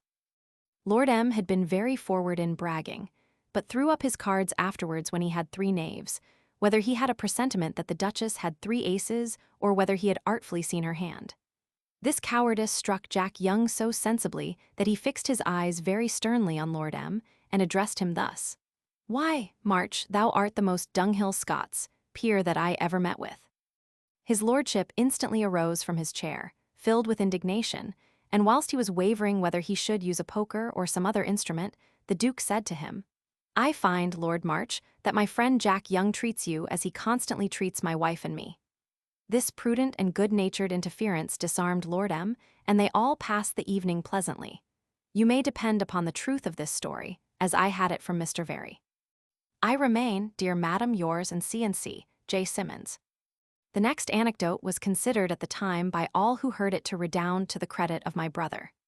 In one of his visits to Euston, he arrived unexpectedly and late in the afternoon, and immediately went to the room always appropriated to him to dress for dinner, and thence proceeded directly into the dining room, when, to his astonishment, he perceived sitting at the head of the table the notorious Nancy Parsons instead of the Duchess. He instantly drew back, at the same moment extending his arms to mark his astonishment. The Duke went up to him with a conciliatory air, took his arm, and said, "Come, come, Jack, these things are always done in a hurry without consideration. I had no time to make alterations or inform you. I will explain afterwards." But he only answered with a shake of his head, and shrugging up his huge shoulders, retired, mounted his horse, and reached Bradfield the same night, a distance of nearly 15 miles. It should be remembered at this time the Duke was Prime Minister, and the doctor looking up to him for further preferment. By this he lost a bishopric. I was at Bradfield, and received an express from Dr. Roberts, Provost of Eton, to inform me of the accident, which called me thither at once. I resided there some time on account of my brother's affairs, dining every day with the Provost and Fellows. On the same account, I was obliged to go to Worcester, where he was a prebendary and rector of St. John's in that city. Dr. Y died without a will, as he had often told me he would do. When all his affairs were settled, I returned to Bradfield. So sudden and dreadful an accident affected me deeply. There is something in such deaths that strikes every feeling of the soul. In the midst of the rapid movements of that animated amusement, in one moment to be hurried into another world without one thought of preparation has something tremendously formidable in it. Yet everyone is liable to deaths equally sudden, and the suggestion ought to be universal: prepare to meet thy God. The misery is that thousands sitting in their chairs, and with ample time for preparation, are apt to think of any subject rather than this most important of all.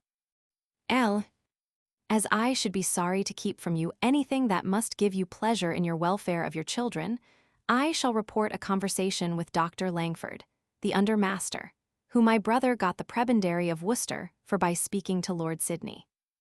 On his calling on me, I lamented the loss, in which he joined warmly, spoke highly of my brother as his friend. I said that my bosom had all the feelings of affection for him, but that the loss to my poor boy was nothing short of ruin. He had no friend left. "No," replied he, "don't say that, for give me leave to say that, feeling as I do the obligations I have been under to Dr. Young, I must be allowed to call myself his friend. If I succeed in life, I will be a friend to him, and I hope his progress in his learning will permit me to be so." He said more to the same purpose, and as he is a rising man in a situation that gives him power to act according to his feelings, I hope he will remember it. But the account Mr. Heath gives me is by no means satisfactory, and sorry I am to say that Arthur seems determined to do little for himself. He is now at a crisis, and sinks or swims.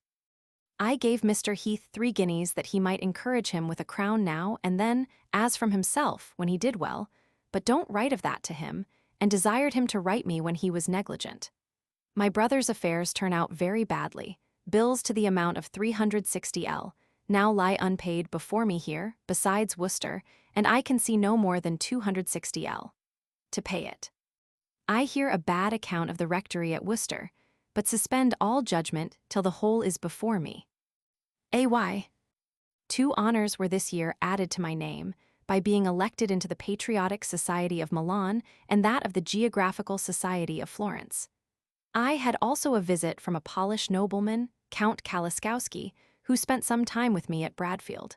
The letters I received this year were numerous, and many of them very interesting. From the number, I have selected the following. From Dr. Burney, on reading my annals and a character of Handel. This was after he had been at Bradfield. August 1, 1786. What have I without an inch of land to do with farming? Is it the subject or manner of treating it, or both, that fascinated me when you first were so kind, my dear friend, as to send me some of your annals of agriculture? I was in the midst of my winter's hurricane and immersed in other pursuits, but now, having conversed with some of your correspondents, seen your farm, and rubbed up my old rusticity, all my love for country matters returns, and I sincerely wish myself a villager. You seem to have worked yourself up to a true pitch of patriotism, And I think, besides the instructions the essays convey, that your knowledge on the subject, and animated reasoning, and admonitions must have a national effect. Your book fastened on me so much on the road that I hardly looked on anything else. Mr. Symonds' essays on Italian husbandry are extremely curious and furnish a species of information totally different from what can be acquired from the perusal of any other author. Many of the communications in the 3 first volumes, of which I have almost read every word, seem to me instructive, amusing, and masterly.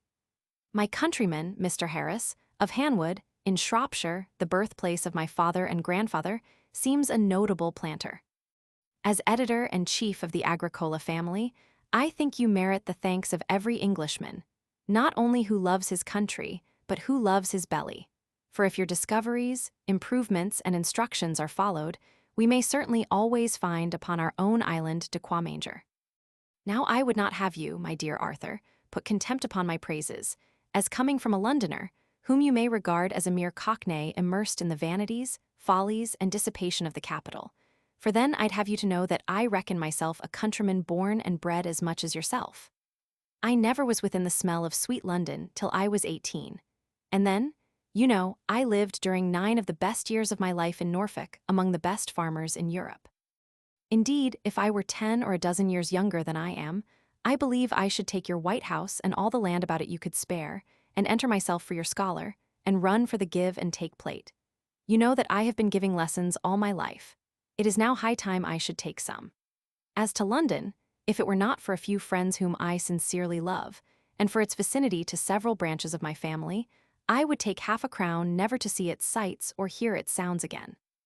My friend, honest Arthur, who is a very ingenious, good-natured lad, will deliver to you a copy of my account of the commemoration of Handel. It is not so good a one as I wish to send, though the best in my possession. I beg when you have nothing better to do that you will read it without too strong prejudices against old Handel. For though he is called a Goth by fine travelled gentlemen, accustomed to more modern music and to posthumous refinements, yet candor and true knowledge must allow that he was the greatest man of his time, and that he had a force and majesty that suited our national character. And when you look at the list of his works, you will allow that his resources were wonderful. His own performance on the organ was perhaps more superior than that of any inhabitant of this country, even than his compositions. Upon the whole, though I am far from wishing to put an extinguisher upon every other candidate for musical fame, yet it would be the height of injustice not to allow that this country was much obliged to his genius and talent, and that the late performances of his productions do honor to the cultivation of music in this kingdom, as well as to our national gratitude. I beg you will present my affectionate compliments to Mrs. Young, and best thanks for the hospitality and kindness with which she treated us at Bradfield. And pray give our hearty love to the gentle, sweet, and amiable Miss Bessy. And believe me to be, with very sincere regard, your affectionate Charles Burney. From John Symonds, Esquire, on the examination of the boys at Greenwich School for speaking Latin. Gold medal and C given to master and boys. A curious letter. St. Edmund's Hill, December 1786. My dearest friend, I returned hither yesterday, and shall go to Euston on Thursday to pass 5 or 6 days there. The Bishop of Peterborough will return with me, but whether on Wednesday or Thursday se'nnight I know not, but I will send you a line soon after I get there, and I hope you will keep yourself free from engagements those 2 days. You may possibly have seen or heard of a remarkable circumstance that does equal honor to the Society of Arts and to Greenwich School. The Society decreed a gold medal to that schoolmaster who should teach his boys to speak the best Latin. This was claimed last week by the schoolmaster of Greenwich. Sir William Fordyce and my friend Professor Martin were appointed examiners. Moore, the secretary, requested Bishop Watson to attend, who excused himself, as he was obliged shortly to leave London. 5 boys attended with their master. The examiners had prepared a great number of questions, such as boys may be supposed to understand. These were put in Latin and answered in Latin without hesitation. The boys were then ordered to withdraw into a private room together and to make an original composition in Latin without the help of a dictionary. This they all performed in half an hour. Then the examiners asked numberless questions in English, which were answered immediately in Latin. The gold medal was given to the schoolmaster, and 5 silver ones of equal value to the 5 boys, who were pretty much upon an equality, and what is surprising is that not one of the 5 had learned Latin longer than 2 years and a half, and the eldest of them was not above 13 years. You may be certain that this is true, as I saw it in a letter from Martin to his brother-in-law, the vice-chancellor, and he concludes it by saying that they all spoke Latin with fluency, propriety, and elegance. Were I possessed but of a small portion of the fire with which you are animated, I should cry out with a generous indignation, "Blush, ye proud seminaries of Eton and Westminster, and see, and see, and see." My compliments aux Polonaise. I am now set down in earnest to renew acquaintance with my Italian agricoltori. Ever affectionately, John Simmons. In a westerly tour I made this year, amongst numerous other places I visited Blenheim and made the following memorandum. Viewed the pleasure ground at Blenheim, the enclosed part of which consists of 200 acres, with the water near 300. It can scarcely be too much admired. The whole environ of the water is fine, various in its feature, with the character of magnificence everywhere impressed. The cascade scenery, viewed independently of the new improvements, is extremely pleasing, and indeed wants nothing but a deeper and more umbrageous shade for an accompaniment. The new walks, caves, fountains, and statues do not, however, seem entirely calculated to add to the beauty of the scenery. The most splendid view is from the walk leading from the cascade to the house. There are 2 points nearly similar, where are benches. The water fills the bottom of the vale in the style of a very noble river. Few, indeed, in the kingdom exceed it. We may conjecture that if Browne, in the exultation of his heart, really said that the Thames would never pardon his superb imitation for exceeding the original, it was the view from one of these benches that inspired the sentiment. The proud waves that roll at your feet, the declivity steep enough to make the water and every contiguous scene more interesting to the eye, the opposite shore, a hill spread with wood that hangs with forest boldness to the water, the whole is formed to make an impression on the mind. No ill-judged decoration weakens by dividing the effect, no intruding objects hurt the simplicity of the scene. I know not any artificial scene that is finer. The concluding one where the water expands is great, but I think inferior to this. But to return. It appears this year that I was engaged in a pursuit entirely new to me, that of making many new and pneumatic experiments on expelling gas from soils, manures, and various other substances, in order to ascertain whether there was any connection between the quantity and species of such gas, from Geist, German for ghost, spirit. Authority, B. Of Landaff, C. Newman's, Trans of Boerhaave's chemistry, and the fertility of the soils from which my specimens were selected. It seems that I prosecuted this inquiry with diligence, and as it was my commencement in chemistry, I corresponded upon the subject with Dr. Priestley, and went to Cambridge for the conversation of Mr. Milner, then professor of chemistry in that university. The result of my experiments was very remarkable, for I decided, after a very careful deduction from the result of all my trials, that there existed a very intimate, and almost unbroken, connection between the fertility of land and the gas to be expelled from it. This was an entirely new discovery belonging to me only, and it has been quoted by many celebrated chemists in a manner which showed that they considered me as the origin of it.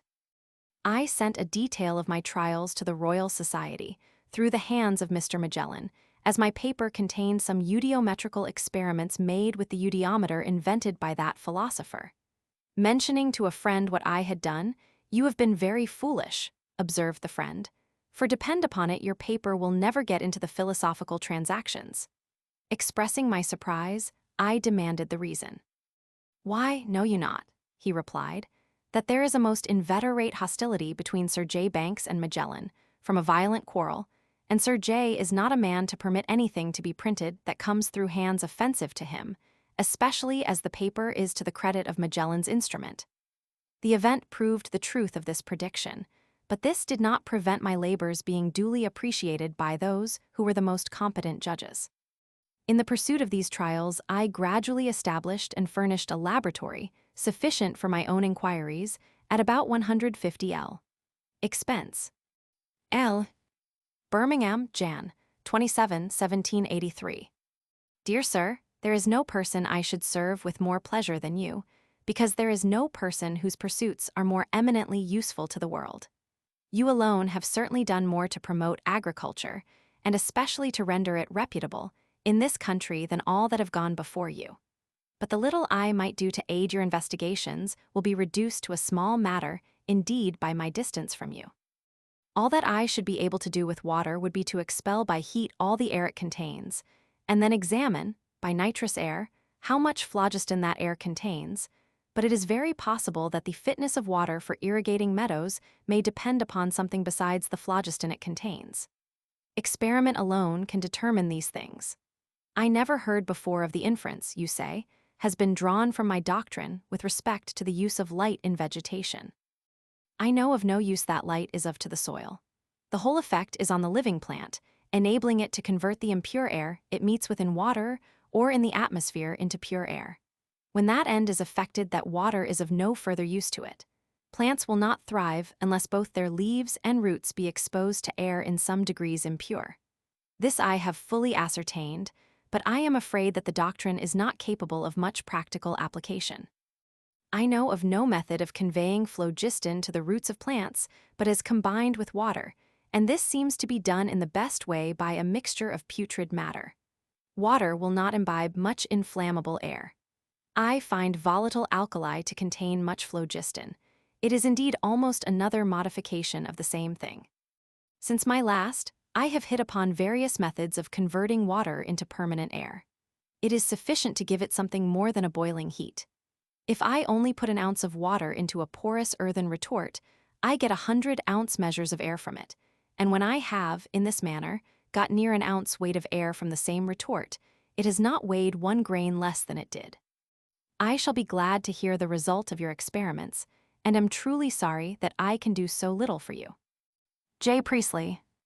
Birmingham, March 31, 1783. Dear Sir, I received from Mr. Moore 2 bottles of water, one marked X, which Mr. Boswell informed him was from the spring mentioned in his treatise on watering meadows, and another without any mark from a spring arising in a bed of sand, and I examined them immediately. I found the former to contain air much purer than that of the atmosphere, but the latter air was much worse, that is, phlogisticated. A candle could hardly have burned in it. This last I should think to be the better spring for the watering of meadows, or perhaps it might have been better corked. For on the 19th, though I put the corks in again immediately, but without any cement, I found the air in both very pure, more so than the purest before, and hardly to be distinguished, and they were so this day when I examined them again. They should be examined on the spot. The air in the spring from the sand was much warmer than that in my pump water, or than that of water in general. But water exposed to the open air soon loses the phlogiston it contains. Perhaps much of the effect of water on meadows is that, at this time of the year, it comes out of the earth considerably warmer than the roots of the grass. What think you of this? I expect to set out for London this day 3 weeks, and shall stay there about a fortnight. I should be glad to meet you there, when we shall find an hour's conversation better than all our correspondence, wishing you success in all your laudable pursuits. I am, dear sir, yours and C&C, J. Priestley. At Chadecker, 6 miles from Bury, resided John Plampin, Esquire, who had 3 daughters, all at this time unmarried and at home. I was intimately acquainted with them. 2 of these ladies were much distinguished by their beauty, and reigned as toasts throughout the county. Sophia married afterwards to the Reverend Mr. Macklin, and Betsy married in 1794 to Orbel Ray Oakes, Esquire of Bury. I introduced my friend Lazowski to these ladies, and he was much at Chadecker, admiring not a little the youngest of them. They persuaded their father to give a ball, at which the Duke of Lioncourt, his 2 sons, Lazowski and myself were present, and the evening passed with uncommon hilarity till the rising sun sent us home. Mr. Simmons afterwards gave a weekly ball when the Frenchmen were with him, and these parties were uncommonly agreeable. Early in the spring of 1787, I received a letter from a friend at Paris, Mons. Lazowski, who had resided 2 years at Bury, much to my amusement and satisfaction, with the 2 sons of the Duke of Lioncourt, to inform me that he was going with the Count de la Rochefoucauld to the Pyrenees, and proposed my being of the party. Lioncourt, April 9, 1787. Dear Sir, I was at Lion Court when I heard from you the last time, so that I was very uneasy upon the bill which you had drawn upon M. de Vergennes, who could not be informed by me about it, but very happily my letter to him went at a proper time, and it has been paid. Nothing wants now but to have turnips, as your English wit whispers it. But we have another matter to settle together, if you are not now encumbered. I told you by the last that it could be, but I would travel this summer. The case is that the Count is, for the sake of his health, obliged to go to Bagnères de Luchon in the Pyrenees to drink those waters. He asked for me to be his companion, and his relations seemed to be glad of it.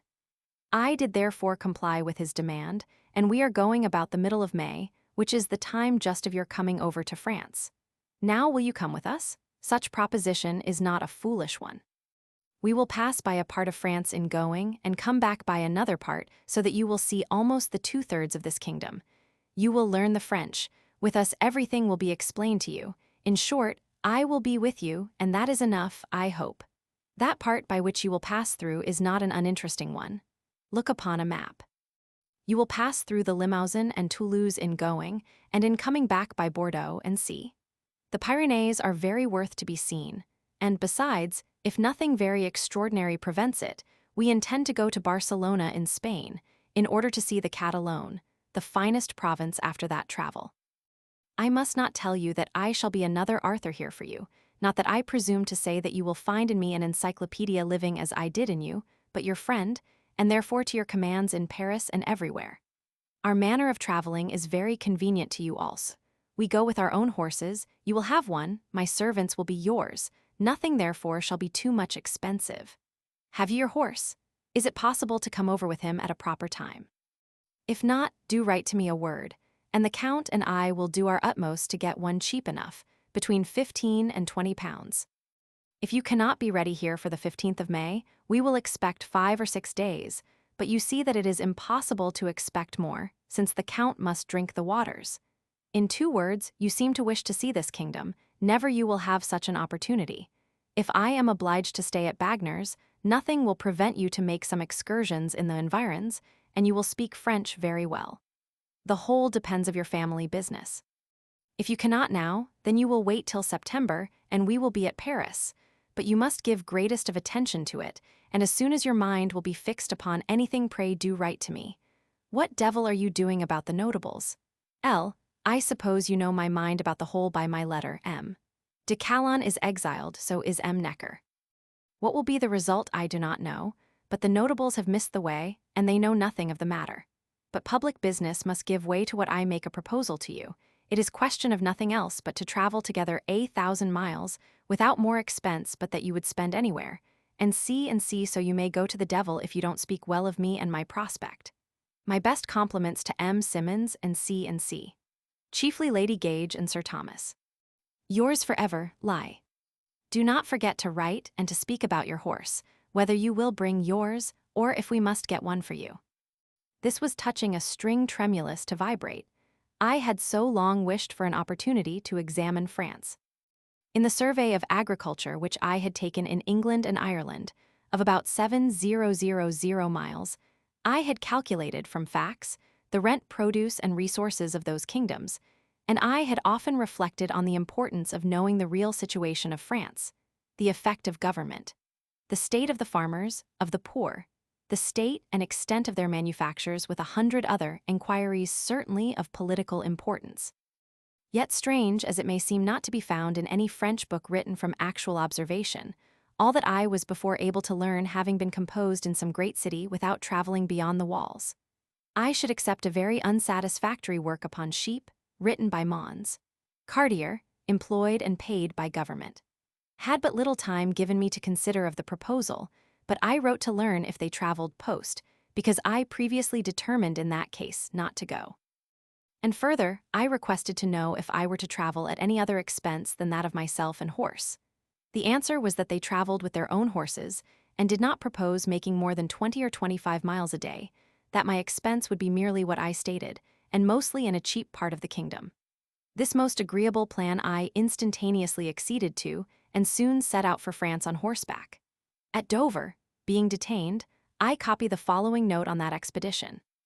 L. Had the packet sailed this morn as I expected, I should not have scaled, as I never did before, Shakespeare's cliff. By the way, it is by no means so formidable as I expected from it. I think the look down from its perpendicular position very striking, and when I reflected how much more it must be from the summit, the reflection, perhaps, injured the principal effect L. This is a proof that we ought never, when a powerful impression is wished, to advance to the principal point gradually. It should come upon us at once. Nor should I have seen Mr. Harris's drill plow, which I liked much better from seeing it than from the print. But I principally should have wanted time to run over my accounts, to review the debts and credits of several loose memoranda, and find from the result that I had not acted imprudently or unguardedly in omitting the necessary preparations to such a journey. My dear child, my lovely Bobbin, I left in perfect health, the rest of my family well, and provided for in every respect as they themselves had chalked out. The annals, lodged in the hands of a man on whose friendship and abilities I could entirely confide. Revolving these circumstances in my mind gave me pleasure, so that I could hardly regret in the evening the day which in the morning I had pronounced lost. At night, I went into a by-boat and had a villainous passage of 14 hours. 9 hours rolling at anchor had so fatigued my mare that I thought it necessary for her to rest one day, but next morning I left Calais. Wait at Dessines 3 days for a wind, Dover, London, Bradfield, and have more pleasure in giving my little girl a French doll than in viewing Versailles. The journey to France cost me 118 L, 15 S, 2D. Things bought 20 L, 17 S. Books 8 L, 16 S, 6D. This year I had a long visit at Bradfield from M. Bucety, nephew to the Polish ambassador, a heavy, dull man with a Tartar countenance. His intention was to learn agriculture, but he made a poor progress. My correspondence this year contained much variety, and I have reperused many of the letters with much pleasure. In the number were the following. From Sir J. Sinclair on clothing for sheep, which he sent and desired me to buy. I did so, and the rest of the flock took them, I suppose, for beasts of prey, and fled in all directions, till the clothed sheep jumping hedges and ditches soon derobed themselves. Whitehall, April 11, 1787.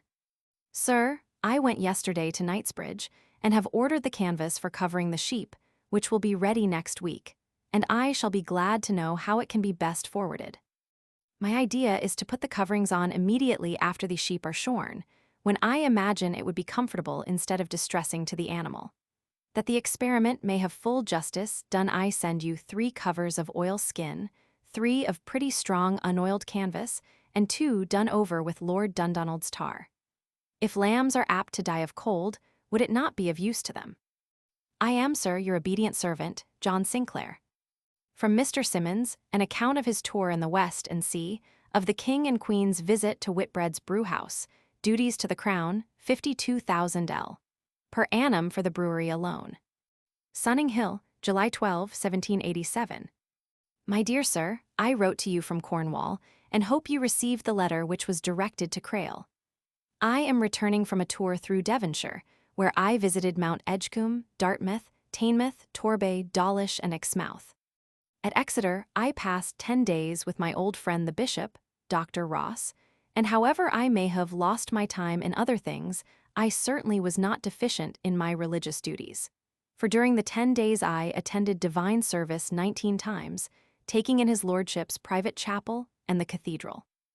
After visiting most of the fine seats in Somersetshire and C, including Lord Radnor's famous triangular house, I came to Salisbury, where I met several old acquaintances, and among the rest Mr. Wyndham, who published Doddington's diary, and who permitted me to look over the vast collection of Doddington's private correspondence, and to copy what I pleased.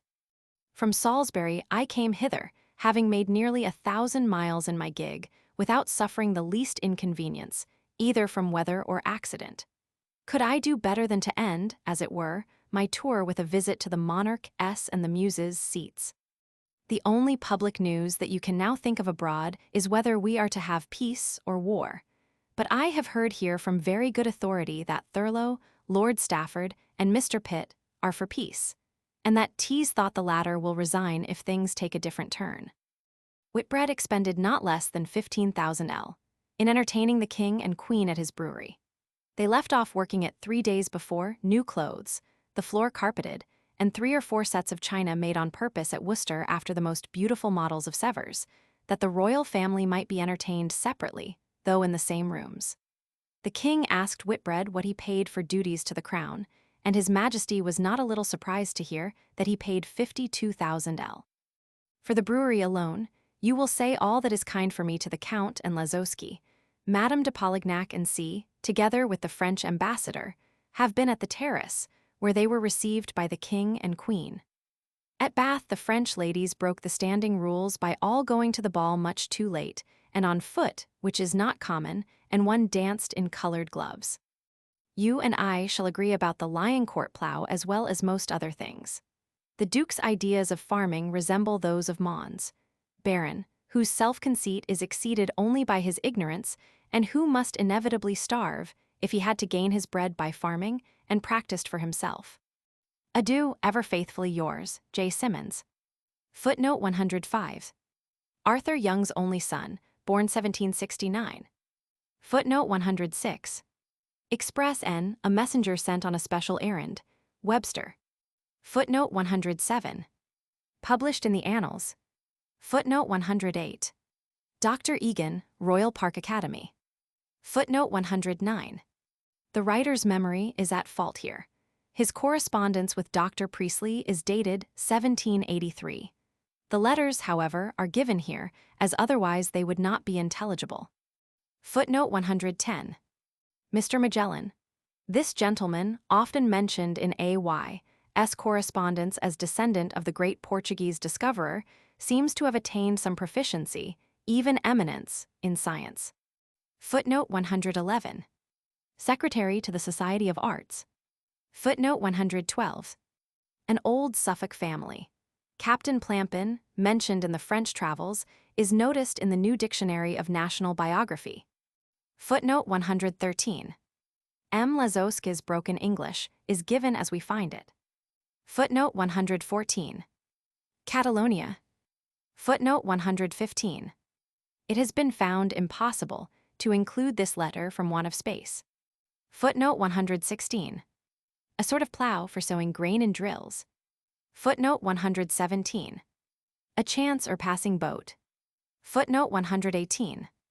As Arthur Young's letters with trifling excisions are incorporated into the famous travels, I do not give them here. His anxiety about Bobbin is ever apparent. Give Bobbin a kiss for me, God send her well, he writes to his eldest daughter Mary, and, in another letter, remember me to your mother, and tell Bobbin I never forget her. The Robin, or Bobbin, was now 5 years old.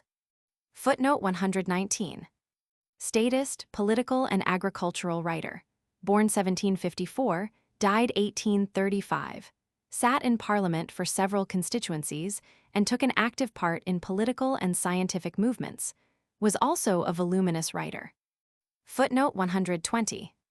The Prince and Princess de Polignac, after receiving countless honors, privileges, and substantial favors from Louis Roman XVI, and the Queen were among the first to desert them. The present head of this ancient house married a daughter of Mr. Singer, inventor of the sewing machine. Chapter 8. Travel and International Friendships, 1780–1889. The Wool Bill, Sheridan's Speech, Count Berchtold Experiments, Second French Journey, Potato-Fed Sheep, Cost of Housekeeping, Chicory, Burnt in Effigy, Correspondence, Third French Journey with Italian Agriculturists, Bishop Watson and Mr. Luther, Correspondence, Literary Work, Illness, The State of France.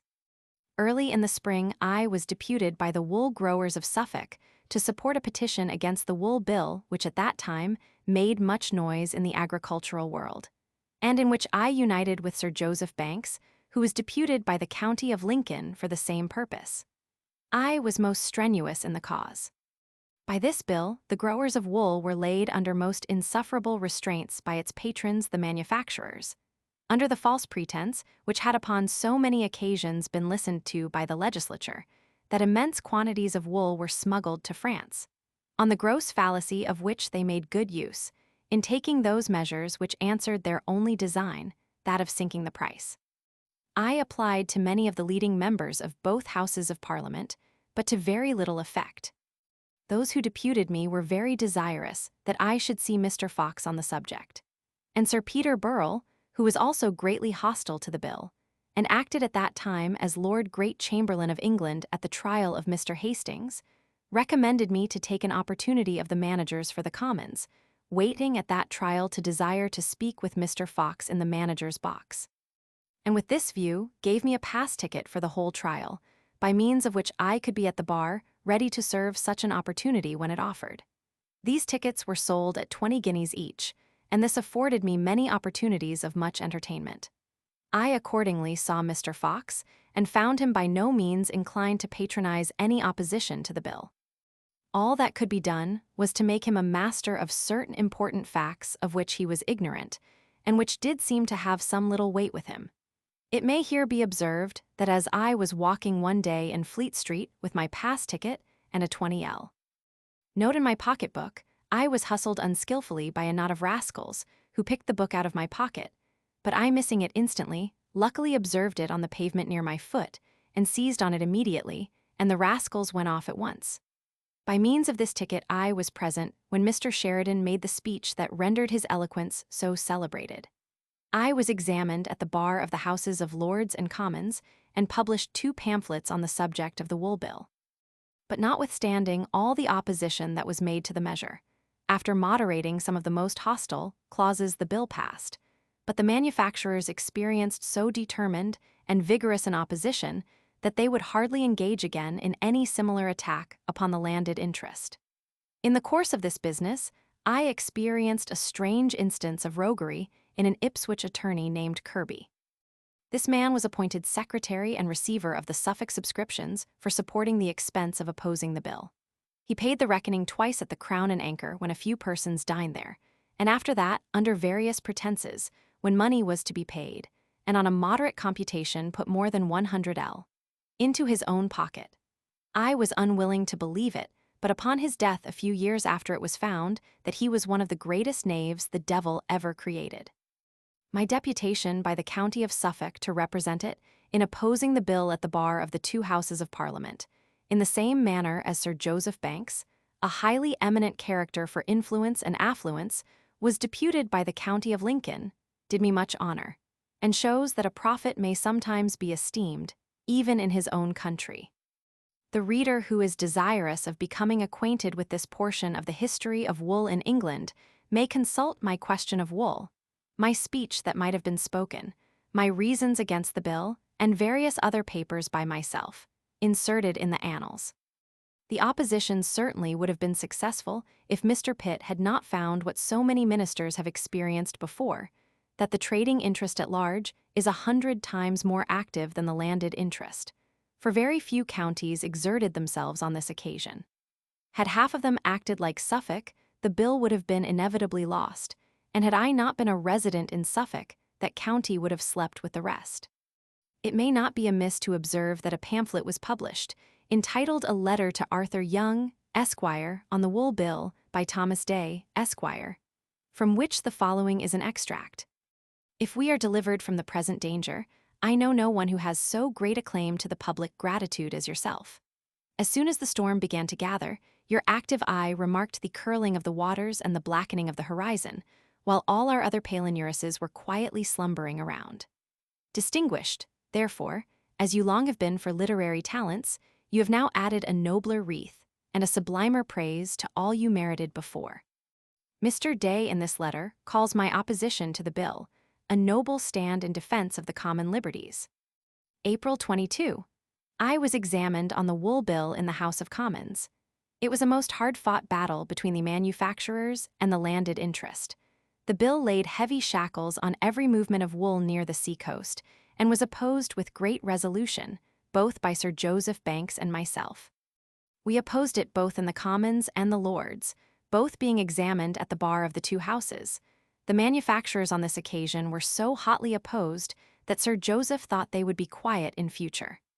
I was of a different opinion, being convinced that they never would omit any opportunity of imposing their shackle on that insensible, torpid, and stupid body, the landlords of Britain. About this time, Count Leopold Berchtold visited me at Bradfield, but part of the time which he spent in Suffolk, I being absent, was at the Angel at Bury, where he lived an extraordinary life of retirement and economy. He daily went out and employed the whole day in writing and reading. Such temperance has scarcely been known. He drank neither wine nor beer and would dine upon a potato or an egg. He told the landlord of that in that he could not live in the manner of other travelers, but that he might charge what he pleased for his apartments. He was a most extraordinary personage.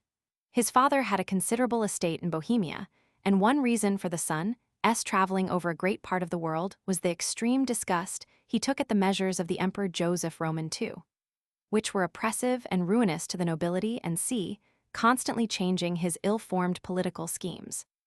He had lived in the principal countries of Europe long enough to become a master of their languages, in every one of which he printed a work which he conceived might be useful to the inhabitants. When at Bradfield, he was working hard to learn Arabic, as he proposed passing from England to Morocco, thence to Egypt and Arabia. This journey afterwards he executed and returned home to Bohemia through the greatest part of the Turkish Empire. And, after escaping 1,000 dangers, as he was going to Vienna, was murdered by banditti. He was very tall and graceful in his person, of a handsome, expressive countenance, and as elegant as if he had passed his whole life in a court. Though invested with the Order of Saint Stefano by the Grand Duke of Tuscany, Leopold, he never wore it in England, as his father being alive made it necessary for him to live economically. His conversation was intelligent and pleasing, his knowledge almost universal.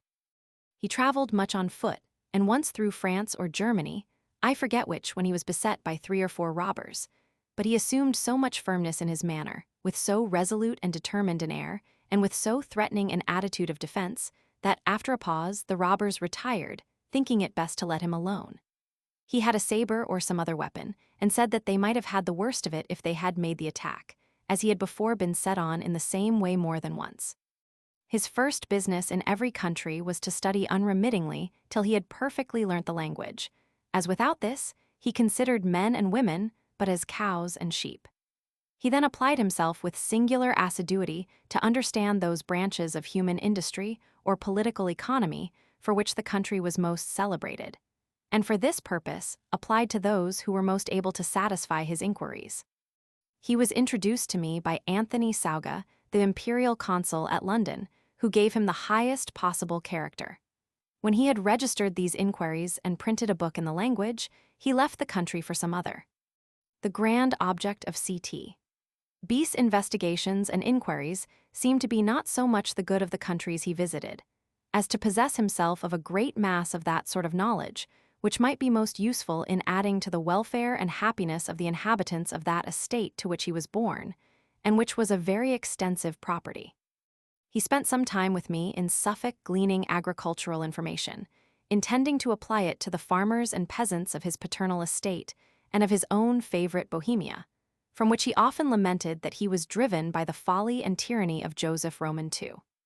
It was with great concern that I heard of his very unfortunate and untimely death about 10 years after leaving England. He was about 36 years of age when in Suffolk, was possessed of various and uncommon powers, built mentally and bodily on a great scale, talked English like a native, walked like a giant, and was of all the multitude of foreigners who frequented my house the most persevering and the most intelligent. This year I made some experiments on the distemper in wheat called the smut, which were amongst the most satisfactory and decisive that I ever found, and in which I corrected some errors of Mr. de Tillett and proved, too clearly to be doubted, the proximate cause and prevention of that disease. It is almost intolerable, after experiments so decisive, that so many men, through ignorance of what I had done, should for a long time have been bewildering themselves upon the same subject, and continuing to do so to the present day, publishing, too, the greatest errors. These experiments are inserted in the annals. This year I set out on my second journey to France in the month of July. I made this alone, my cloak bag behind me, and I did not travel thus 100 miles before my mare fell blind. I have heard and read much of the pleasure of traveling, how it may be with posting, avant couriers preparing apartments and repasts, I know not. Let those who enjoy such comfort pity me, who made 700 miles on a blind mare. And brought her, humanity would not allow me to sell her safe back to Bradfield. I claim but one merit, that of practicing in the midst of all this folly the severest economy in traveling. In the winter, Mr. Macro took a seat in my postchaise on a farming tour across Essex and into Sussex, where we spent a day or two with Lord Sheffield. In this tour, I learned that General Murray had 4,000 Southdown sheep, and that he fed them with potatoes. This was sufficient. To come into the country on the search for sheep and potato intelligence, and not to see such a man, would not be to make a very wise figure when we returned home. But I had not the honor to be known to the general. No matter, 4,000 sheep fed on potatoes were an object before which form must give way. I wrote a card, stating our pursuit, and wishes to have it gratified, desiring leave to view his flock. Those who know the general's liberality and passion for agriculture will not want to be told what the answer was. We spent 5 days in his house, and found it the residence of hospitality and good sense. Mrs. Murray had resided 9 years in the island of Majorca, being the daughter of the English consul. She gave me many particulars relating to that island, and, among others, that the climate was by far the finest she had ever experienced. She never was for a single hour either too hot or too cold, nor ever saw a fog, but the people were unpleasant, ignorant, and bigoted. I was always very regular in keeping accounts, but do not often mention them in this detail. I may, however, just observe that I seem to have been no bad economist, as the total expense of house, garden, stable, servants, and keeping a postchaise with not a little company cost in 4 months 97L, 2S, 3D, or at the rate of 291L, 6S, 9D. Per annum. How it was done I forget. If such an expense be compared with the present times, it will show the enormous difference, arising principally from the desperate increase of taxation, which has crippled so many classes of the kingdom. But I had a large farm in my hands. On being at London, some time after, I went to Esher and spent a day with Mr. Ducat, examining his farm with great attention. He dined with me at the Tun, and I had a very interesting conversation with him to a late hour upon all the points of his husbandry. In this year, I first introduced the cultivation of Sicorium intybus at Bradfield, and registered it in the Annals of Agriculture. It was at first upon a small scale, but sufficient to convince me of the vast importance of the plant. I brought the seed from Lyon in France, and gradually extended the culture till I had above 100 acres of it. The utter stupidity of the farming world was never more apparent than in their neglect of this plant, so repeatedly recommended in the Annals. The Duke of Bedford kept 10 large sheep per acre on a field of it. The following letters were among others received this year. From B. H. Latrobe, Esquire, on my being burnt in effigy at Norwich by the manufacturers, in Ray Wool Bill, a very lively letter. Stamp Office, Somerset Place, May 22, 1788. Dear Sir, we have been waiting for your arrival in town patiently for the week past, and I am afraid we must now make up our minds to wait patiently a great deal longer, as the passing of the Wool Bill has not been able to bring you to town. By the word we I mean my brother, our friend the Lord of Slaves, myself, and I dare say it includes 50 other people whom I have not the honor of knowing. We have been 3 days past laying our heads together to find out some method of doing you honor in effigy, in order to make up to you in some measure the disgrace you have undergone, as is creditably reported about town, of being burnt in effigy by the wool manufacturers at Bury. My brother is for procuring your effigy, and after having crowned it with a wreath composed of turnip roots, cabbage leaves, potato apples, wheat ears, oats, straws, and sea, and tied with a band of wool, thinks it ought to be placed upon its pedestal, being the volume of Virgil's Georgics, to be worshipped by the real patriots. Mr. Huthausen thinks a plain ribbon a sufficient honor for a man whose ideas can admit of the belief of slavery in Silesia. And as for myself, I am of opinion that a man whose life has been devoted without fee or reward to the service of the public has so great a reward arising from the consciousness of having done good, and so just a claim to honor, that I shall not trouble my head about methods to increase it. But I must beg your pardon for this ladylike chat, though your having been burnt in effigy is enough to make any pen run wild.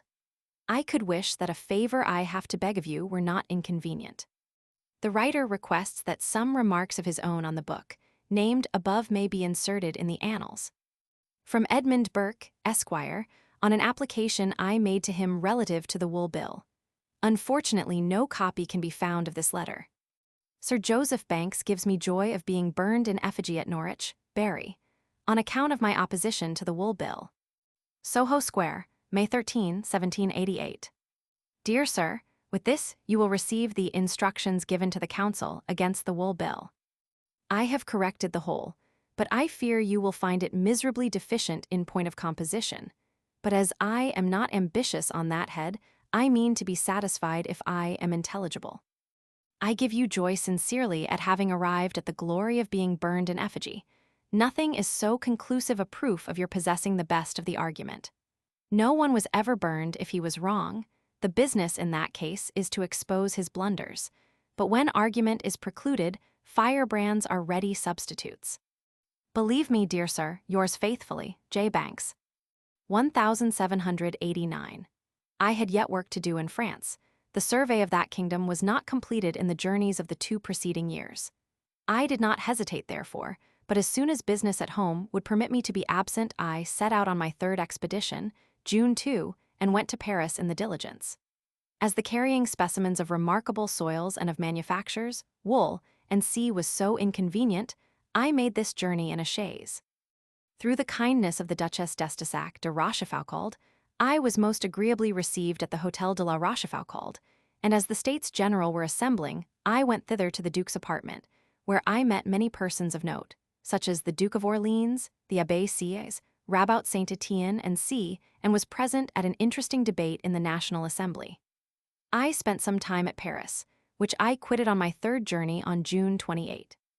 I felt much regret on taking leave of my excellent friend Monsieur Lazowski, whose anxiety for the fate of his country made me respect his character as much as I had reason to love it for the 1,000 attentions I was in the daily habit of receiving from him. My kind protectress, the Duchesse d'Estasac, had the goodness to make me promise that I would again return to her hospitable hotel when I had finished the journey. At Toulon, I sold my horse and chaise, as I had been informed that I could not thus travel with safety in Italy. I embarked at Toulon to save 1 or 2 stages, which gave me an opportunity of viewing the fine harbors of that port. On leaving Nice, I went by a Vetturino to Turin, and was fortunate in making the acquaintance of some of the gentlemen that accompanied me. At that capital I was introduced to various lovers of the plough, and received much valuable information. From this place I went to Milan, where through the kind attentions of the Abbate Amoret, a true lover of agriculture and a friend of its professors, I was introduced to a variety of persons who afforded me much intelligence, and accompanied me to the seat of the Count di Castiglione, 16 miles north of the city, with whom I passed sufficient time to give me an opportunity of remarking the country life of an Italian nobleman of high consideration. From Milan, I went to Lodi through one of the finest scenes of irrigation in the world. At the latter place, I assisted in the whole operation of making a loadsin, called Parmesan cheese in England, and thereby learnt a few circumstances in that manufacture, which I afterwards applied with success in making cheese in Suffolk.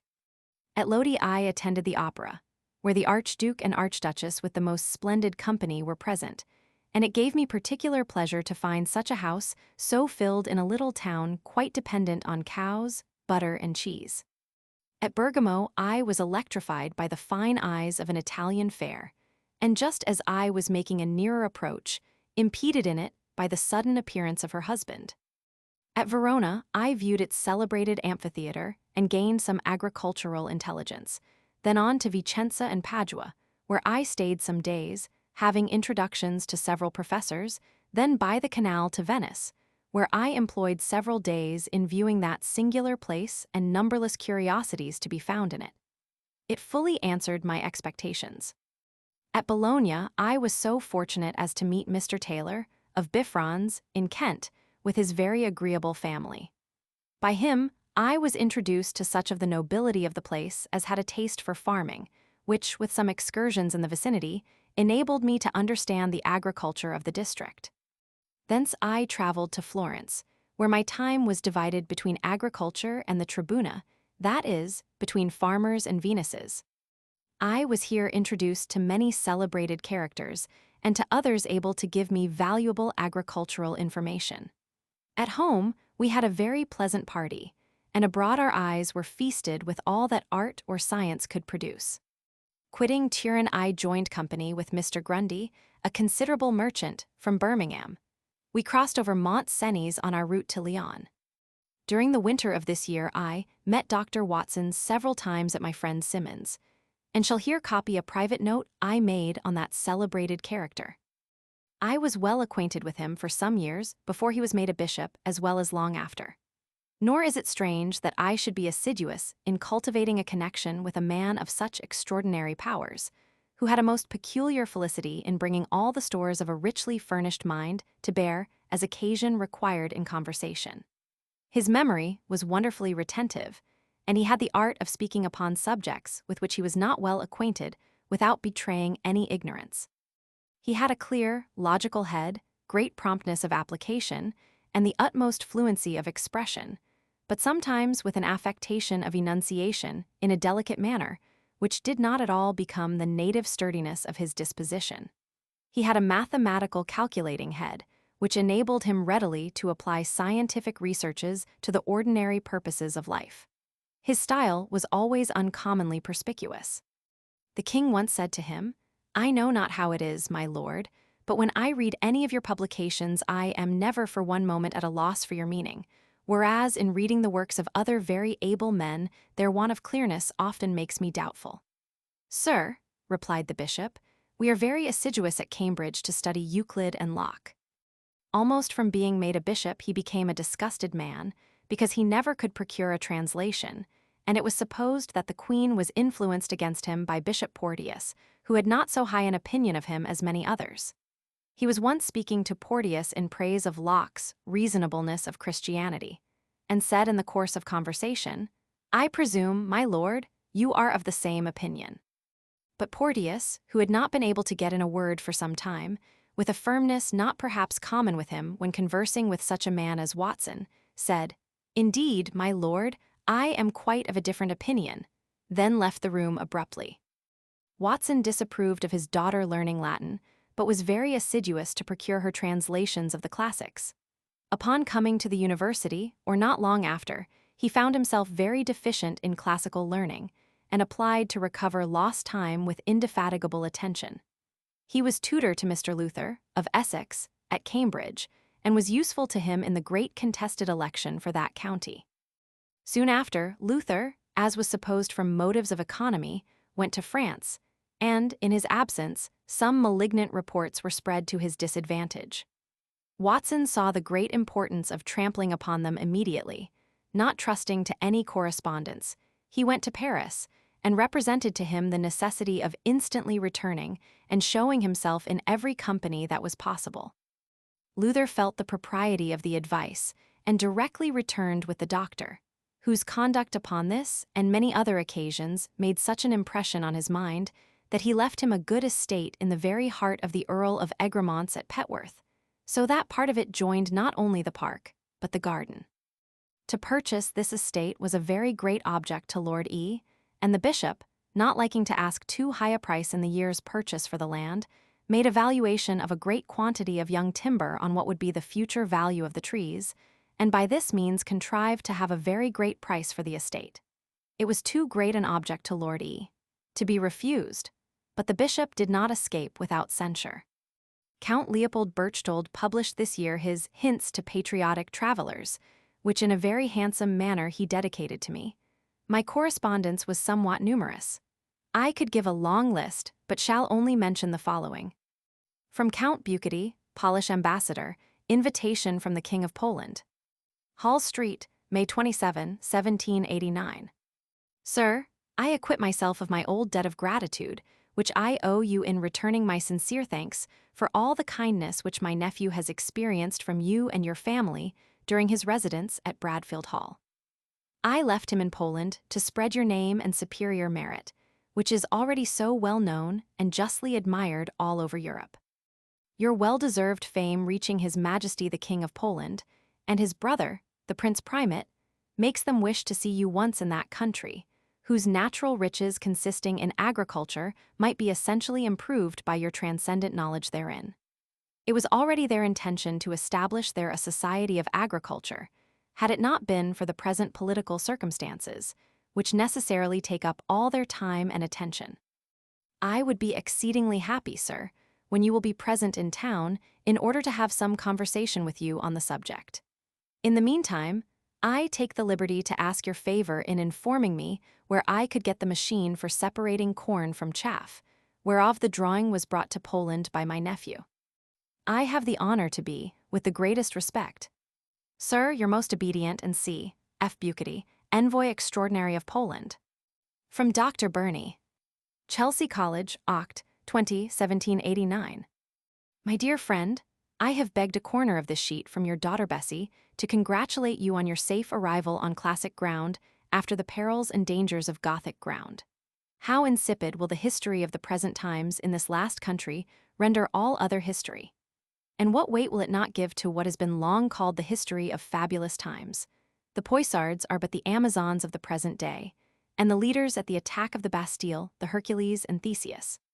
The fetching the king, queen, and royal family from Versailles, and the total demolition of the ancient government of the kingdom have no type in history or fable, ancient or modern.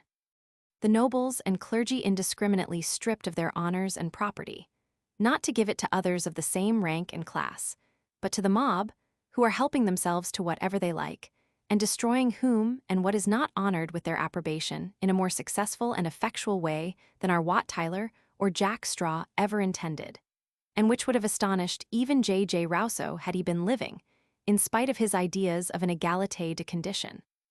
But whether a totally leveling scheme can be rendered permanent in a great empire or no, time, not experience, can show. I used to think la loi des plus forts only existed among savages, and that in society there were tall minds as well as tall bodies, but none such have as yet appeared in France. But let us talk of Italy, where I found no want of tall minds, even in these degenerate days. I am glad you seem to like the farming of the Milanese. I was particularly struck with it all through Lombardy, and think you will find even among the peasantry shrewdness, industry, and ingenuity. In all the great cities, I found philosophers, mathematicians, and scholars, as well as musicians.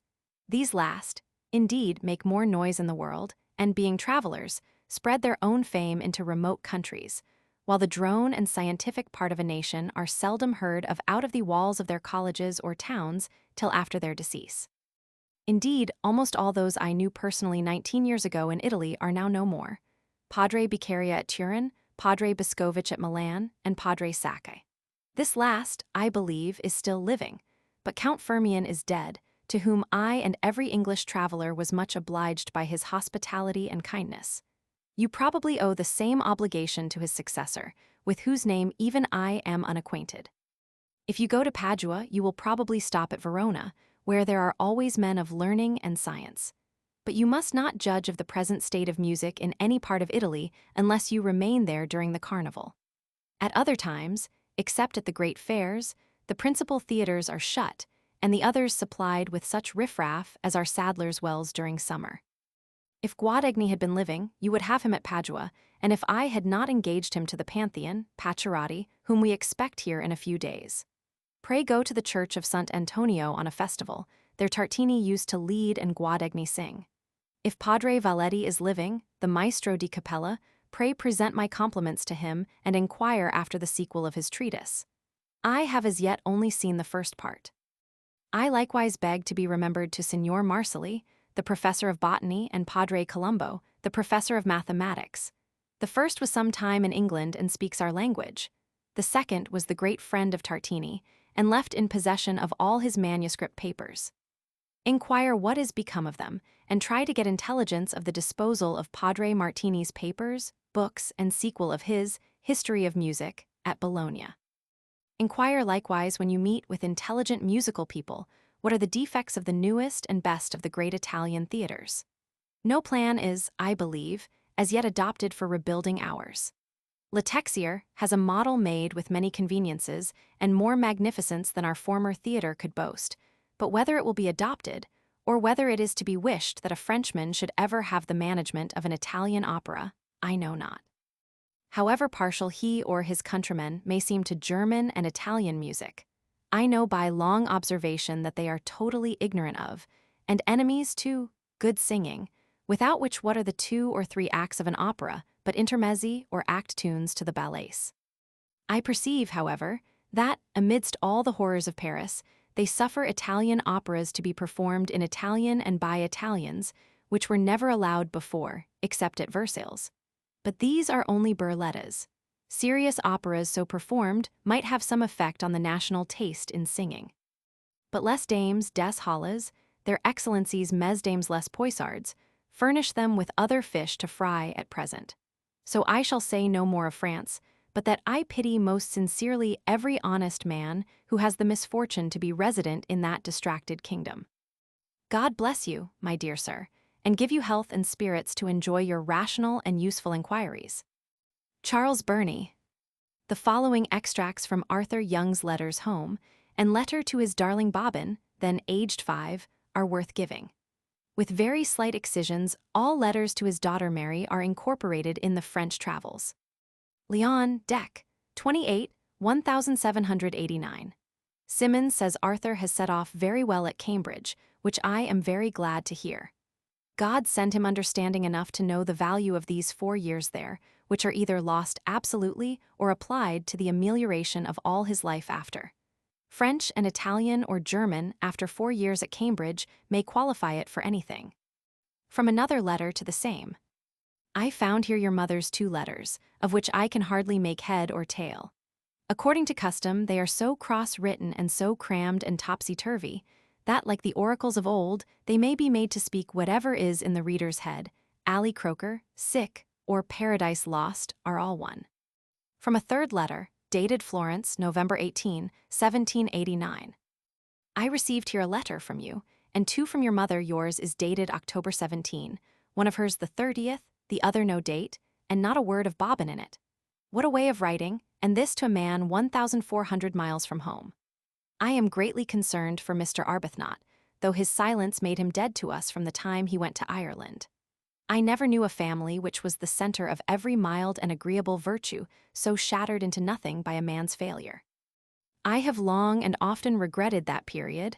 I took 100L with me, and it lasts exactly 6 months, buying books included. Good night. Thank God Bobbin is well, give her a kiss. To his youngest daughter, Martha Bobbin. Moulins, August 7, 1789. My dear Bobbin, I fully expected to have heard from Mary here, and to have known how my dear little girl does, but I was much disappointed and found no letter from England. I think it high time to inquire of you how you pass your time, what you do, how Mr. Mag, the pony, does, and the 4 kittens. I hope you have taken care of them and remembered your papa wants cats. Do the flowers grow well in your garden? Are you a better gardener than you used to be? The Mark. De Guerchy's little girls have a little house on a little hill, and on one side a little flower garden, and on the other side a little kitchen garden, which they manage themselves and keep very clean from weeds. Bobbin would like much to see it. I have passed through perils and dangers, for a part of the country is infested by 800 plunderers in arms, yet have burnt in only one district near Macon 12 chateaux. But I am now past the worst and hope to escape at last with whole bones. I have a passport, and am carried to the bourgeois guard at all the towns. Pray, my little girl, take care, and keep clear from weeds the row of grass I sowed in the round garden, on right hand about 10 yards long, but don't take up anything like grass. And if the 2 willows which I brought last year 1,000 miles from France are alive yet, give them some water. One is by the hole, and the other by Arthur's garden. I made little mounds around them. You do not know, my little Bobbin, how much I long to have a walk with you at Bradfield. It is a sad thing I have no letter here. I shall have none till Clermont. I desire a particular account of my farm to be sent here.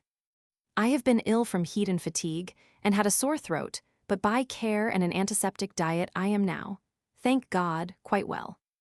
What do you think of the French at such a moment as this with a free press?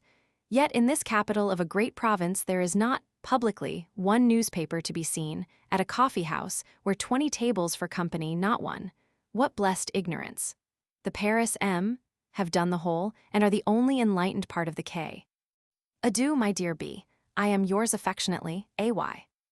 I found Madame la Comtesse de Guerchy a very pleasant, agreeable woman, and among other trifles which occurred at their house was an expedition into the kitchen to teach me to make an omelette, the operation attending which occasioned no little merriment both in the kitchen and parlor. I succeeded pretty well.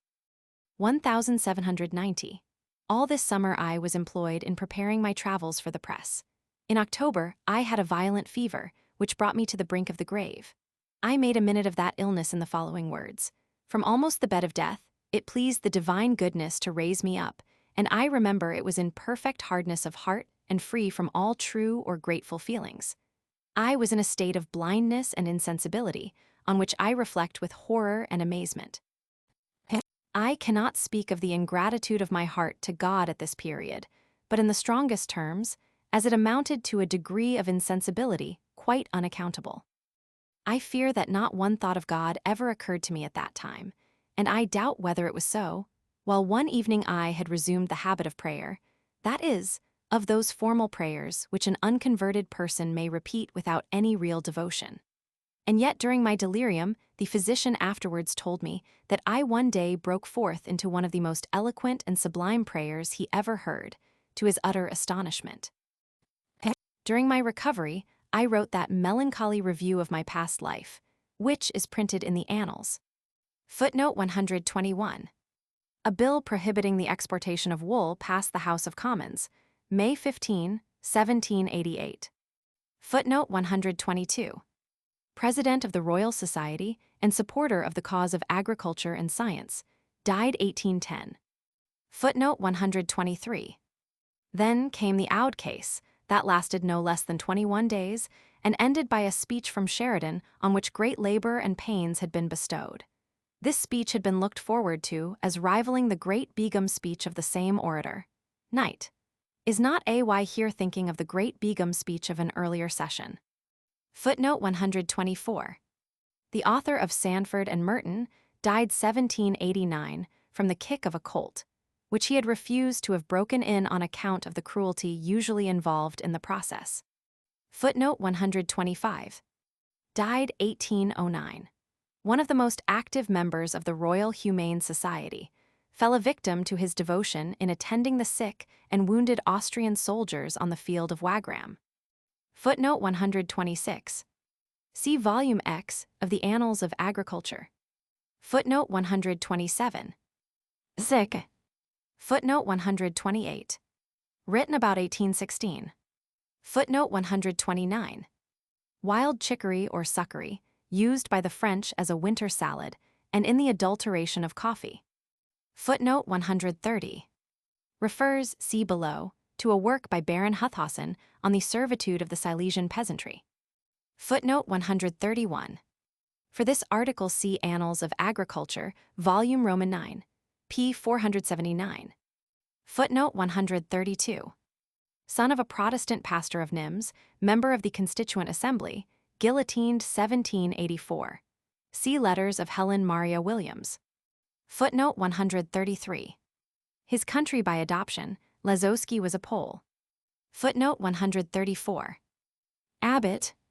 Footnote 135. January 30, 1790. To Bradfield, and here terminate, I hope, my travels. Travels in France, Bones Library. Footnote 136. This letter is interesting as written by the last representative of that unhappy country in England. We read in Knight's History of England, Volume V, that, on the reassembling of Parliament after the partition of Poland, no allusion whatever was made in the House of Commons to that event. The final partition treaty was signed in 1795 by Russia, Prussia, and Austria. Footnote 137. The passage occurs in the small memorandum book from which I have occasionally quoted particulars of yearly expenses, and c. Footnote 138. Volume Roman 15, 1791, My Own Memoirs. Chapter 9. Patriotic Proposals, 1791-92. Illness Correspondence with Washington, The King's Gift of a Ram, Anecdotes, Revising MSS. Patriotic Proposals, Death of the Earl of Orford, Agricultural Schemes, Correspondence. The year opened with a continuation of that severe illness which had confined me for some months. The following notes are from a journal I kept at that time. This year my daughter Elizabeth married the Reverend Samuel Hoole, son of the celebrated John Hoole, translator of Tasso and Ariosto. He is a very sensible, moral man of strict integrity, and always behaved to my daughter with much tenderness. This same year my correspondence opened with General Washington. Having been applied to procure some implements for his husbandry, I wrote to him offering to procure any article in that line which he might have occasion for, and accordingly afterwards sent him many, amongst others the plan of a barn, which he executed, and is represented by a plate in the Annals of Agriculture. This year His Majesty had the goodness to make me a present of a Spanish merino ram, a portrait of which I inserted in the Annals. How many millions of men are there that would smile if I were to mention the sovereign of a great empire giving a ram to a farmer as an event that merited the attention of mankind? The world is full of those who consider military glory as the proper object of the ambition of monarchs, who measure regal merit by the millions that are slaughtered, by the public robbery and plunder that are dignified by the titles of dignity and conquest, and who look down on every exertion of peace and tranquility as unbecoming those who aim at the epithet great, and unworthy the aim of men that are born the masters of the globe. My ideas are cast in a very different mold, and I believe the period is advancing with accelerated pace that shall exhibit characters in a light totally new, and shall rather brand than exalt the virtues hitherto admired. That shall place in full blaze of meridian luster actions lost on the mass of mankind. That shall pay more homage to the memory of a prince that gave a ram to a farmer than for wielding the scepter obeyed alike on the Ganges and on the Thames. I shall presume to offer but one other general observation. When we see His Majesty practicing husbandry with that warmth that marks a favorite pursuit, and taking such steps to diffuse a foreign breed of sheep well calculated to improve those of his kingdoms, when we see the royal pursuits take such a direction, we may safely conclude that the public measures which, in certain instances, have been so hostile to the agriculture of this country, have nothing in common with the opinions of our gracious sovereign. Such measures are the work of men who never felt for husbandry, who never practiced it, who never loved it. It is not such men that give rams to farmers. October 21. A letter today from General Washington, gracious. From the representative of the Majesty of America, all written with his own hand. Also one from the Marquis de Lafayette, desiring my assistance to get him a bailiff that understands English ornamental gardening. For both he gives 50 louis a year. This is a French idea to unite what never was united, and, when gained, reward it with wages little better than a common laborer. October 24. Dined yesterday at Sir Thomas Gage's to meet the Miss Ferguses and Dr. and Mrs. Onslow. This doctor was the youngest son of the late General Onslow, brother of my godfather, the Speaker, in whose family my dear mother was for many years upon the most intimate footing of private friendship. When a boy I was frequently at his house, and well remember having this Arthur, a child, on my knee. Mrs. Onslow mentioned how much she had heard Mr. Boswell talk of my works. I fancy Boswell, from some things I heard of him, and it seems confirmed by various passages in his Life of Johnson, has a sort of rage for knowing all sorts of public men, good, bad, and indifferent, all one if a man renders himself known, he likes to be acquainted with him. Mrs. Onslow reported to me the following conversation, which took place at the Prince's table. The Prince of Wales, with a large company dining with him, said, "The 3 greatest coxcombs in England are in this room. Here is my friend Hanger, the Duke of Queensberry must come in for the second." He made a pause, enough for the company to stare for the third, and added, "For the third, it is certainly myself." When Sir W. Courtenay asked Lord Bute for a peerage, he carried his pedigree with him. Lord Bute examined and pretended to be a good judge of those things. He told Mr. Symonds that nothing could be clearer or more unquestionable than his descent lineally from Louis le Gros of France, the relationship with the House of Bourbon which occasions the mourning of a day in the court of France for the death of a Courtenay. Lord Bute told him his demand of a barony was too modest, and that he should be a viscount, which he was accordingly. October 26. In preparing my travels for the press, I experienced strongly the importance of an author's having composed so much more than he means to print as to be able to strike out largely.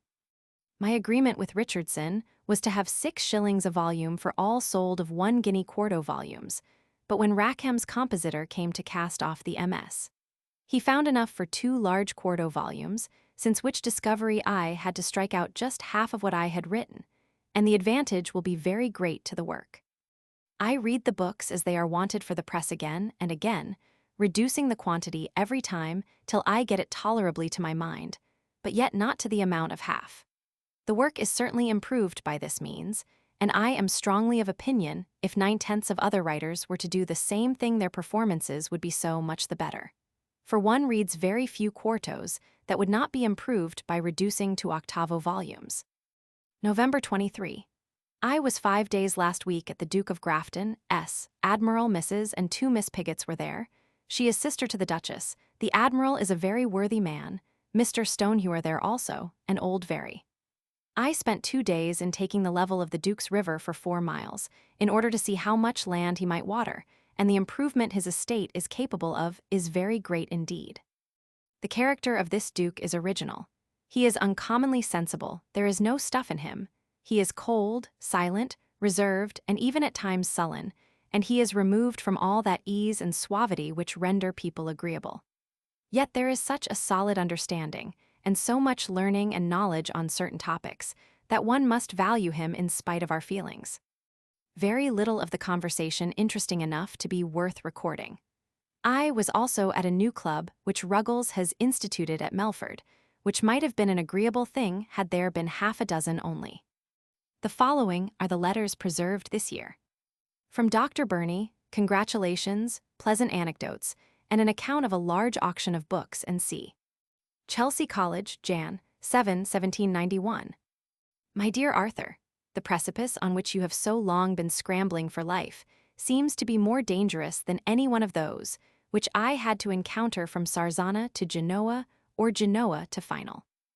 In the first of these scrambles during 3 days and 3 nights on a mule without bridle, except that of Jack Ketch or saddle, I had a torrent called the Magra roaring in my ears at a perpendicular distance of 800 or 1,000 feet, and, in the second, the Mediterranean, during a storm which no vessel could weather. In the darkest night I ever saw, with the artificial lights of our lanterns extinguished by the violence of the wind, at every 20 or 30 yards the Pedino, a man on foot to guide the mule, cried out, alla montagna, signor, which was an admonition to alight and crawl on all fours over broken roads on the ridge of a precipice. Now let me play the Pedino's part to your worship, and admonish you to be very careful how you travel in the perilous way to health which you have still to pass, after your escape from the great precipice, for which escape, as an Italian would say, io mi ne congratulo non meno con mi medesimo ci con voi. But besides congratulating you on your amendment, I have for some time wished to tell you that in the Peytoni catalogue of Italian books now selling by auction at Robson's Room, there are many on natural history and agriculture. Now, as you have dipped into Italian literature and farming, it struck me on seeing the catalogue that there may be several works that you would wish to purchase, particularly as the Italian books of science have hitherto sold at this auction for almost nothing. I purchased nearly 50 volumes of poetry and miscellanies, and my bill did not amount to £5. The books are in exceeding good condition, and most of them such as have never appeared before in the Osborne, Payne, or Robson catalogues. I am inclined to think that this sale will enrich future catalogues in our country for many years to come. Indeed, I was so tired of eternally meeting with the same book over and over again that I had no longer patience to read them. If you see any you wish, I will get them purchased, but as neither your bibliomania nor mine has ever raged to such a degree as to wish to buy in at any price, it will be necessary to say that we mean not to vie with those who, being more curious in books than authors, procure them at any price to look at and not to read. A rich acquaintance of mine, and a customer of old Tom Paine, has often bought books in languages of which he knew not a single word, merely because they were beautifully bound or very scarce. From another letter. I have not time nor space to lengthen my letter, or I should tell you of a long conversation I had last Sunday at Lady Lucan's blue-stocking conversazione with Lord Macartney about you. He has just come from Ireland and wanted to know whether you were recovered, whether you come to London this winter, as he wished to communicate some memorandums he made in perusing your Irish tour while he was in Ireland. He is a charming man, to my mind. Poor Fanny has been very ill indeed, and we have been in expectation of her coming to nurse. But she will risk the dying at Her Majesty's feet to show her zeal before she can be spared, I suppose. I have had the great Haydn here, and think him as good a creature as great musician. As to operas, the Pantheon advertises to open as a theatre. It is the most elegant in Europe, Pacchiarati says, but it has great enemies. The Haymarket folks have not yet obtained a license, at which they affect surprise, though they were told so before their building was a foot high. Old Mingatti is come over with her scholar Madame Lobo, the intended first woman of the Haymarket. It will be a busy and memorable season in the history of Tweedledum and Tweedledee quarrels. Adieu, believe me, yours very affectionately, Charles Burney. Chelsea College, Sept. 21, 1791. My dear friend, I am quite ashamed of not answering your kind and hearty letter of invitation sooner. But a listless and irresolute disposition has made my mind for some time past as flimsy as a dishclout, and I must confess that I have invariably left undone those things which I ought to have done. For there was no health in me, indeed, not enough to enable me to do many things which I ought not to have done. Original sin and depravity just enabled me to read when I should have written, and to lie in bed when I should have got up, and see I wished to commit other guess crimes than those, to have rambled over a great part of the kingdom and revelled with distant friends. But prudence, in the shape of rheumatism, and in many other hideous shapes, prevented me. Yet, in spite of all these admonitions, I had a month's mind to accept of your hospitable offer. But we have guests at our apartments now, my 2 aged sisters, and when they depart, Winter will begin to show his sour face and chain me to my chimney corner till after Christmas, when I shall be unfettered, merely to be dragged into the hurry and din of London, which are every year more and more insupportable. I have long ceased to like the country, except in long days and fine weather, and in winter prefer London with all its horrors and fatigues to rural amusements. Indeed, autumn with all its golden glow and variegated charms for landscape painters is to me a constant memento mori, with its withered leaves tumbling about my ears. And all my most severe attacks of rheumatism have been during the equinoctial winds and rains. So that I am afraid of trusting myself far from home at this season of the year, as one can be sick and cross nowhere so comfortably as at home. Having scribbled my apology, I must now hasten to congratulate you and Mrs. Young on the marriage of our dear and worthy girl Bessie. The match, indeed, is not splendid for either in point of circumstances, but they are quite as likely to scramble happily through life, with good hearts and wishes limited to their means, as the richest peers and peeresses in the land, who generally outlive their income, be it what it will, and have mortifications incident to pride and disappointed ambition, which little folk know nothing about. They, I mean our young couple, have my hearty benediction and good wishes. A man without family attachments is an awkward and insulated being, but a woman without a mate is still more insignificant and helpless. And, having become adventurers in the matrimonial lottery, I sincerely hope they will gain a prize in the fortuitous distribution of such happiness as reasonable mortals have a right to expect. I dare not venture on French politics. What a marvelous period in the history of that nation! I think the clergy and many worthy people of the lower class of nobility have been cruelly used, and that the mob is at present too powerful and insolent. Too much has been promised them, and nothing short of an agrarian law will satisfy them. The word tax, taille, impost are carefully avoided in the national chart. But they must be levied under some denomination or other, and, I fancy, contribution will be as detestable a term in France, ere long, as free gift was in England during the last century. I wish the worthy people of France may enjoy the rational liberty which seems now in their power, but I question whether the inhabitants of that kingdom in general will deserve the ample liberty which is offered them, or know how to use it. I think them so fickle and frivolous that I should not be surprised if in a few years they were as tired of their new government as the English at the death of Oliver Cromwell. In the meantime, what has happened in America and France will shake every sovereignty upon earth. The French guards laying down their arms when ordered to fire on the mob will make mobs formidable things in every country, for whenever a similar defection happens, a revolution must be the consequence. I am sorry not to be able to give your friend, Mr. Capel Loft, an account of any lyre in modern times having been in use that has been constructed, strung, and tuned on the principles of the Antients. Innumerable volumes have been written on their division of the scale and genera. Kircher, indeed, calls a vielle a hurdy-gurdy lyra mendicorum, and a viol de gamba, with additional strings and new tuning, was in the last century called a lyra viol. Mace, Playford, Simpson, I Believe, and others describe this instrument. But though many modern instruments have had the honor of being called lyres, yet none of them resemble the antient in their form or in the manner of playing them. The mandolin is the only modern instrument played with anything like a plectrum.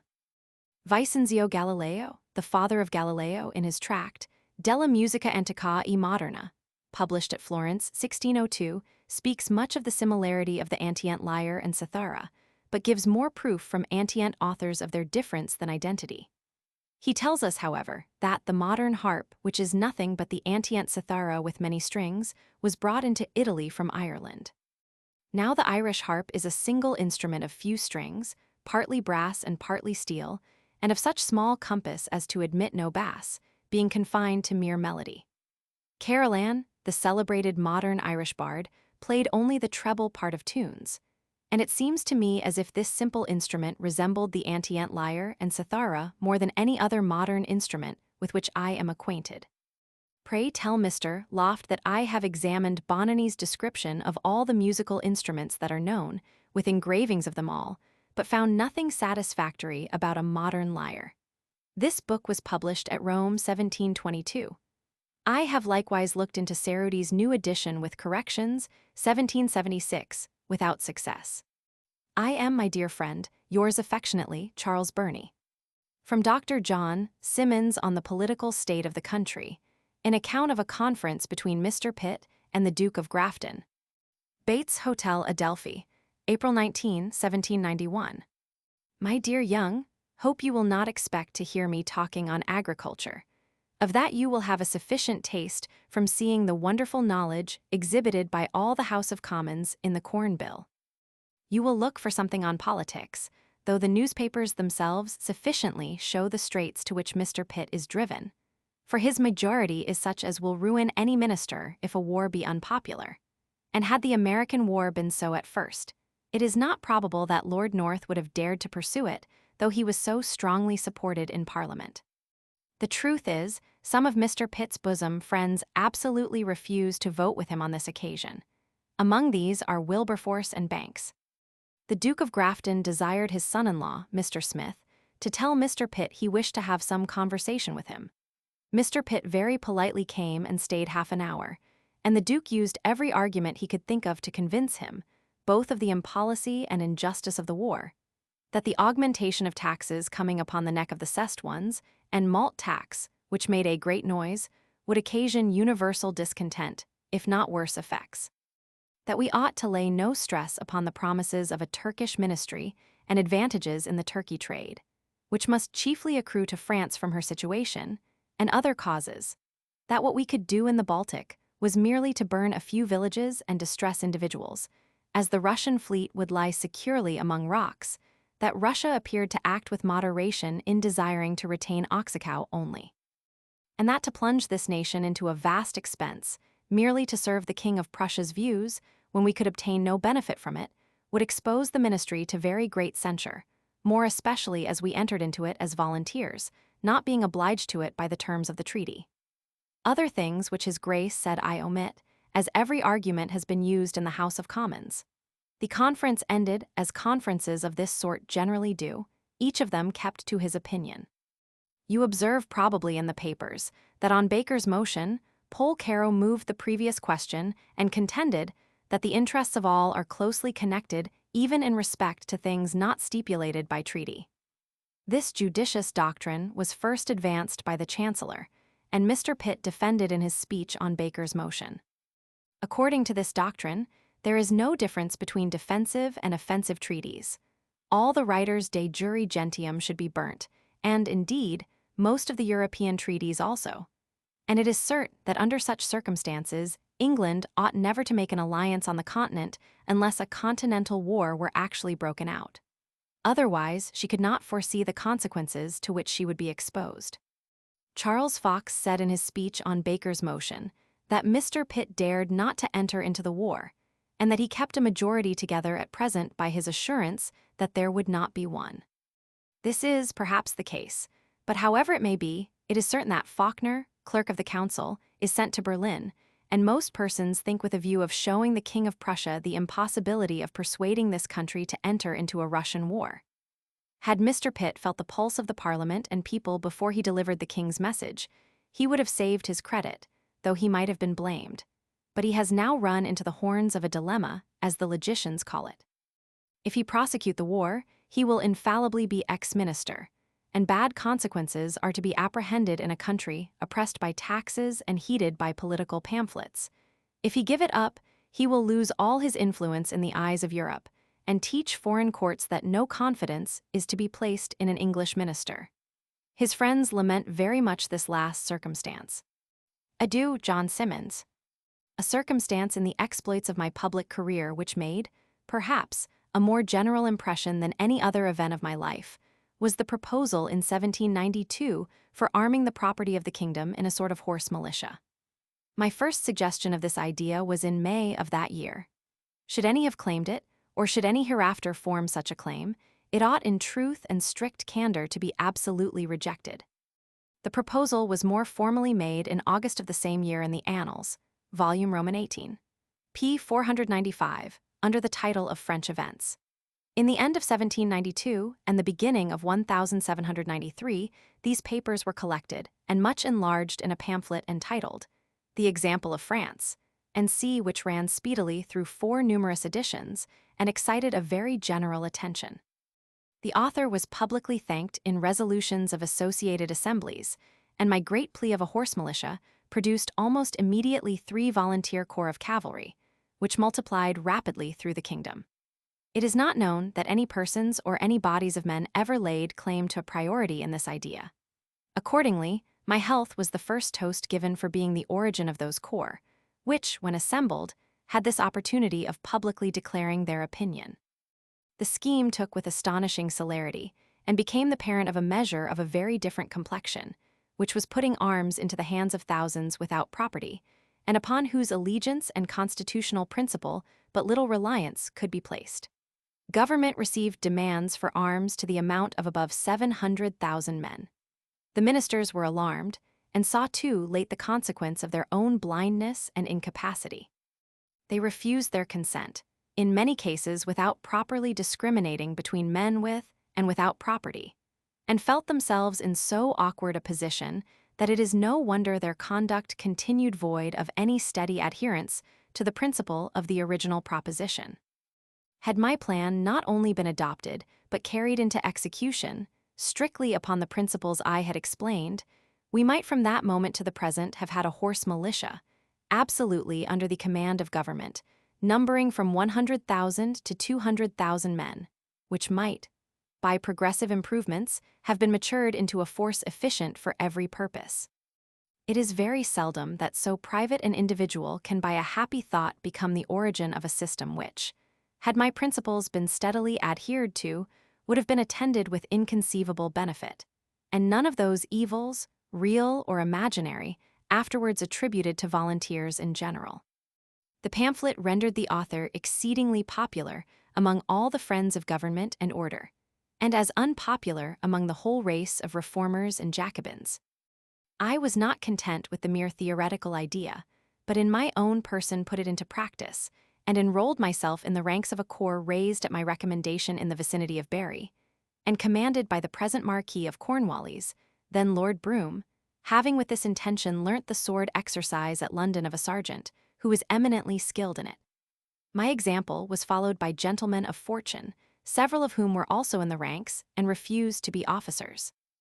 This was a part of the plan of particular importance, for had gentlemen accepted only the situation of officers, the spirit of entering the corps among yeomen, farmers, and sea would have been much cooler. But when they saw their landlords and men of high consideration in the neighborhood in the same situation, their vanity was flattered, and they enrolled themselves with great readiness, and the great object of property of such importance in case of revolutionary disturbance was thus secured. Some years afterwards, being at the Duke of Bedford, at Woburn, I sat at dinner by a gentleman of great property, captain of a troop of yeomanry, who told me that whenever his troop met, he always drank my health after the king's, for being the undisputed origin of all the yeomanry corps in the kingdom, possibly arising from extracts from my writings on the subject having been much circulated in the newspapers. This year, my valuable and very sincere friend, the Earl of Orford, died. The public papers that have announced the death of this noble lord have recorded the ancestry from which he was descended, the heirs of his honors, and the inheritors of his wealth, and have dwelt upon the titles that are extinct or devolved, together with all the posts and employments that are vacant. To me be the melancholy duty of noting what is of much more moment than the descent of a peerage or the transfer of an estate, the loss of an animated improver, of one who gave importance to cultivation by a thorough knowledge of political economy, and bent all his endeavors towards making mankind happy by seconding the pursuits of the farmer and the inquiries of the experimentalist. I leave the lieutenancy of a county, the rangership of a park, and the honors of the bedchamber to those in whose eyes such baubles are respectable. I would rather dwell on the merit of the first importer of Southdown sheep into Norfolk, on the merit of sending to the most distant regions for breeds of animals, represented as useful, not indeed always with success, but never without liberality in the motive, on the patron and friend of the common farmer, not the lord of a little circle of tenants, but the general and diffusive encourager of every species of agricultural improvement. Nor did he associate with the useful men because he was not qualified for the company of higher classes, for his mind was fraught with a great extent of knowledge. It was decorated by no trivial stores of classical learning, which exercised and set off the powers of a brilliant imagination, and thus qualified, alike for a court or an academy of science, he felt no degradation in attending to the plough. By the death of this noble personage, the annals have lost a valuable correspondent and their editor a warm friend. Notwithstanding the immense list of peers, 7 or 8 only have become correspondents in this work. The insects of a drawing-room, the patrons of Faro, the luminaries of Newmarket, are spared, while the hand of death deprives the farmer of a friend, Norfolk of a protector, and England of a real patriot. Lord Loughborough was the judge at the summer assizes this year at Bury, and I being on the grand jury, he sent a note to inform me that he was alone at his lodgings, and desired me to come and chat with him.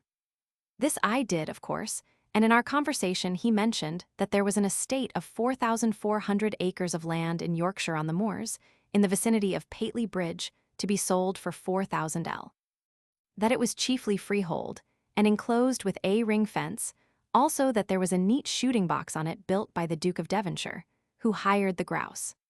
I assured his lordship that he must be mistaken, for it was impossible that such a tract of land under several circumstances, which he named, could be on sale for half an hour without being purchased. He answered that nobody would buy it, as the land was all moor or peat, and covered with ling, but that some neighboring farmers gave, he believed, 100 L. per annum for the whole as a walk for mountain sheep. I told him that it seemed so extraordinary to me that I would go immediately to view it. He said the proper persons to apply to view it were Sir Cecil Ray, Dr. Kilvington, and another gentleman. I accordingly went immediately to Yorkshire, and, taking up my quarters at Pateley Bridge, enquired till I found a person who knew the whole estate perfectly well, and engaged him early the next morning in order to make the tour of the whole property. It appeared to me to be wonderfully improvable, and that very considerable tracts to the amount of some 100 acres were palpably capable of irrigation and improvement, evidently applicable from the case of a small watercourse for conducting the water to an old smelting mill, but long neglected. This course had overflowed and converted the ling, over about 15 acres, to grass. I asked my conductor what this grass would let for with a small cottage and stable for cows. He said, certainly 15 shillings an acre. It was sufficiently evident that improvements might be wrought at a very small expense, and that building was remarkably cheap, from every material except timber being found on the spot and lime at a small distance. There was a small farm in cultivation to produce oats, and the appearance not unfavorable. As I knew that a land surveyor well acquainted with all this country resided at Leeds, I determined to go thither to bring him over to view, and give his opinion as to the value of the property. This I did, brought him over in a post-chaise, and rode with him over the principal part of the estate. His opinion confirmed my own, nor must I forget to mention that this estate was to be purchased without money, as it was offered on its own security in mortgage. In the enclosure of this immense waste, called forest, there were 2 allotments purchased by the proprietors, one of 1,638 acres and another of 1,113, in all 2,751 acres, which were a copyhold tenure, at a small fine cert. In addition to which they hired, at the same time, on a long lease, 1,614 acres more, being an allotment to the king, at a rent of 50 L. In money and 50 L, to be laid out on improvements. The whole, situated halfway between Knaresborough and Skipton, I found walled in, 3 farmhouses built with barns and offices of various sorts, and lands annexed and partly subdivided to the amount of about 400 acres, the remaining 4,000 in one vast waste. These farms produced the rent of 44 L, 5s. The game was let at 30 L. With the use of a handsome shooting box, sufficient for the residence of a small family, peat dug from the bogs produced from 6 L to 8 L a year, and the great waste was let at 100 L a year, which, for 4,000 acres, is at the rate of 6 pence per acre. The annual rental was therefore about 181 L per annum. From these circumstances, it appeared clear to me that the purchase could not well be an unfavorable speculation. 2,750 acres, throwing the leasehold entirely out of the question, for 4,400 L, is exactly 32 L. An acre fee simple for land that paid a mere trifle in poor rates and land tax, and tithe-free. It did not seem therefore to be necessary that the produce should amount to 3 shillings, for if the rent was reckoned only at 1 shilling, it was but 32 years' purchase. I determined, therefore, to make it, and concluded the transaction as soon as possible.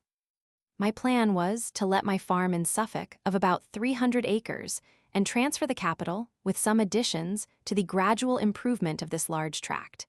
And in doing this, I should have begun with one farm on the southern extremity, near the turnpike road, of 300 or 400 acres, let separately for 20 L a year, but all a waste, and, in addition to this, have run a watering canal from one of the streams, till from 100 to 200 acres were below the level, walling such tract in. Thus prepared, I found myself at last in a situation to realize the speculations I had so long been busy in, when a new scene of a very different kind opened upon me, but of that hereafter. The following are the letters of this year reserved. From J. Simmons, Esquire, an account of the Duke of Grafton's illness. Euston, Jan. 30, 1792. So you tell me that I know not how to stay at home, but this is a visit of pure friendship, for the Duke likes very well to chat with me, though he is so nervous as hardly to bear with strangers. Yesterday Lord Clermont, who is very intimate with him, came hither, but he was too much for the Duke, and had he not gone away this morning, the Duchess would have hinted it gently to him. What would you do with such nerves? Last night, instead of reading a sermon or charge, I read to the whole company, by the Duke's desire, your essays on the place of corn and capital employed in the French husbandry, with which he had been so pleased. Lord Clermont, who has lived much in France, and though a man of pleasure, had inquired much into the state of that country, was not more delighted than surprised with them. Well then, said the Duke, as you like them so much and intend to buy the book, recommend it as much as possible to your friends in the great world. This he engaged to do. His lordship gave a pressing invitation for you and I to pass 2 or 3 days with him. He fixed upon the month of May, which will suit me, and, I hope, you. As an inducement, I was to tell you that he has marled 450 acres, with 120 loads an acre.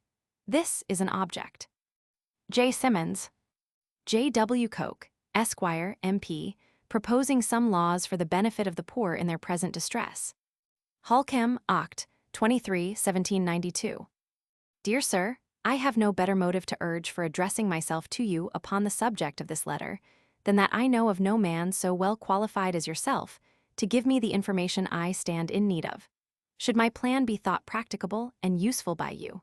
Otherwise I should take shame to myself to intrude for a moment on your time, which I esteem so precious, as it is always most usefully employed in the most laudable pursuits. Having turned my thoughts much of late to the most probable causes of the discontent among the lower classes of people in this country, I find that the high price of provisions, especially of bread, has been invariably the motive assigned by them whenever they have assembled in a tumultuous manner. And this is not surprising, as the existence of a poor man's family must depend upon that last-mentioned necessary article, most truly his staff of life. It is surely, then, the interest, as well as the duty, of the landed proprietors to endeavor by every means that can be devised that the poor may never suffer in this respect. Now, it has occurred to me that perhaps a bill might be framed to fix an assize on flour according to the average price of wheat.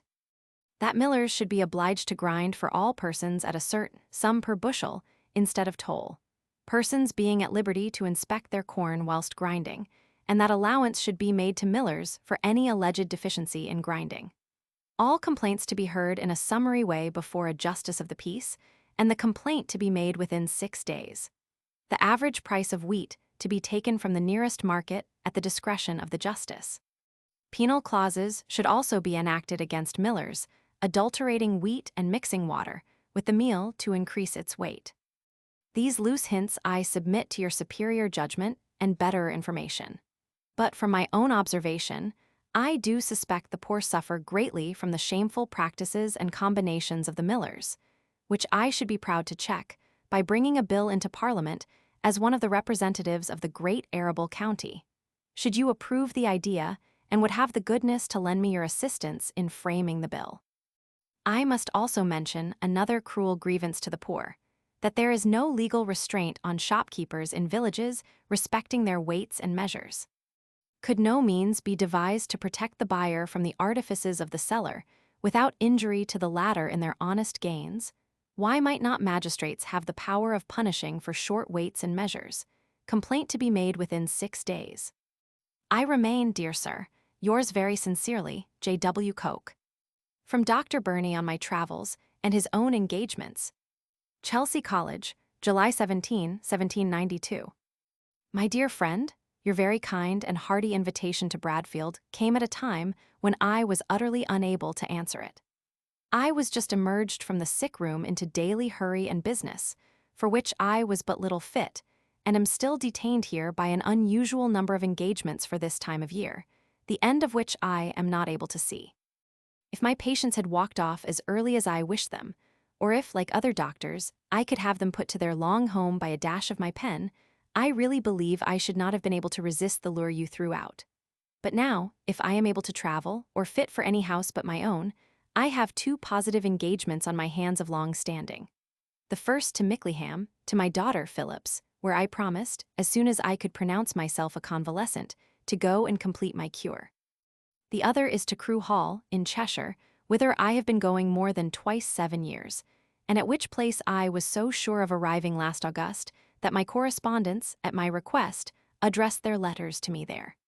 This year, the claims upon me and Fanny have been so powerfully renewed by Mrs. Crewe that nothing but increased indisposition can resist them.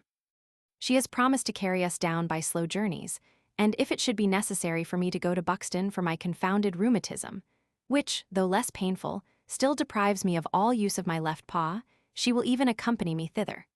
My poor wife is also in sad health, and we are neither of us fit for anything but to con ailments with those who are as old and infirm as ourselves. But we send you a splinter from us before we were quite broke up and unfit for service. It is not sufficient to improve your fire of a wet day, but may perhaps be of some little use in the way of kindling. I thank you heartily for your very interesting book of travels. It is in public perusal of an evening and has fastened on us. The parts of France which you have traversed were to me almost unknown. I never saw the Loire or the Garonne. No one can accuse you of drowsiness, like old Homer and such folks. You are always awake, and keep your readers so. We are now in the midst of that most astonishing of all events, the French Revolution, and like your narrative extremely. Though an enemy to the old tyranny, you neither reason about the rights of man like Wat Tyler or even Tom Paine. You saw coming on all the evils which anarchy has occasioned. You have long seen the futility of theory without practice among French agriculturists, and the political philosophers who think themselves wiser than the experiences of all antiquity, and not content with anything already done, must needs set about inventing an entire new government, and you see what a fine mess they have made of it. Yours ever, Charles Burney. From Miss Burney, afterwards MD.Me. D'Arblay, writing on some traits of my character, and c. Chelsea College, July 17, 1792. Nay, if you talk of your difficulties in fabricating an epistle to me, please to consider how much greater are mine in attempting to answer it. You, a country farmer, the acknowledged head of the only art worth cultivating, as you tell us, the contemner of every other pursuit, the scorner of all old customs, the defier of all musty authorities, the derider of all fogrum superiors, in one word a Jacobin. You afraid? And of whom? A Chelsea pensioner. One who, maimed in the royal service, ignobly forbears, spurning royal reparation. One who, though flying a court, degenerately refrains from hating or even reviling kings, queens, and princesses. One who presumes to wish as well to manufactures for her outside, as to agriculture for her inside. One who has the ignorance to reverence commerce, and who cannot think of a single objection to the wool bill. One, in short, and to say all that is abominable at once.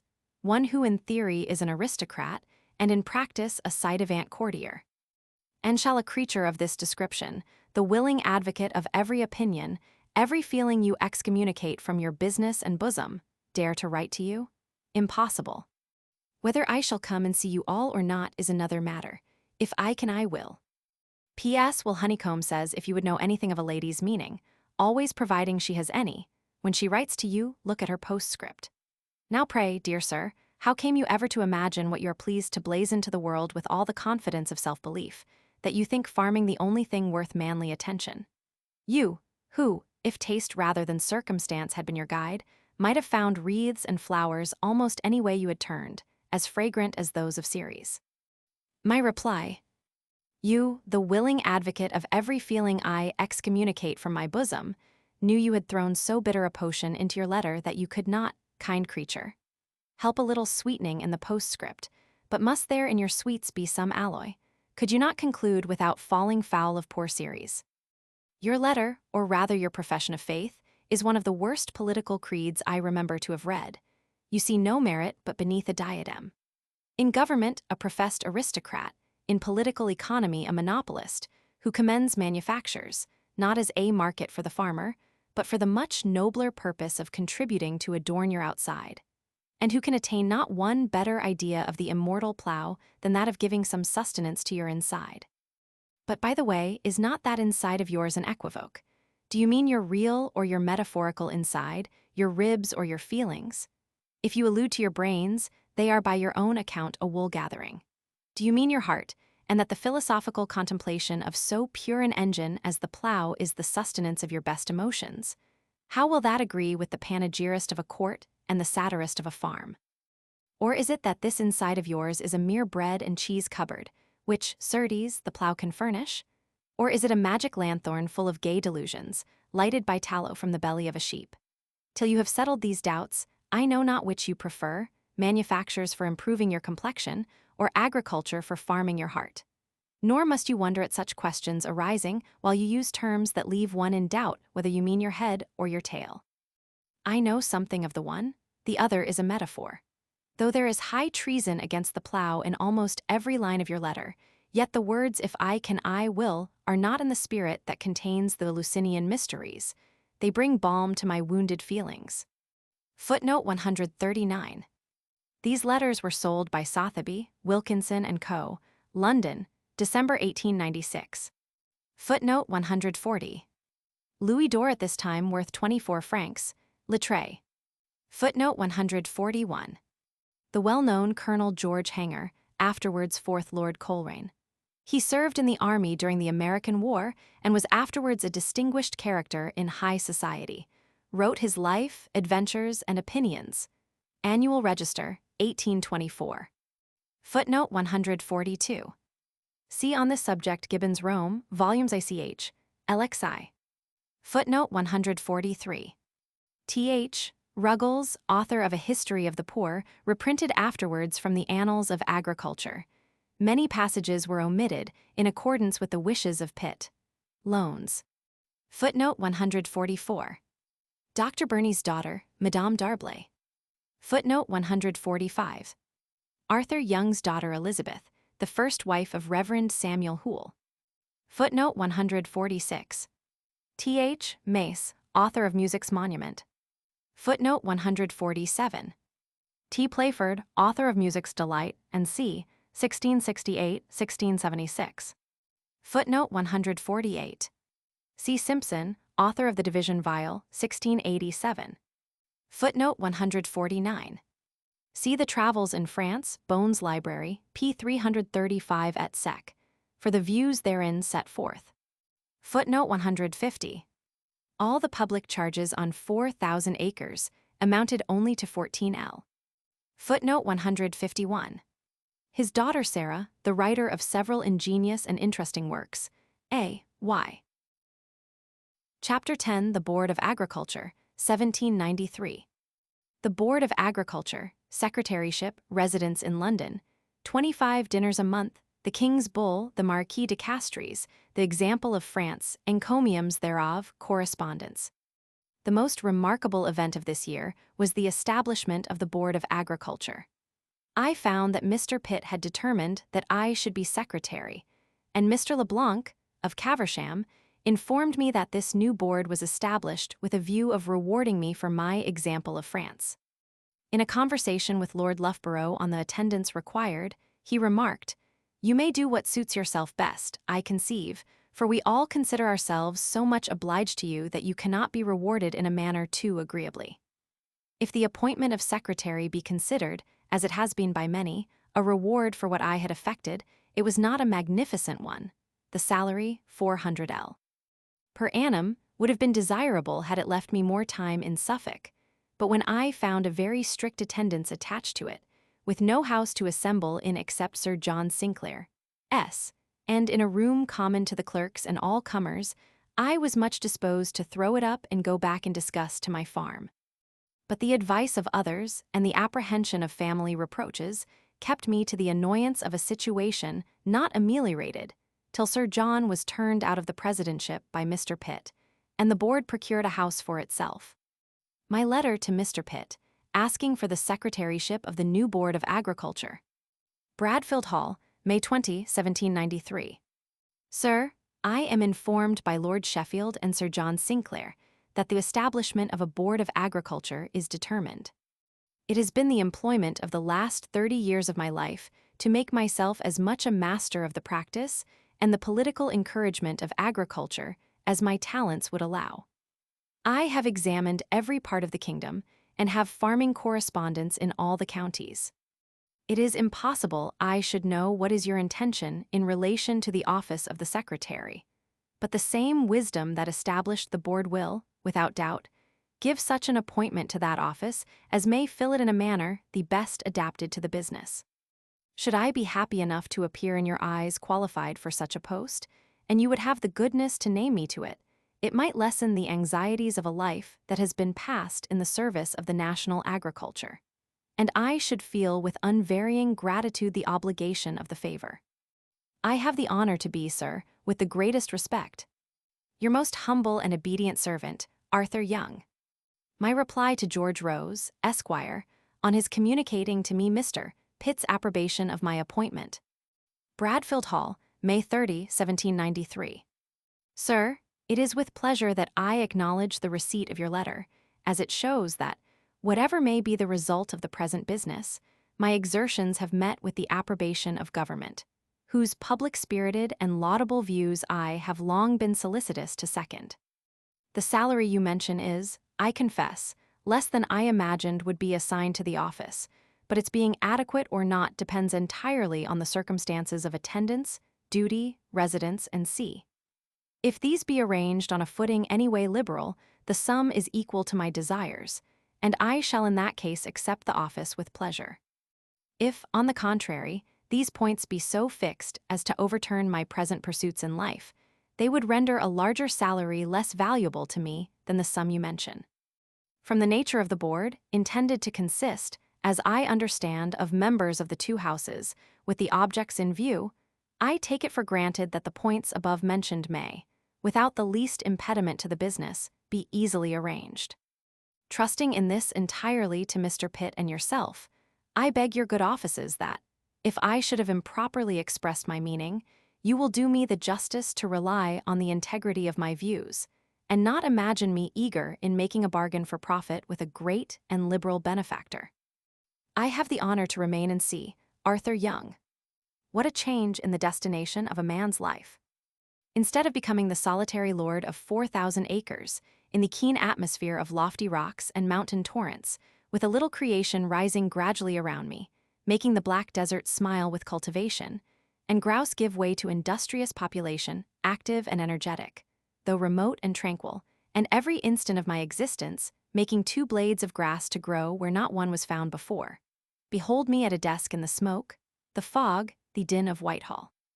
Society has charms, true, and so has solitude to a mind employed. But the die is cast, and my steps may still be said metaphorically to be in the furrow. My pleasures are of another sort. I see daily a noble activity of zeal in the service of the national husbandry in the President, of that happy effort of royal patriotism, commendable and exemplary. And I see in so many great and distinguished characters such a disinterested attention to the public good, and such liberality of spirit in promoting it, that the view is cheering, whether in a capital or a desert. The 2 situations were incompatible with each other. I therefore advertised the estate for sale, and nothing proves to me how very ill understood waste lands are in this kingdom than the advertisement being repeated near a 12-month before I could sell it with much less profit than I had reason to expect. So large a contiguous tract, in many respects so eligible for improvement, I thought would have been a favorite object with numbers. As to the ignorance of those who viewed and rejected it, I can only pity them. The attention I received from individuals was, however, very flattering, for I find, by an old memorandum book, that I dined out from 25 to 30 days in the month, and had, in that time, 40 invitations from people of the highest rank and consequence. Here I copy a memorandum made at the time. August 21, I feel an advancement of a certain kind since the publication of my travels, well calculated to add agreeably to a new sphere in life by means of this new board. But how it will turn out is not easy to conjecture, and my example of France, a warning to Great Britain, is applauded in a manner of which I had not the slightest conception. The ministry commend it most highly, and express themselves in a way truly gratifying to my feelings. The last time I was in town, the Chancellor dwelt on the idea of how much they were all obliged to me, and treated me as a man that must be gratified when I was explaining my wish to reside but little in London. And Rose's report from Mr. Pitt was equal. His own expression was that I had beat all rivalship and produced the most useful work printed on the occasion, and see. Thus I come with all the advantages I could wish, and I could see in every eye and hear from every tongue of numbers to whom Sir John Banks introduced me on the terrace at Windsor, that I was considered as one to whom the nation was obliged. The king spoke to me, but not so graciously as some years before, and this brought to my mind a visit which Mr. Magendie and his brother, the Canon of Windsor, paid me at Bradfield, when the latter asked me in a very significant manner whether I had not said something against the king's bull, as it was commonly reported that I had fallen foul of His Majesty's dairy. So I suppose the man who showed me the cattle reported to the king every word I had said of them, and possibly with additions. Who is it that says one should be careful in a court not to offend even a dog? However, Sir J. Sinclair reported to me some days afterwards that His Majesty had expressed to him great satisfaction at my appointment to the secretaryship of the board. About this time I met Sir John Macpherson, from Bengal, but now from Italy. He came by the Rhine, had a conversation with the King of Prussia on my travels, which His Majesty was reading, and commended greatly. He saw also the Marshal de Castries, who was likewise reading them, and praised me in the highest terms. Sir John Macpherson told him that he had found my accounts of Lombardy so uncommonly just and accurate that he intended seeing the author as soon as he arrived in England. "Tell him then," said the Marshal, "that I did not know France till I read his admirable work, which astonishes me for its truth and extent and justness of observation." And the next day he wrote to him pointing out an error of mine in the passage relating to his opening the French West Indies to foreign navigation. No man can speak in higher terms of a book than Sir John does of this. He says it is the best that ever was published. It is something whimsical that the ladies should tell me it is as entertaining as a romance, and that statesman should praise it for its information. Faith, I had need be flattered to be kept in good humor, losing my time doing nothing in London in August. September 9. Dined at Pinhering's, the American ambassador. He is a gentlemanlike man. But for his company, though this was a great entertainment, there was such a motley group as would be difficult to find. They were so indelicate as to call for a war with England. I preserved the following among letters of this year. From the Countess of Bristol. January 4, 1793. Dear Sir, in spite of a bad cold, which makes me very heavy and ill qualified to write to unharmed disparate, I must say a word or two in answer to your letter, and also assure you that the one you enclosed for Lord Bristol was forwarded by the same post to his agent in town. Do I recollect reading your travels? Yes, certainly, and the great pleasure and instruction I received from them. But the approbation, I assure you, came from a better quarter, or I should not have presumed on its being worth your acceptance. However that may be, I am much pleased with the effect, and fairly confess that I did wish to set your pen a-going, because you had experience and facts to write upon, and that I knew your warm coloring would suit the picture. In short, I saw you were a convert. I wished you to make others, and if I have been the least instrumental by awakening the spark in you, I shall feel that I am not wholly useless to the community where Providence has placed me. I think everybody with talents is called upon, particularly at this time, to use them for the good of their once happy country, and I know of no one better qualified than yourself to employ your eloquence usefully. The pamphlet you mention, of an earnest address to farmers, was brought to me amongst others, and I immediately said it was yours, but pray rescue it from its mangled state and print it again as it was written. I flatter myself that you intend to send me the example of France, a warning to Britain, for which, I assure you, I am very impatient. I write from Lord Abercorn, S., and wish I could hear anything, but upon every subject there is at this moment an awful pause. It is hoped that the Alien Bill may be passed tomorrow. It is so much wanted, and that the wretched state of the French armies and their dissensions at home may make it unnecessary for us to declare war. 3 Prussian officers of rank have been arrested for treasonable correspondence with Dumouriez, which, they say, is to explain the Duke of Brunswick's retreat. And now it is supposed that Custine's army cannot escape him. I saw 2 gentlemen who were in Paris a fortnight ago, and who told me that the treasury would hold out very little longer, that bread was scarce, commerce destroyed, and the people either in fury or despair, the whole town affording a melancholy scene of poverty, distrust, and disorder. Houses shut up, public buildings destroyed, churches turned into warehouses, and sea. For want of better materials, I send you a print which I think is not a bad one, considering the double part Mr. Fox has acted. I thank you for inquiring after my daughters.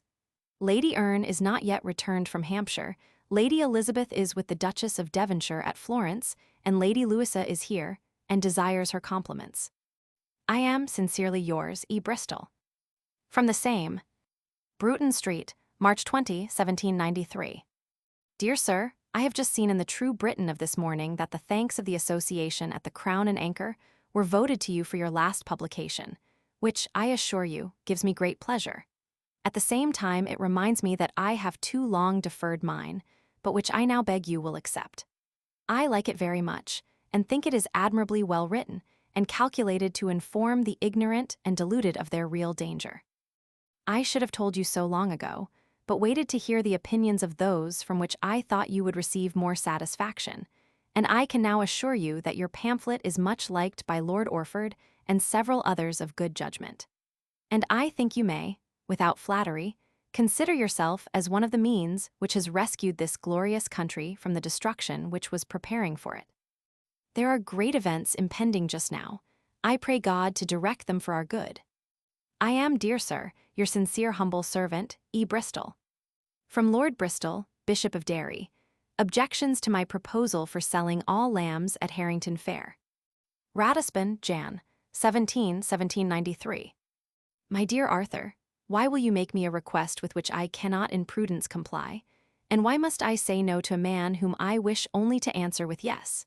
You are as great a quack in farming as I once was in politics, and therefore, knowing the force of the term, I must be on my guard against you. No reform, dear Arthur, at this time of day. Ipswich has an old prescriptive right to our lambs. We have sold them well at that market. Buyers are accustomed to it, have their connections there of every kind, may very possibly not come to Horningheath for many years. Let the buyers advertise that they wish to change the market, and I, though a great heretic against most establishments, will be none against them. Adieu, magnanimous Arthur. Reserve your prowess for a greater object than distressing poor Ipswich by bereaving it of its ancient patrimony. We have a sheep fair here, too, at Ratisbon, but of old horned rams and not of young Suffolk lambs. Yours cordially, Bristol. From Thomas Law, Esquire, who resided long in Bengal, on the application of the Corn Laws. Weymouth Street, Jan. 5, 1793. Sir, I have fortunately obtained the perusal of your travels, and the sentiments conveyed therein so totally coincide with my observations of 18 years upon the extensive continent of Asia, that upon your arrival in town, I shall be happy to convey to you any information in my power respecting the agriculture of Bengal, Bihar, and Benares. When a member of a grain committee during a drought, I pursued your system, which coincides with that of Adam Smith, viz. All our object was to prevent impediments to the free transport of corn, being convinced that it would be removed from an abundant province to one which was less productive, and, like water, find its level, and that the interest of merchants would convey it from cheap places to dear ones, and thus promote the general good. I could impart to you many fatal instances of the intervention of powers, by fixing the price, and by forcing corn to market. I can show you the thanks of a resident who presided in the capital of an extensive district threatened with a famine, and who wrote to me asking my opinion upon the following propositions. First, shall I raise subscriptions to supply the poor with rice at this crisis? Answer, you will thereby not only encourage a concourse to your city of persons whose expectations will be deceived, as their numbers will exceed the amount of your gratuities, and you will thereby destroy many, but you will enhance the price in the city. Secondly, shall I compel the granaries to be opened and fix a moderate price? Answer, by no means. You will thereby deter the merchants from bringing grain to market and will thereby starve your inhabitants. Your power can only extend to a certain limit, and within that the merchant will not enter. If supplies are coming to you, those who have grain for sale will have advice of it and hurry their grain to market. But if you compel them, you will stop all imports by such forcible interference. Have you calculated at what price the merchant buys at a distance, at what expense he brings it, and see? In short, you have the choice of the alternative, whether for a day or two you will submit to want, and then be relieved by the exertions of those who always hasten to a good market, or whether you will gain popularity for a day or two by a compulsory expenditure of the quantity within your grasp, and then fall a martyr to an exasperated starving people.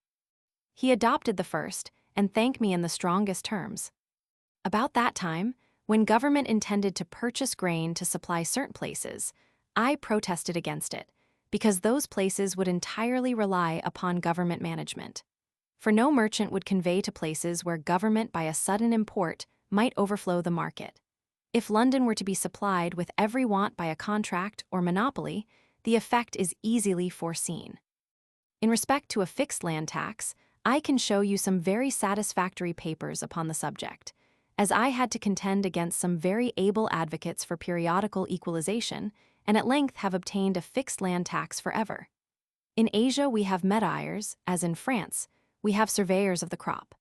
In short, to a gentleman of your philosophically and agricultural turn, I may prove a welcome referee. To the many pertinent questions you will put, you will, no doubt, find many deficient replies, for I am conscious of having omitted much. Unluckily, I had never seen your able productions, and had too often to find the truth by the experience of error.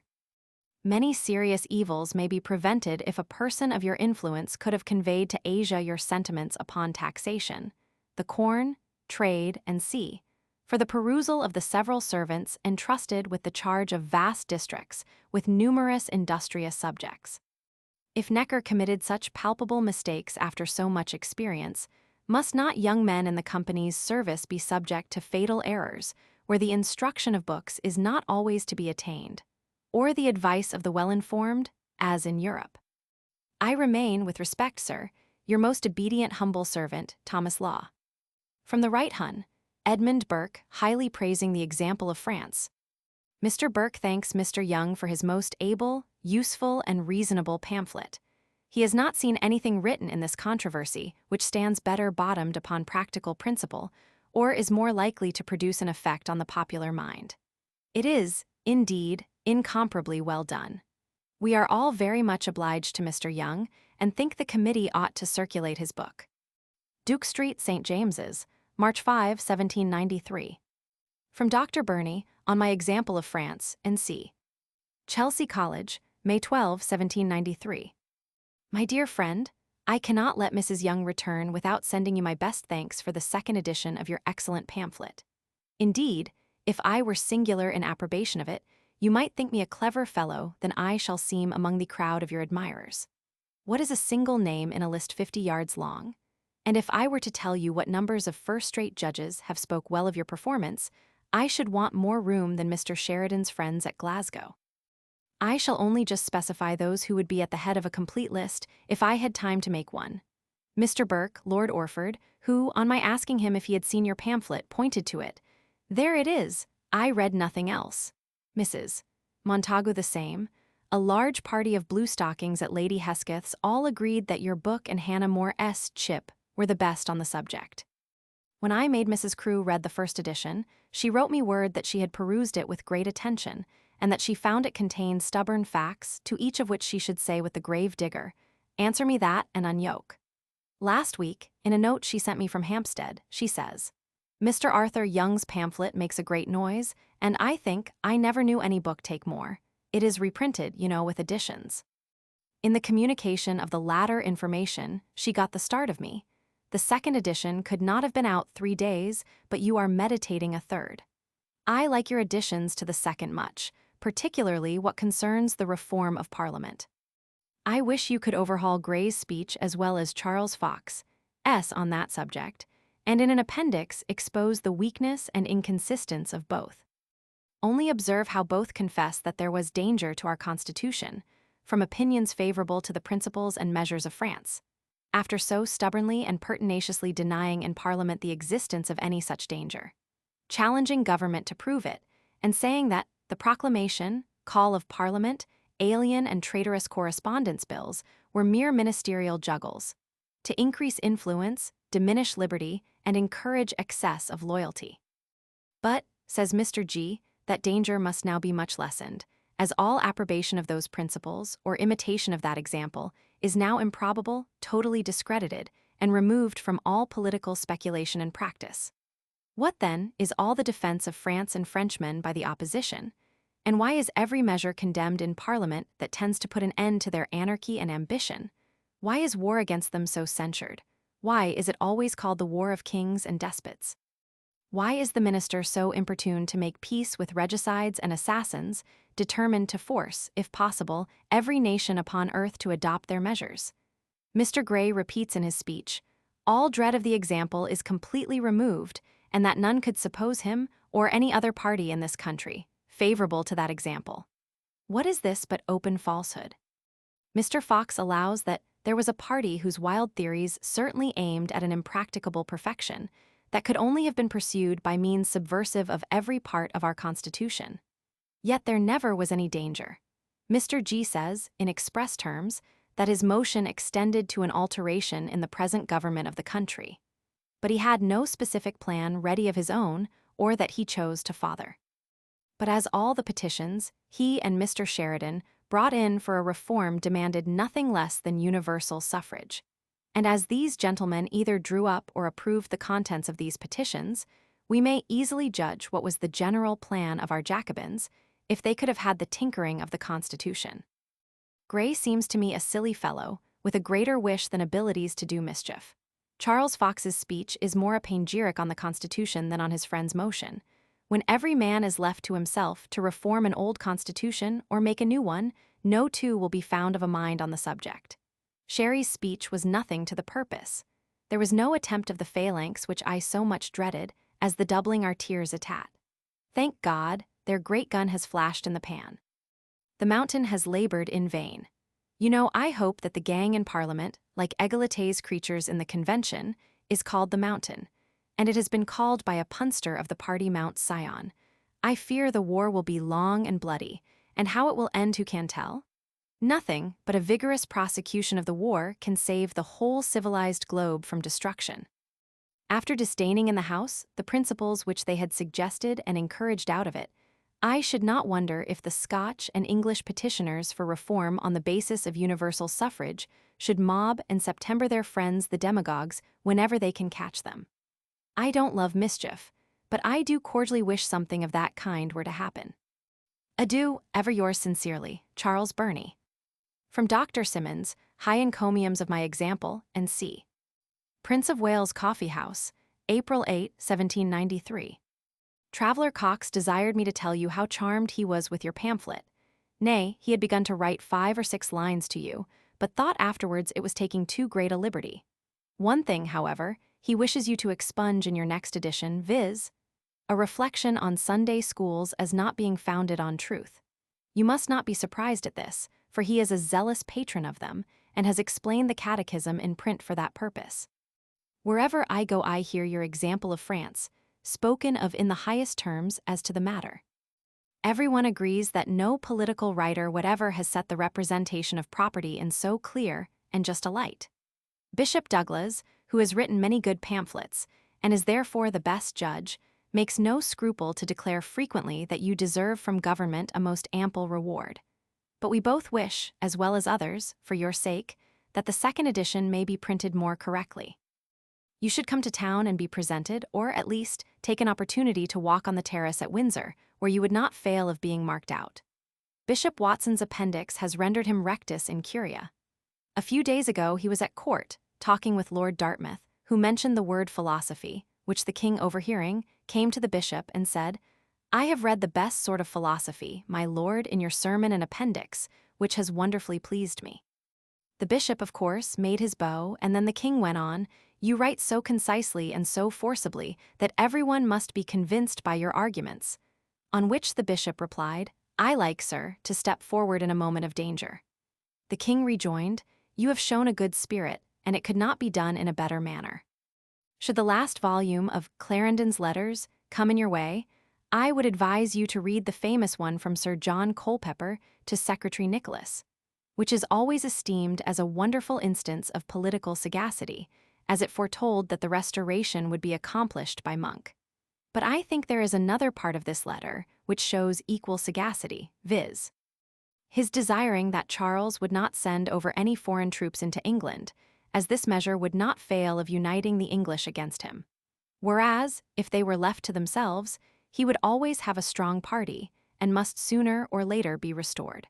I am fully convinced of the truth of this reasoning, and of what use is history unless it be considered as a school for modern politicians. Why did you not let me know whether your second edition had gone to the press or not? Before I left Cambridge, I saw a gentleman who told me that Sir William Scott had mentioned in a letter to one of his friends there that it was by far the most convincing and best pamphlet that had been published. All I could wish is that you had not stigmatized all reformers with the name of enemies to the state, or, at least, you intimated it.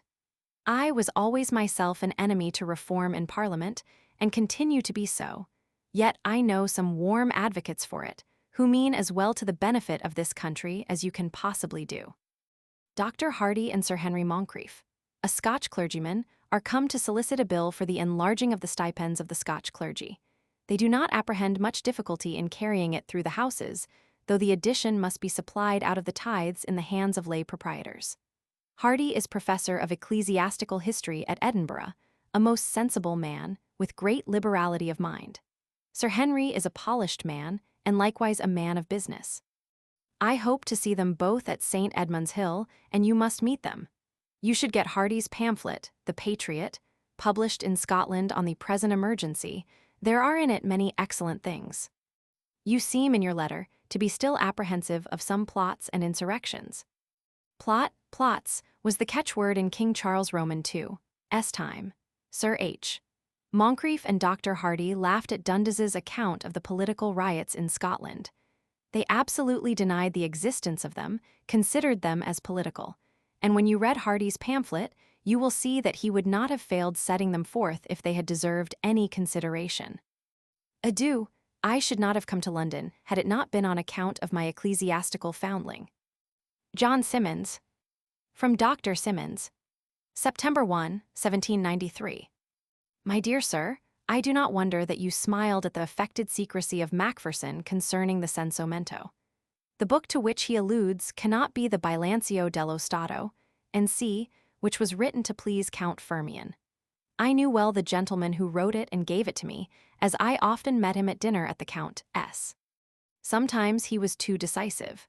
One day he said at the Count's table that the Bresciano contained 800,000 inhabitants now. As Count F knew that I had just come from Brescia and had not lost my time there, he asked me what number there was, on which I told him that there were 376,000 according to a census taken a few years before. The Count smiled and looked very attentively on Carpani, for that was the author's name, who never liked me so well after that day, nor had Count Firmian so high an opinion of him. You possibly may not know the history of Sir John Macpherson. He offered the Duke of Grafton, when he was at the head of the treasury, a vast collection of jewels by order of the Nabob of Arcot, which the Duke absolutely refused, and Bradshaw, his secretary, also. Sir John, thinking that the Nabob would not believe that he had offered the present, published for his own vindication the answers of the Duke and Bradshaw, for which he was turned out of the company's service, as he was pursuing an interest then opposite to its interests. Scotch influence not long after restored him. You will find the letters in Lynn's appendix to the defense of Lord Pigot. You are now, of course, so much of a politician as not to be surprised, shall I say disgusted, at Macpherson's conduct. The opinion of the King of Prussia as to your book one value not a straw, but that of the Marshal de Castries certainly carries with it great weight. He is one of the few who adhered to Necker from gratitude, when the latter was turned out of his post about 10 years ago, and I heard a very good character of the Maréchal when I was last in France. St. Paul, as you and the Duke are pleased to call him, is finished, and the preface is on the stocks. Why do you wish Clarke had commented on the epistle to the Romans? Locke and Taylor have done it admirably, and easy as you may think the Gospels are, they have been rendered much more so by Clarke. What do you mean by saying that the Gospels want no explanation? St. John is extremely difficult in some parts, notwithstanding Clarke's paraphrase, and I think, with Markland, that he is as yet very far from being perfectly understood. Adieu. I remain, ever your sincere friend, John Symonds. Footnote 152. By Act of Parliament, 1793. Footnote 153. This recantation of Arthur Young's former Democratic utterances was published in June 1793. Footnote 154. Marquis de Castries and Maréchal of France joined the émigrés on the Revolution and served in Condé's army. Footnote 155. Village Politics by Wiltshire, 1793, Price 2d. Footnote 156. William Cox, 1747–1828, author of travels into Poland, Russia, Sweden, and Denmark, and C&C. Footnote 157. Evidently, an allusion to some work of the writer. Chapter 11. The Secretaryship, 1794–95–96. The Secretaryship and its drawbacks, social compensations, illness and death of Elizabeth Hoole, letters of Jeremy Bentham and others, a visit to Burke, home travels, enclosures. The Board of Agriculture, meeting in February, arranged the President's plan for the attendance of their officers. By these laws, all the officers of the board were bound to attend, with no other exception than the months of August, September, and October, with 1 month at Christmas and 3 weeks at Easter. These laws, ready cut and dried when the board met, were adopted with no other alterations than such as the President himself had made in them, previously to their being presented at the meeting. Lord Hawke had examined the rules and orders of many societies, and found that in all letters communications were addressed to the secretaries, and answers given by them. Sir John Sinclair struck this out, and directed all such communications to be to the President himself, and for him also to sign all letters. This, at once, converted the secretary into nothing more than a first clerk. I saw not at first the tendency of the alterations, but I soon felt their effect. All letters were dictated by the secretary and written in a book.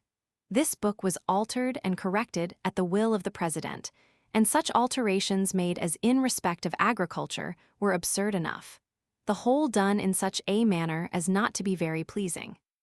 In addition to this, Sir John Sinclair gave the board the use of his house, which ensured another circumstance hostile to my feelings. There was only one room for transacting the business, by the secretary, under-secretary, 2 clerks, to which Sir J. after added the constant attendance of an attorney, for assisting in the business of a general enclosing act, about which the president busied himself some years in vain. As I was determined to pass all the vacations at my farm in Suffolk, 6 journeys of myself and servants became necessary, and caused a considerable expense. I also was compelled to hire lodgings at the expense of 2 or 2 guineas and a half per week, and when I experienced the full career of all these circumstances, I deliberated repeatedly and carefully with myself, whether it would not be cheaper to me to throw up the employment. Long after, upon review of the whole, I was amazed that I had not done it, more especially as my plan for settling on the moors in Yorkshire was offered to my choice. I was infinitely disgusted with the inconsiderate manner in which Sir John Sinclair appointed the persons who drew up the original reports, men being employed who scarcely knew the right end of a plough.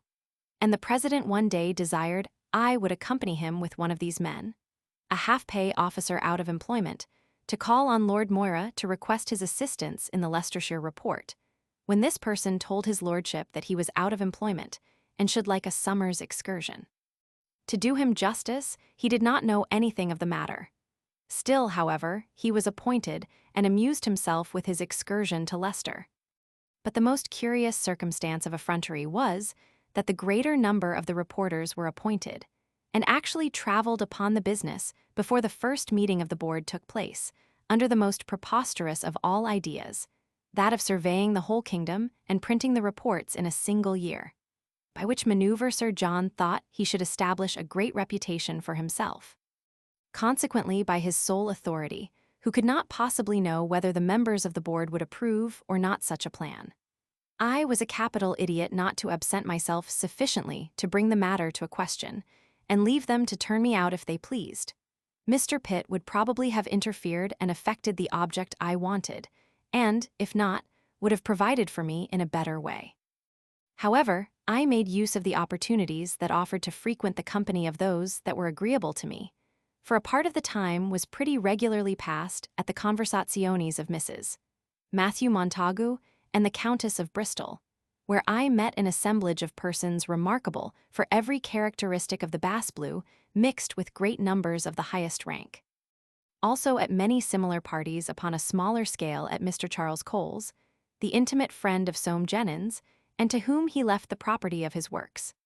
The petty supers at Mrs. Matthew Montagu.'s, and to which she asked a selection of 8 or 9 persons, were very pleasant, the conversations interesting, and this select number more agreeable than I ever found full rooms.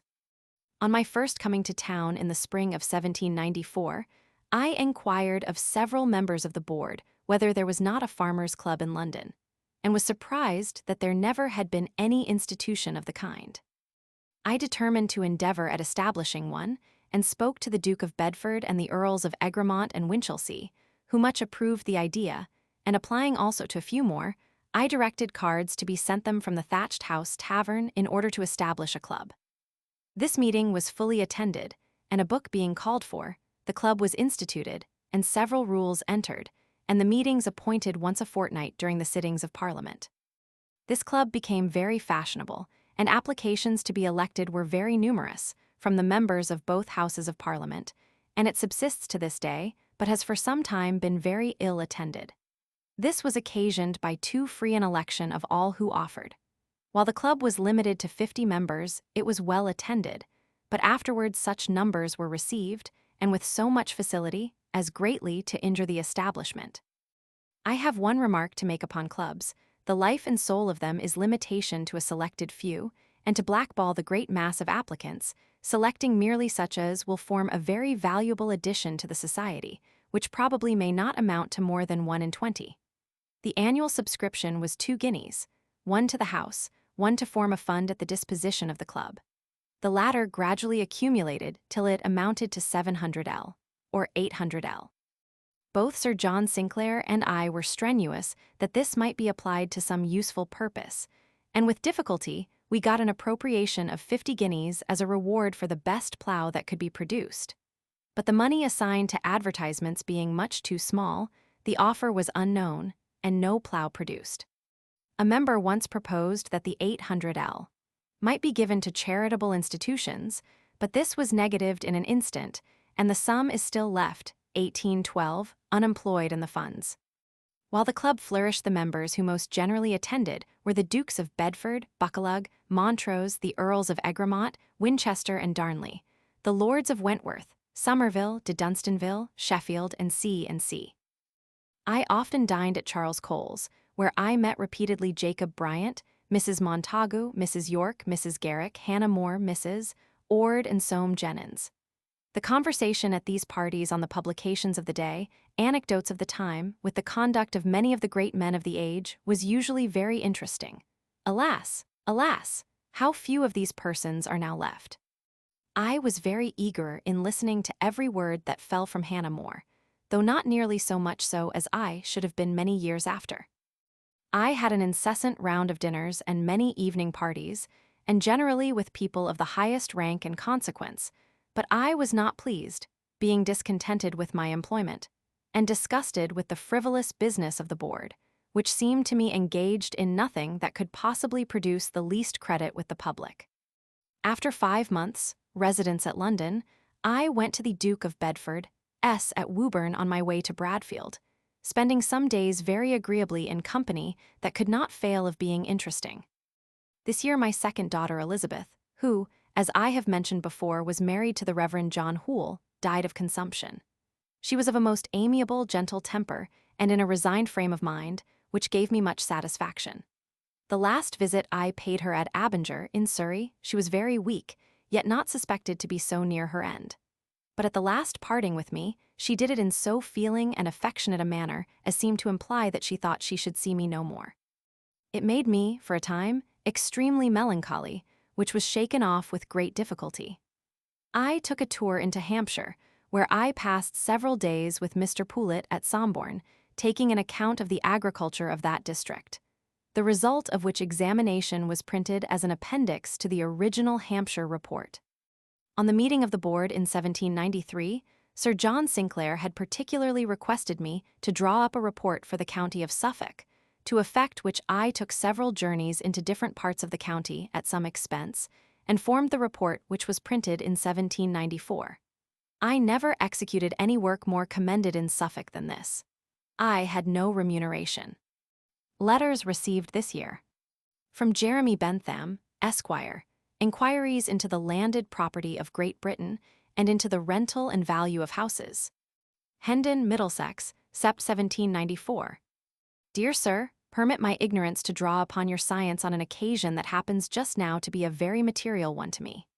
I have a sort of floating recollection of a calculation, so circumstanced, either in point of authority or argument, as to carry weight with it, in which the total value of the landed property in this country, Scotland, I believe, included, was reckoned at 1,000 millions, and that of the movable property at either 1,000 millions or 1,200 millions. Public debt did not come, I think, at least, it ought not to come, into the account, it being only so much owned by one part of the proprietors of the 2,000 or the 2,200 millions to another. Upon searching your book on France, which was the source from whence I thought I had taken the idea, I can find no calculation of the value of the movable property, nor even of the immovable in an explicit form. On the contrary, in the instance of the immovable, I find suppositions with which any such estimate appears to be incompatible.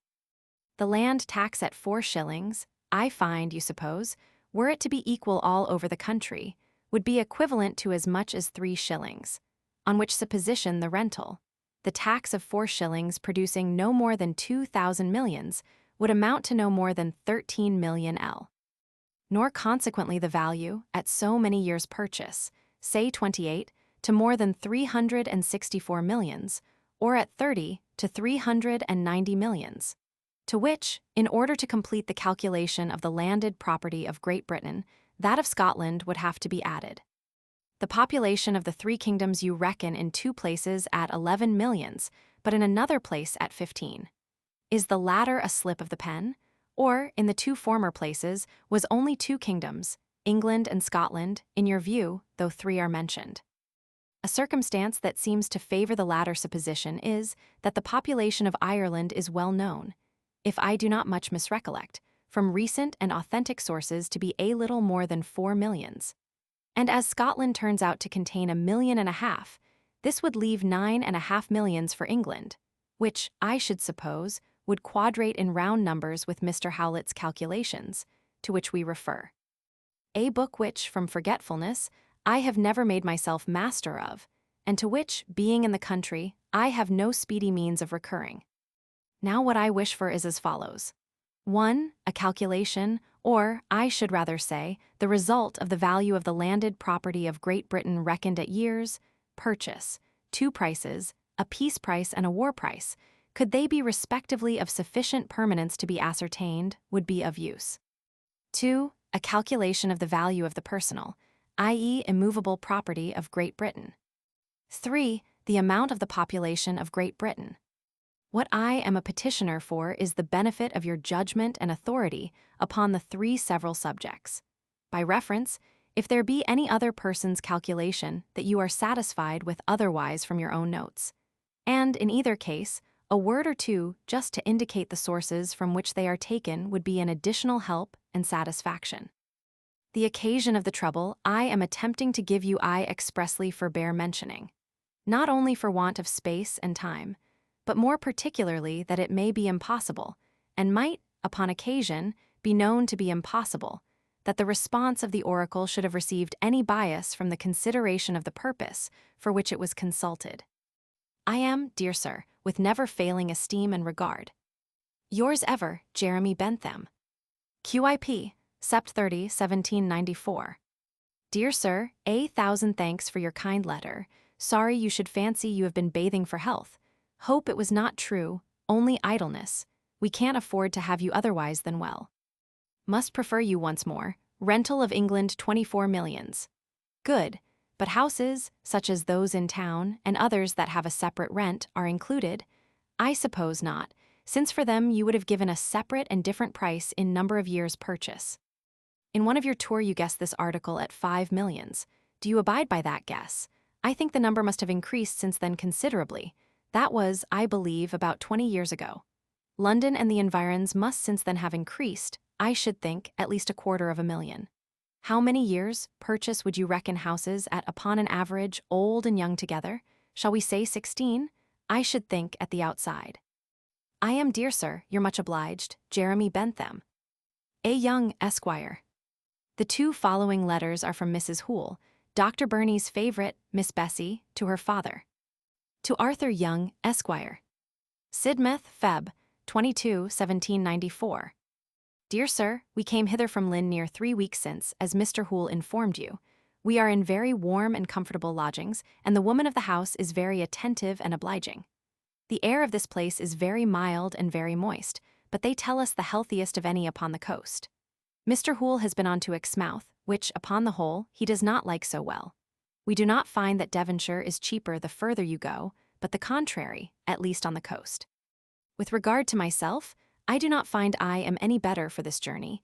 Indeed, I have had more fever and cough since I came here than ever I had. I am at present better, but I know that is owing to a very strict regimen which I have lately taken to. The weather has been very unfavorable, for though it has not been cold, we have had almost constantly either rain or wind. We have been absent from home near 9 weeks, and Mr. H. must very soon return to his curacy. He will either take me with him or leave me here, and we wish very much to know what you advise, considering all circumstances. This place is certainly warmer than Surrey, but we have heard here, as at Lynn, that it sometimes proves unfavorable in consumptive cases. I do not think Abinger at all in fault. I have been well or better there than anywhere. But I am not unwilling to be left here, if it should still be thought advisable. Will you have the goodness to write as soon as you can, as we shall not determine till we hear? Mr. Hoole has had but one letter from you about a month ago. This I mention, lest you should have sent any which may have miscarried. Believe me, dear sir, your affectionate daughter, Elizabeth Hoole. Perhaps you may like to know something of the price of provisions, meat 4.5d, per lb, poultry is reasonable, chickens from 2s to 2s 6d, a couple milk 2d, a quart butter 10d, per lb. Postscript from Mr. Hoole. I fear this journey will be of no avail. I do not think our dear Bessie is in any immediate danger, but I much fear this cruel disease is gradually preying on her strength. S.H. Sidmouth, March 18, 1794. My dear sir, I was very sorry to find from your letter that what I had written had made you uneasy. I am certain you think me worse than I am. Indeed, it is very foolish to write my symptoms to my friends, as they give way perhaps, or some of them in a short time, as is my case. I am now quite free from pain, and can sleep on one side as well as the other. I think the last blister was of use. I have been twice in the warm bath since Mr. Hoole went. My cough must have its course. I had a very kind letter from Agnes yesterday. She offers, if she can get permission, to come and stay with me until Mr. Hoole returns, and adds, if she cannot, Mrs. Forbes says she is at liberty and would willingly come. But I would not bring them down upon any account, as I am more comfortably settled than anybody would suppose, and I am sure Mr. Hoole will be back in a short time. Sidmouth is certainly very mild. We have had no cold winds, but this clear weather suits me better than that warm moist weather we had in February. But I cannot walk by the seaside. There is always wind, and it seems colder than anywhere else. I would not blame Mrs. F. in the least. I might have been the same or worse anywhere. If anything in the air disagreed with me, it was the moisture. We have no post from hence, either Monday or Tuesday. I wrote to Mr. Hoole last Sunday, or would have answered yours sooner. The quickness, or rather rapidity, with which our letters arrive from town seems surprising. A letter put in one night we have the next. It is not the custom, indeed, to deliver them at night, as the post comes in so late as 9, but if you send, they will give you them. At Lynn, which is about the same distance from town, they deliver them at 6 in the evening, but we have here a crosspost to send for them 9 miles. I beg you will not think me worse than I am, and believe me. Your affectionate daughter, Elizabeth Hoole. From J. Simmons, Esquire. Cambridge, March 27, 1795. My dear sir, I am to thank you for 2 letters, which should not have lain unanswered if a retirement like mine would have furnished me with any materials. However, I must take notice of your way of arguing. You say, the people in France are starved, and assignats are destroyed, with significant dashes. You told me just the same in 1793 and 1794, and venture it once more. Assuredly, you seem to reason like the old wizard Tiresias in Horace, quicquid dicam aut erit aut non. Whether your predictions be verified or not, you assume, like Tiresias, to speak the truth. I always thought with you that Mr. Pitt would receive no real benefit from his new friends, but I have heard the Duke of Grafton say that he would not have entered on the war if he had not been able to detach some from the opposition. If this be so, there is great reason to lament that he could detach them. We have received here the Bishop of Llandaff's speech on the Duke of Bedford's motion, published by Debrett. It amazed me to find that the Bishop of Durham ventured to speak after him. A gentleman who heard them both says that Watson S. was rich, clouded cream, and Barrington's thin, meager, blue skim milk, frothed up with an egg, but with so weak a froth that it rose only to fall instantly. We are told that after Aeschines was banished, in consequence of Demosthenes' speech to Corona, one of Aeschines' friends carried to him in his banishment a copy of Demosthenes' speech, on which the former said, "But what if you had heard it?" 2 fellows of this college, who heard Watson, bear the same ample testimony to the excellent manner in which he delivered it. You tell me that our situation is prosperous beyond all example. I should think so too if it were unnecessary to multiply loans. The complaints of the dearness of the necessaries of life seem to pervade the whole island, and I fear they must still be dearer. If we be forced to persist in this war, and how are we to get out of it, it is difficult to see. The middle class of the people, of which you and I form a part, must be driven down to the lower. They hold it as a principle not to tax the lower, but to tax luxuries, so that the middle class will be forced to abandon everything but necessaries, and then the upper class must pay all. This, to use your words, must render us prosperous beyond all example. I rather accede to Charles Cole's declaration in his last letter to me. Alas, our glory is gone to decay.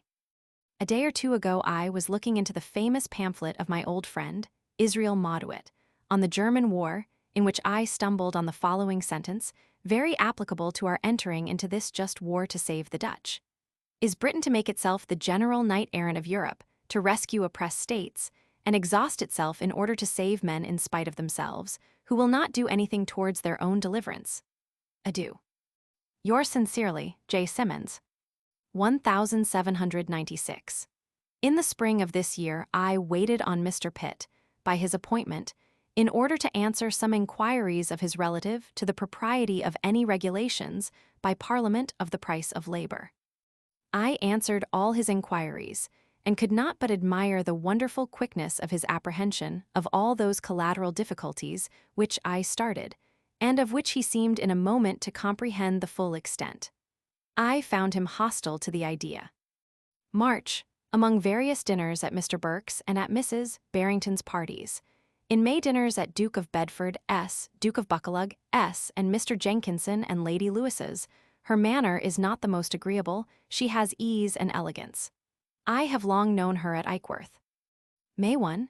For some time past the following advertisement has appeared in many of the London papers. Speedily will be published a letter from the Beit Hun. Edmund Burke to Arthur Young, Esquire, Secretary to the Board of Agriculture, on some projects talked of in Parliament for regulating the price of labor. The appearance of this advertisement induced Sir John Sinclair to write to Mr. Burke, to propose to him that he should undertake to draw up for the board the chapter of a general report, which was intended to treat on the subject of labor and provisions. The question in the House of Commons was decided before the publication could appear, and it was supposed that Mr. Burke had, in consequence, abandoned the intention of publishing his ideas. But Sir John, not having received any answer, or, at least, any that was satisfactory to him, requested me to take his chariot and go to Gregory S., in order that I might discover whether that celebrated character continued his intention of throwing his thoughts upon paper. I reached Mr. Burke S. before breakfast, and had every reason to be pleased with my reception. Why, Mr. Young, it is many years since I saw you, and to the best of my recollection, you have not suffered the smallest change. You look as young as you did 16 years ago. You must be very strong, you have no belly, your form shows lightness, you have an elastic mind. I wished to myself that I could have returned anything like the compliment, but I was shocked to see him so broken, so low, and with such expressions of melancholy. I almost thought that I was come to see the greatest genius of the age in ruin. And I had every reason to think, from all that passed on this visit, that the powers of his mind had suffered considerably. He introduced me to his brother, Mr. W. Burke, to Mrs. B., and to the Count de la Tour du Pin, an emigrant philosopher and naturalist. After breakfast, he took me a sauntering walk for 5 hours over his farm, and to a cottage where a scrap of land had been stolen from the waste. I was glad to find his farm in good order, and doubly so to hear him remark that it was his only amusement, except the attention which he paid to a school in the vicinity for 60 children of noble emigrants. His conversation was remarkably desultory, a broken mixture of agricultural observations, French madness, price of provisions, the death of his son, the absurdity of regulating labor, the mischief of our poor laws, and the difficulty of cottagers keeping cows. An argumentative discussion of any opinion seemed to distress him, and I, therefore, avoided it. And his discourse was so scattered and interrupted by varying ideas that I could bring away but few of his remarks that were clearly defined. Speaking on public affairs, he said that he never looked at a newspaper, but if anything happens to occur which they think will please me, I am told of it. I observed there was strength of mind in this resolution. "Oh, no," he replied, "it is mere weakness of mind." It appeared evident that he would not publish upon the subject which brought me to Gregory S., but he declared himself to be absolutely inimical to any regulation whatever by law, that all such interference was not only unnecessary, but would be mischievous. He observed that the supposed scarcity was extremely ill understood, and that the consumption of the people was a clear proof of it. This, in his neighborhood, was not lessened in the material articles of bread, meat, and beer, which he learnt by a very careful examination of many bakers, butchers, and excisemen. Nor had the poor been distressed further than what resulted immediately from that improvidence which was occasioned by the poor laws. Mr. Burke had not read Lord Sheffield's Memoirs of Gibbon. On my observing that Mr. Gibbon declares himself of the same opinion with him on the French Revolution, he said that Gibbon was an old friend of his, and he knew well that before he, Mr. G., died, that he heartily repented of the anti-religious part of his work for contributing to free mankind from all restraint on their vices and profligacy, and thereby aiding so much the spirit which produced the horrors that blackened the most detestable of all revolutions. Upon my mentioning Monsieur de Mounier and Lally Tollendal, he exclaimed, "I wish they were both hanged." He seemed to bear hard upon the Duc de Liancourt, and to allude indistinctly to some report of my having opened an hospitable door to that nobleman, and having received a bad return. I defended the Duke, and had not the conversation been interrupted, I should have discovered what he meant by the remark. The same observation has met my ear on other occasions, but was never explained. Mrs. Crewe arrived just before dinner, and though she exerted herself with that brilliancy of imagination which renders her conversation so interesting, it was not sufficient to raise the drooping spirits of Mr. Burke. It hurt me to see the languid manner in which he lounged rather than sat at table, his dress entirely neglected, and his manner quite dejected. Yet he tried once or twice to rally, and once even to pun. Mrs. Crewe, observing that Thelwell was to stand for Norwich, said it would be horrid for Mr. Wyndham to be turned out by such a man. "Aye," he replied, "that would not tell well." She laughed at him in the style of condemning a bad pun. Somebody said it was a fair one, he said it was neither very bad nor good. He gave more attention to her account of Charles Fox than to any other part of her conversation. She spoke slightingly of him, and gave us some account of his life at Mrs. Armstead's.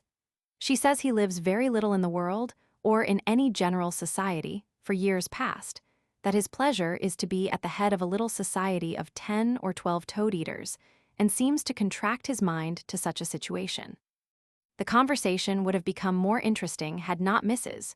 Crewe been so full of a plan for ladies' subscriptions for the emigrants, and consulting him so much on the means of securing the money from the fangs of the Bishop of St. Paul de Leon, whose part, however, Mr. Burke took steadily.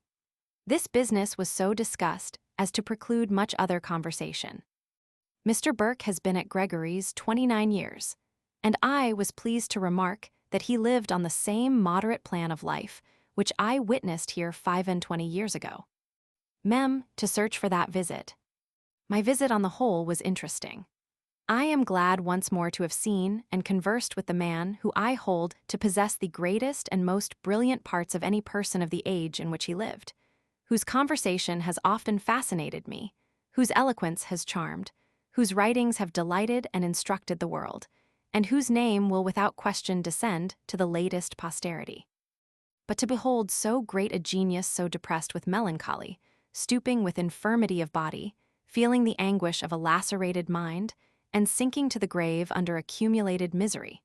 To see all this in a character I venerate, and apparently without resource or comfort, wounded every feeling of my soul, and I left him the next day almost as low-spirited as himself. In May, the Duke of Buccleuch carried me to see Mr. Secretary Dundas's farm at Wimbledon, where I was to give my opinion of the mode of draining it. I found his people throwing money away like fools. They know nothing of the matter. This Duke is another determined farmer, and seems to like conversing on no other subject. This year I undertook a journey through the western counties, through Devon into Cornwall, returning by Somersetshire, and published the register of it in the Annals of Agriculture. I happened to be at Exeter at the time of the quarter sessions, and dined with 30 magistrates, Mr. Lee, clerk of the House of Commons, being chairman. I did not know him personally, and joined more warmly in a conversation on the enclosure bill than I should have done had I known that I was speaking to a person so much interested against it. Mr. Lee was very decided in his opposition to the measure, asserting that there was no protection for property in any other mode of proceeding, which had been so long the established custom. I very eagerly refuted this observation, till some gentleman present spoke to Mr. Lee, alluding to his official character. This was one proof of what I had often heard, that the officers of the two Houses of Parliament were of all others the most determined opposers of that measure. The reason is obvious. They have very considerable fees on the passing of every private act, and the clerks of the House have a further benefit which might not be compensated in any equivalent that might be given them, because they solicit many of the bills. Still, as there is so plain a precedent which has existed for many years in the case of the Speaker of the House, who has 6,000 L. per annum instead of all fees, it seems no difficult matter to give an equal equivalent to the clerks for all their profits, including what they might make as solicitors. Footnote 158. Career, General Course of Action or Procedure, Webster. Footnote 159. This appears to have been the place lately known as the Thatched House Club, St. James's Street, Piccadilly. Footnote 160-1804. Author of numerous works on speculative history, in one of which he denied the existence of Troy. Footnote 161. Probably an allusion to A. Weiss' habit of air baths. Footnote 162. Prefer to set forth propose, Webster. Footnote 163. Israel Mauduit, son of a dissenting minister, at first the same, afterwards merchant, published Considerations on the German War, 1760, and C. and C. C. Chalmers Beog. Dict. Footnote 164. No note is to be found among papers concerning this visit. Footnote 165. Enclosure Bill. At the Revolution of 1688, more than half, the kingdom was believed to consist of moorland, forest, and fen, and vast commons and wastes covered the greater part of England north of the Humber. But the numerous enclosure bills which began with the reign of George Roman II, and especially marked that of his successor, changed the whole face of the country. 10,000 square miles of untilled land have been added, under their operation, to the area of cultivation. Green's History of the English People. Footnote 166. Abolished saving the rights of the then holders of office in 1812, 52 Geo, Roman 3, Caesai.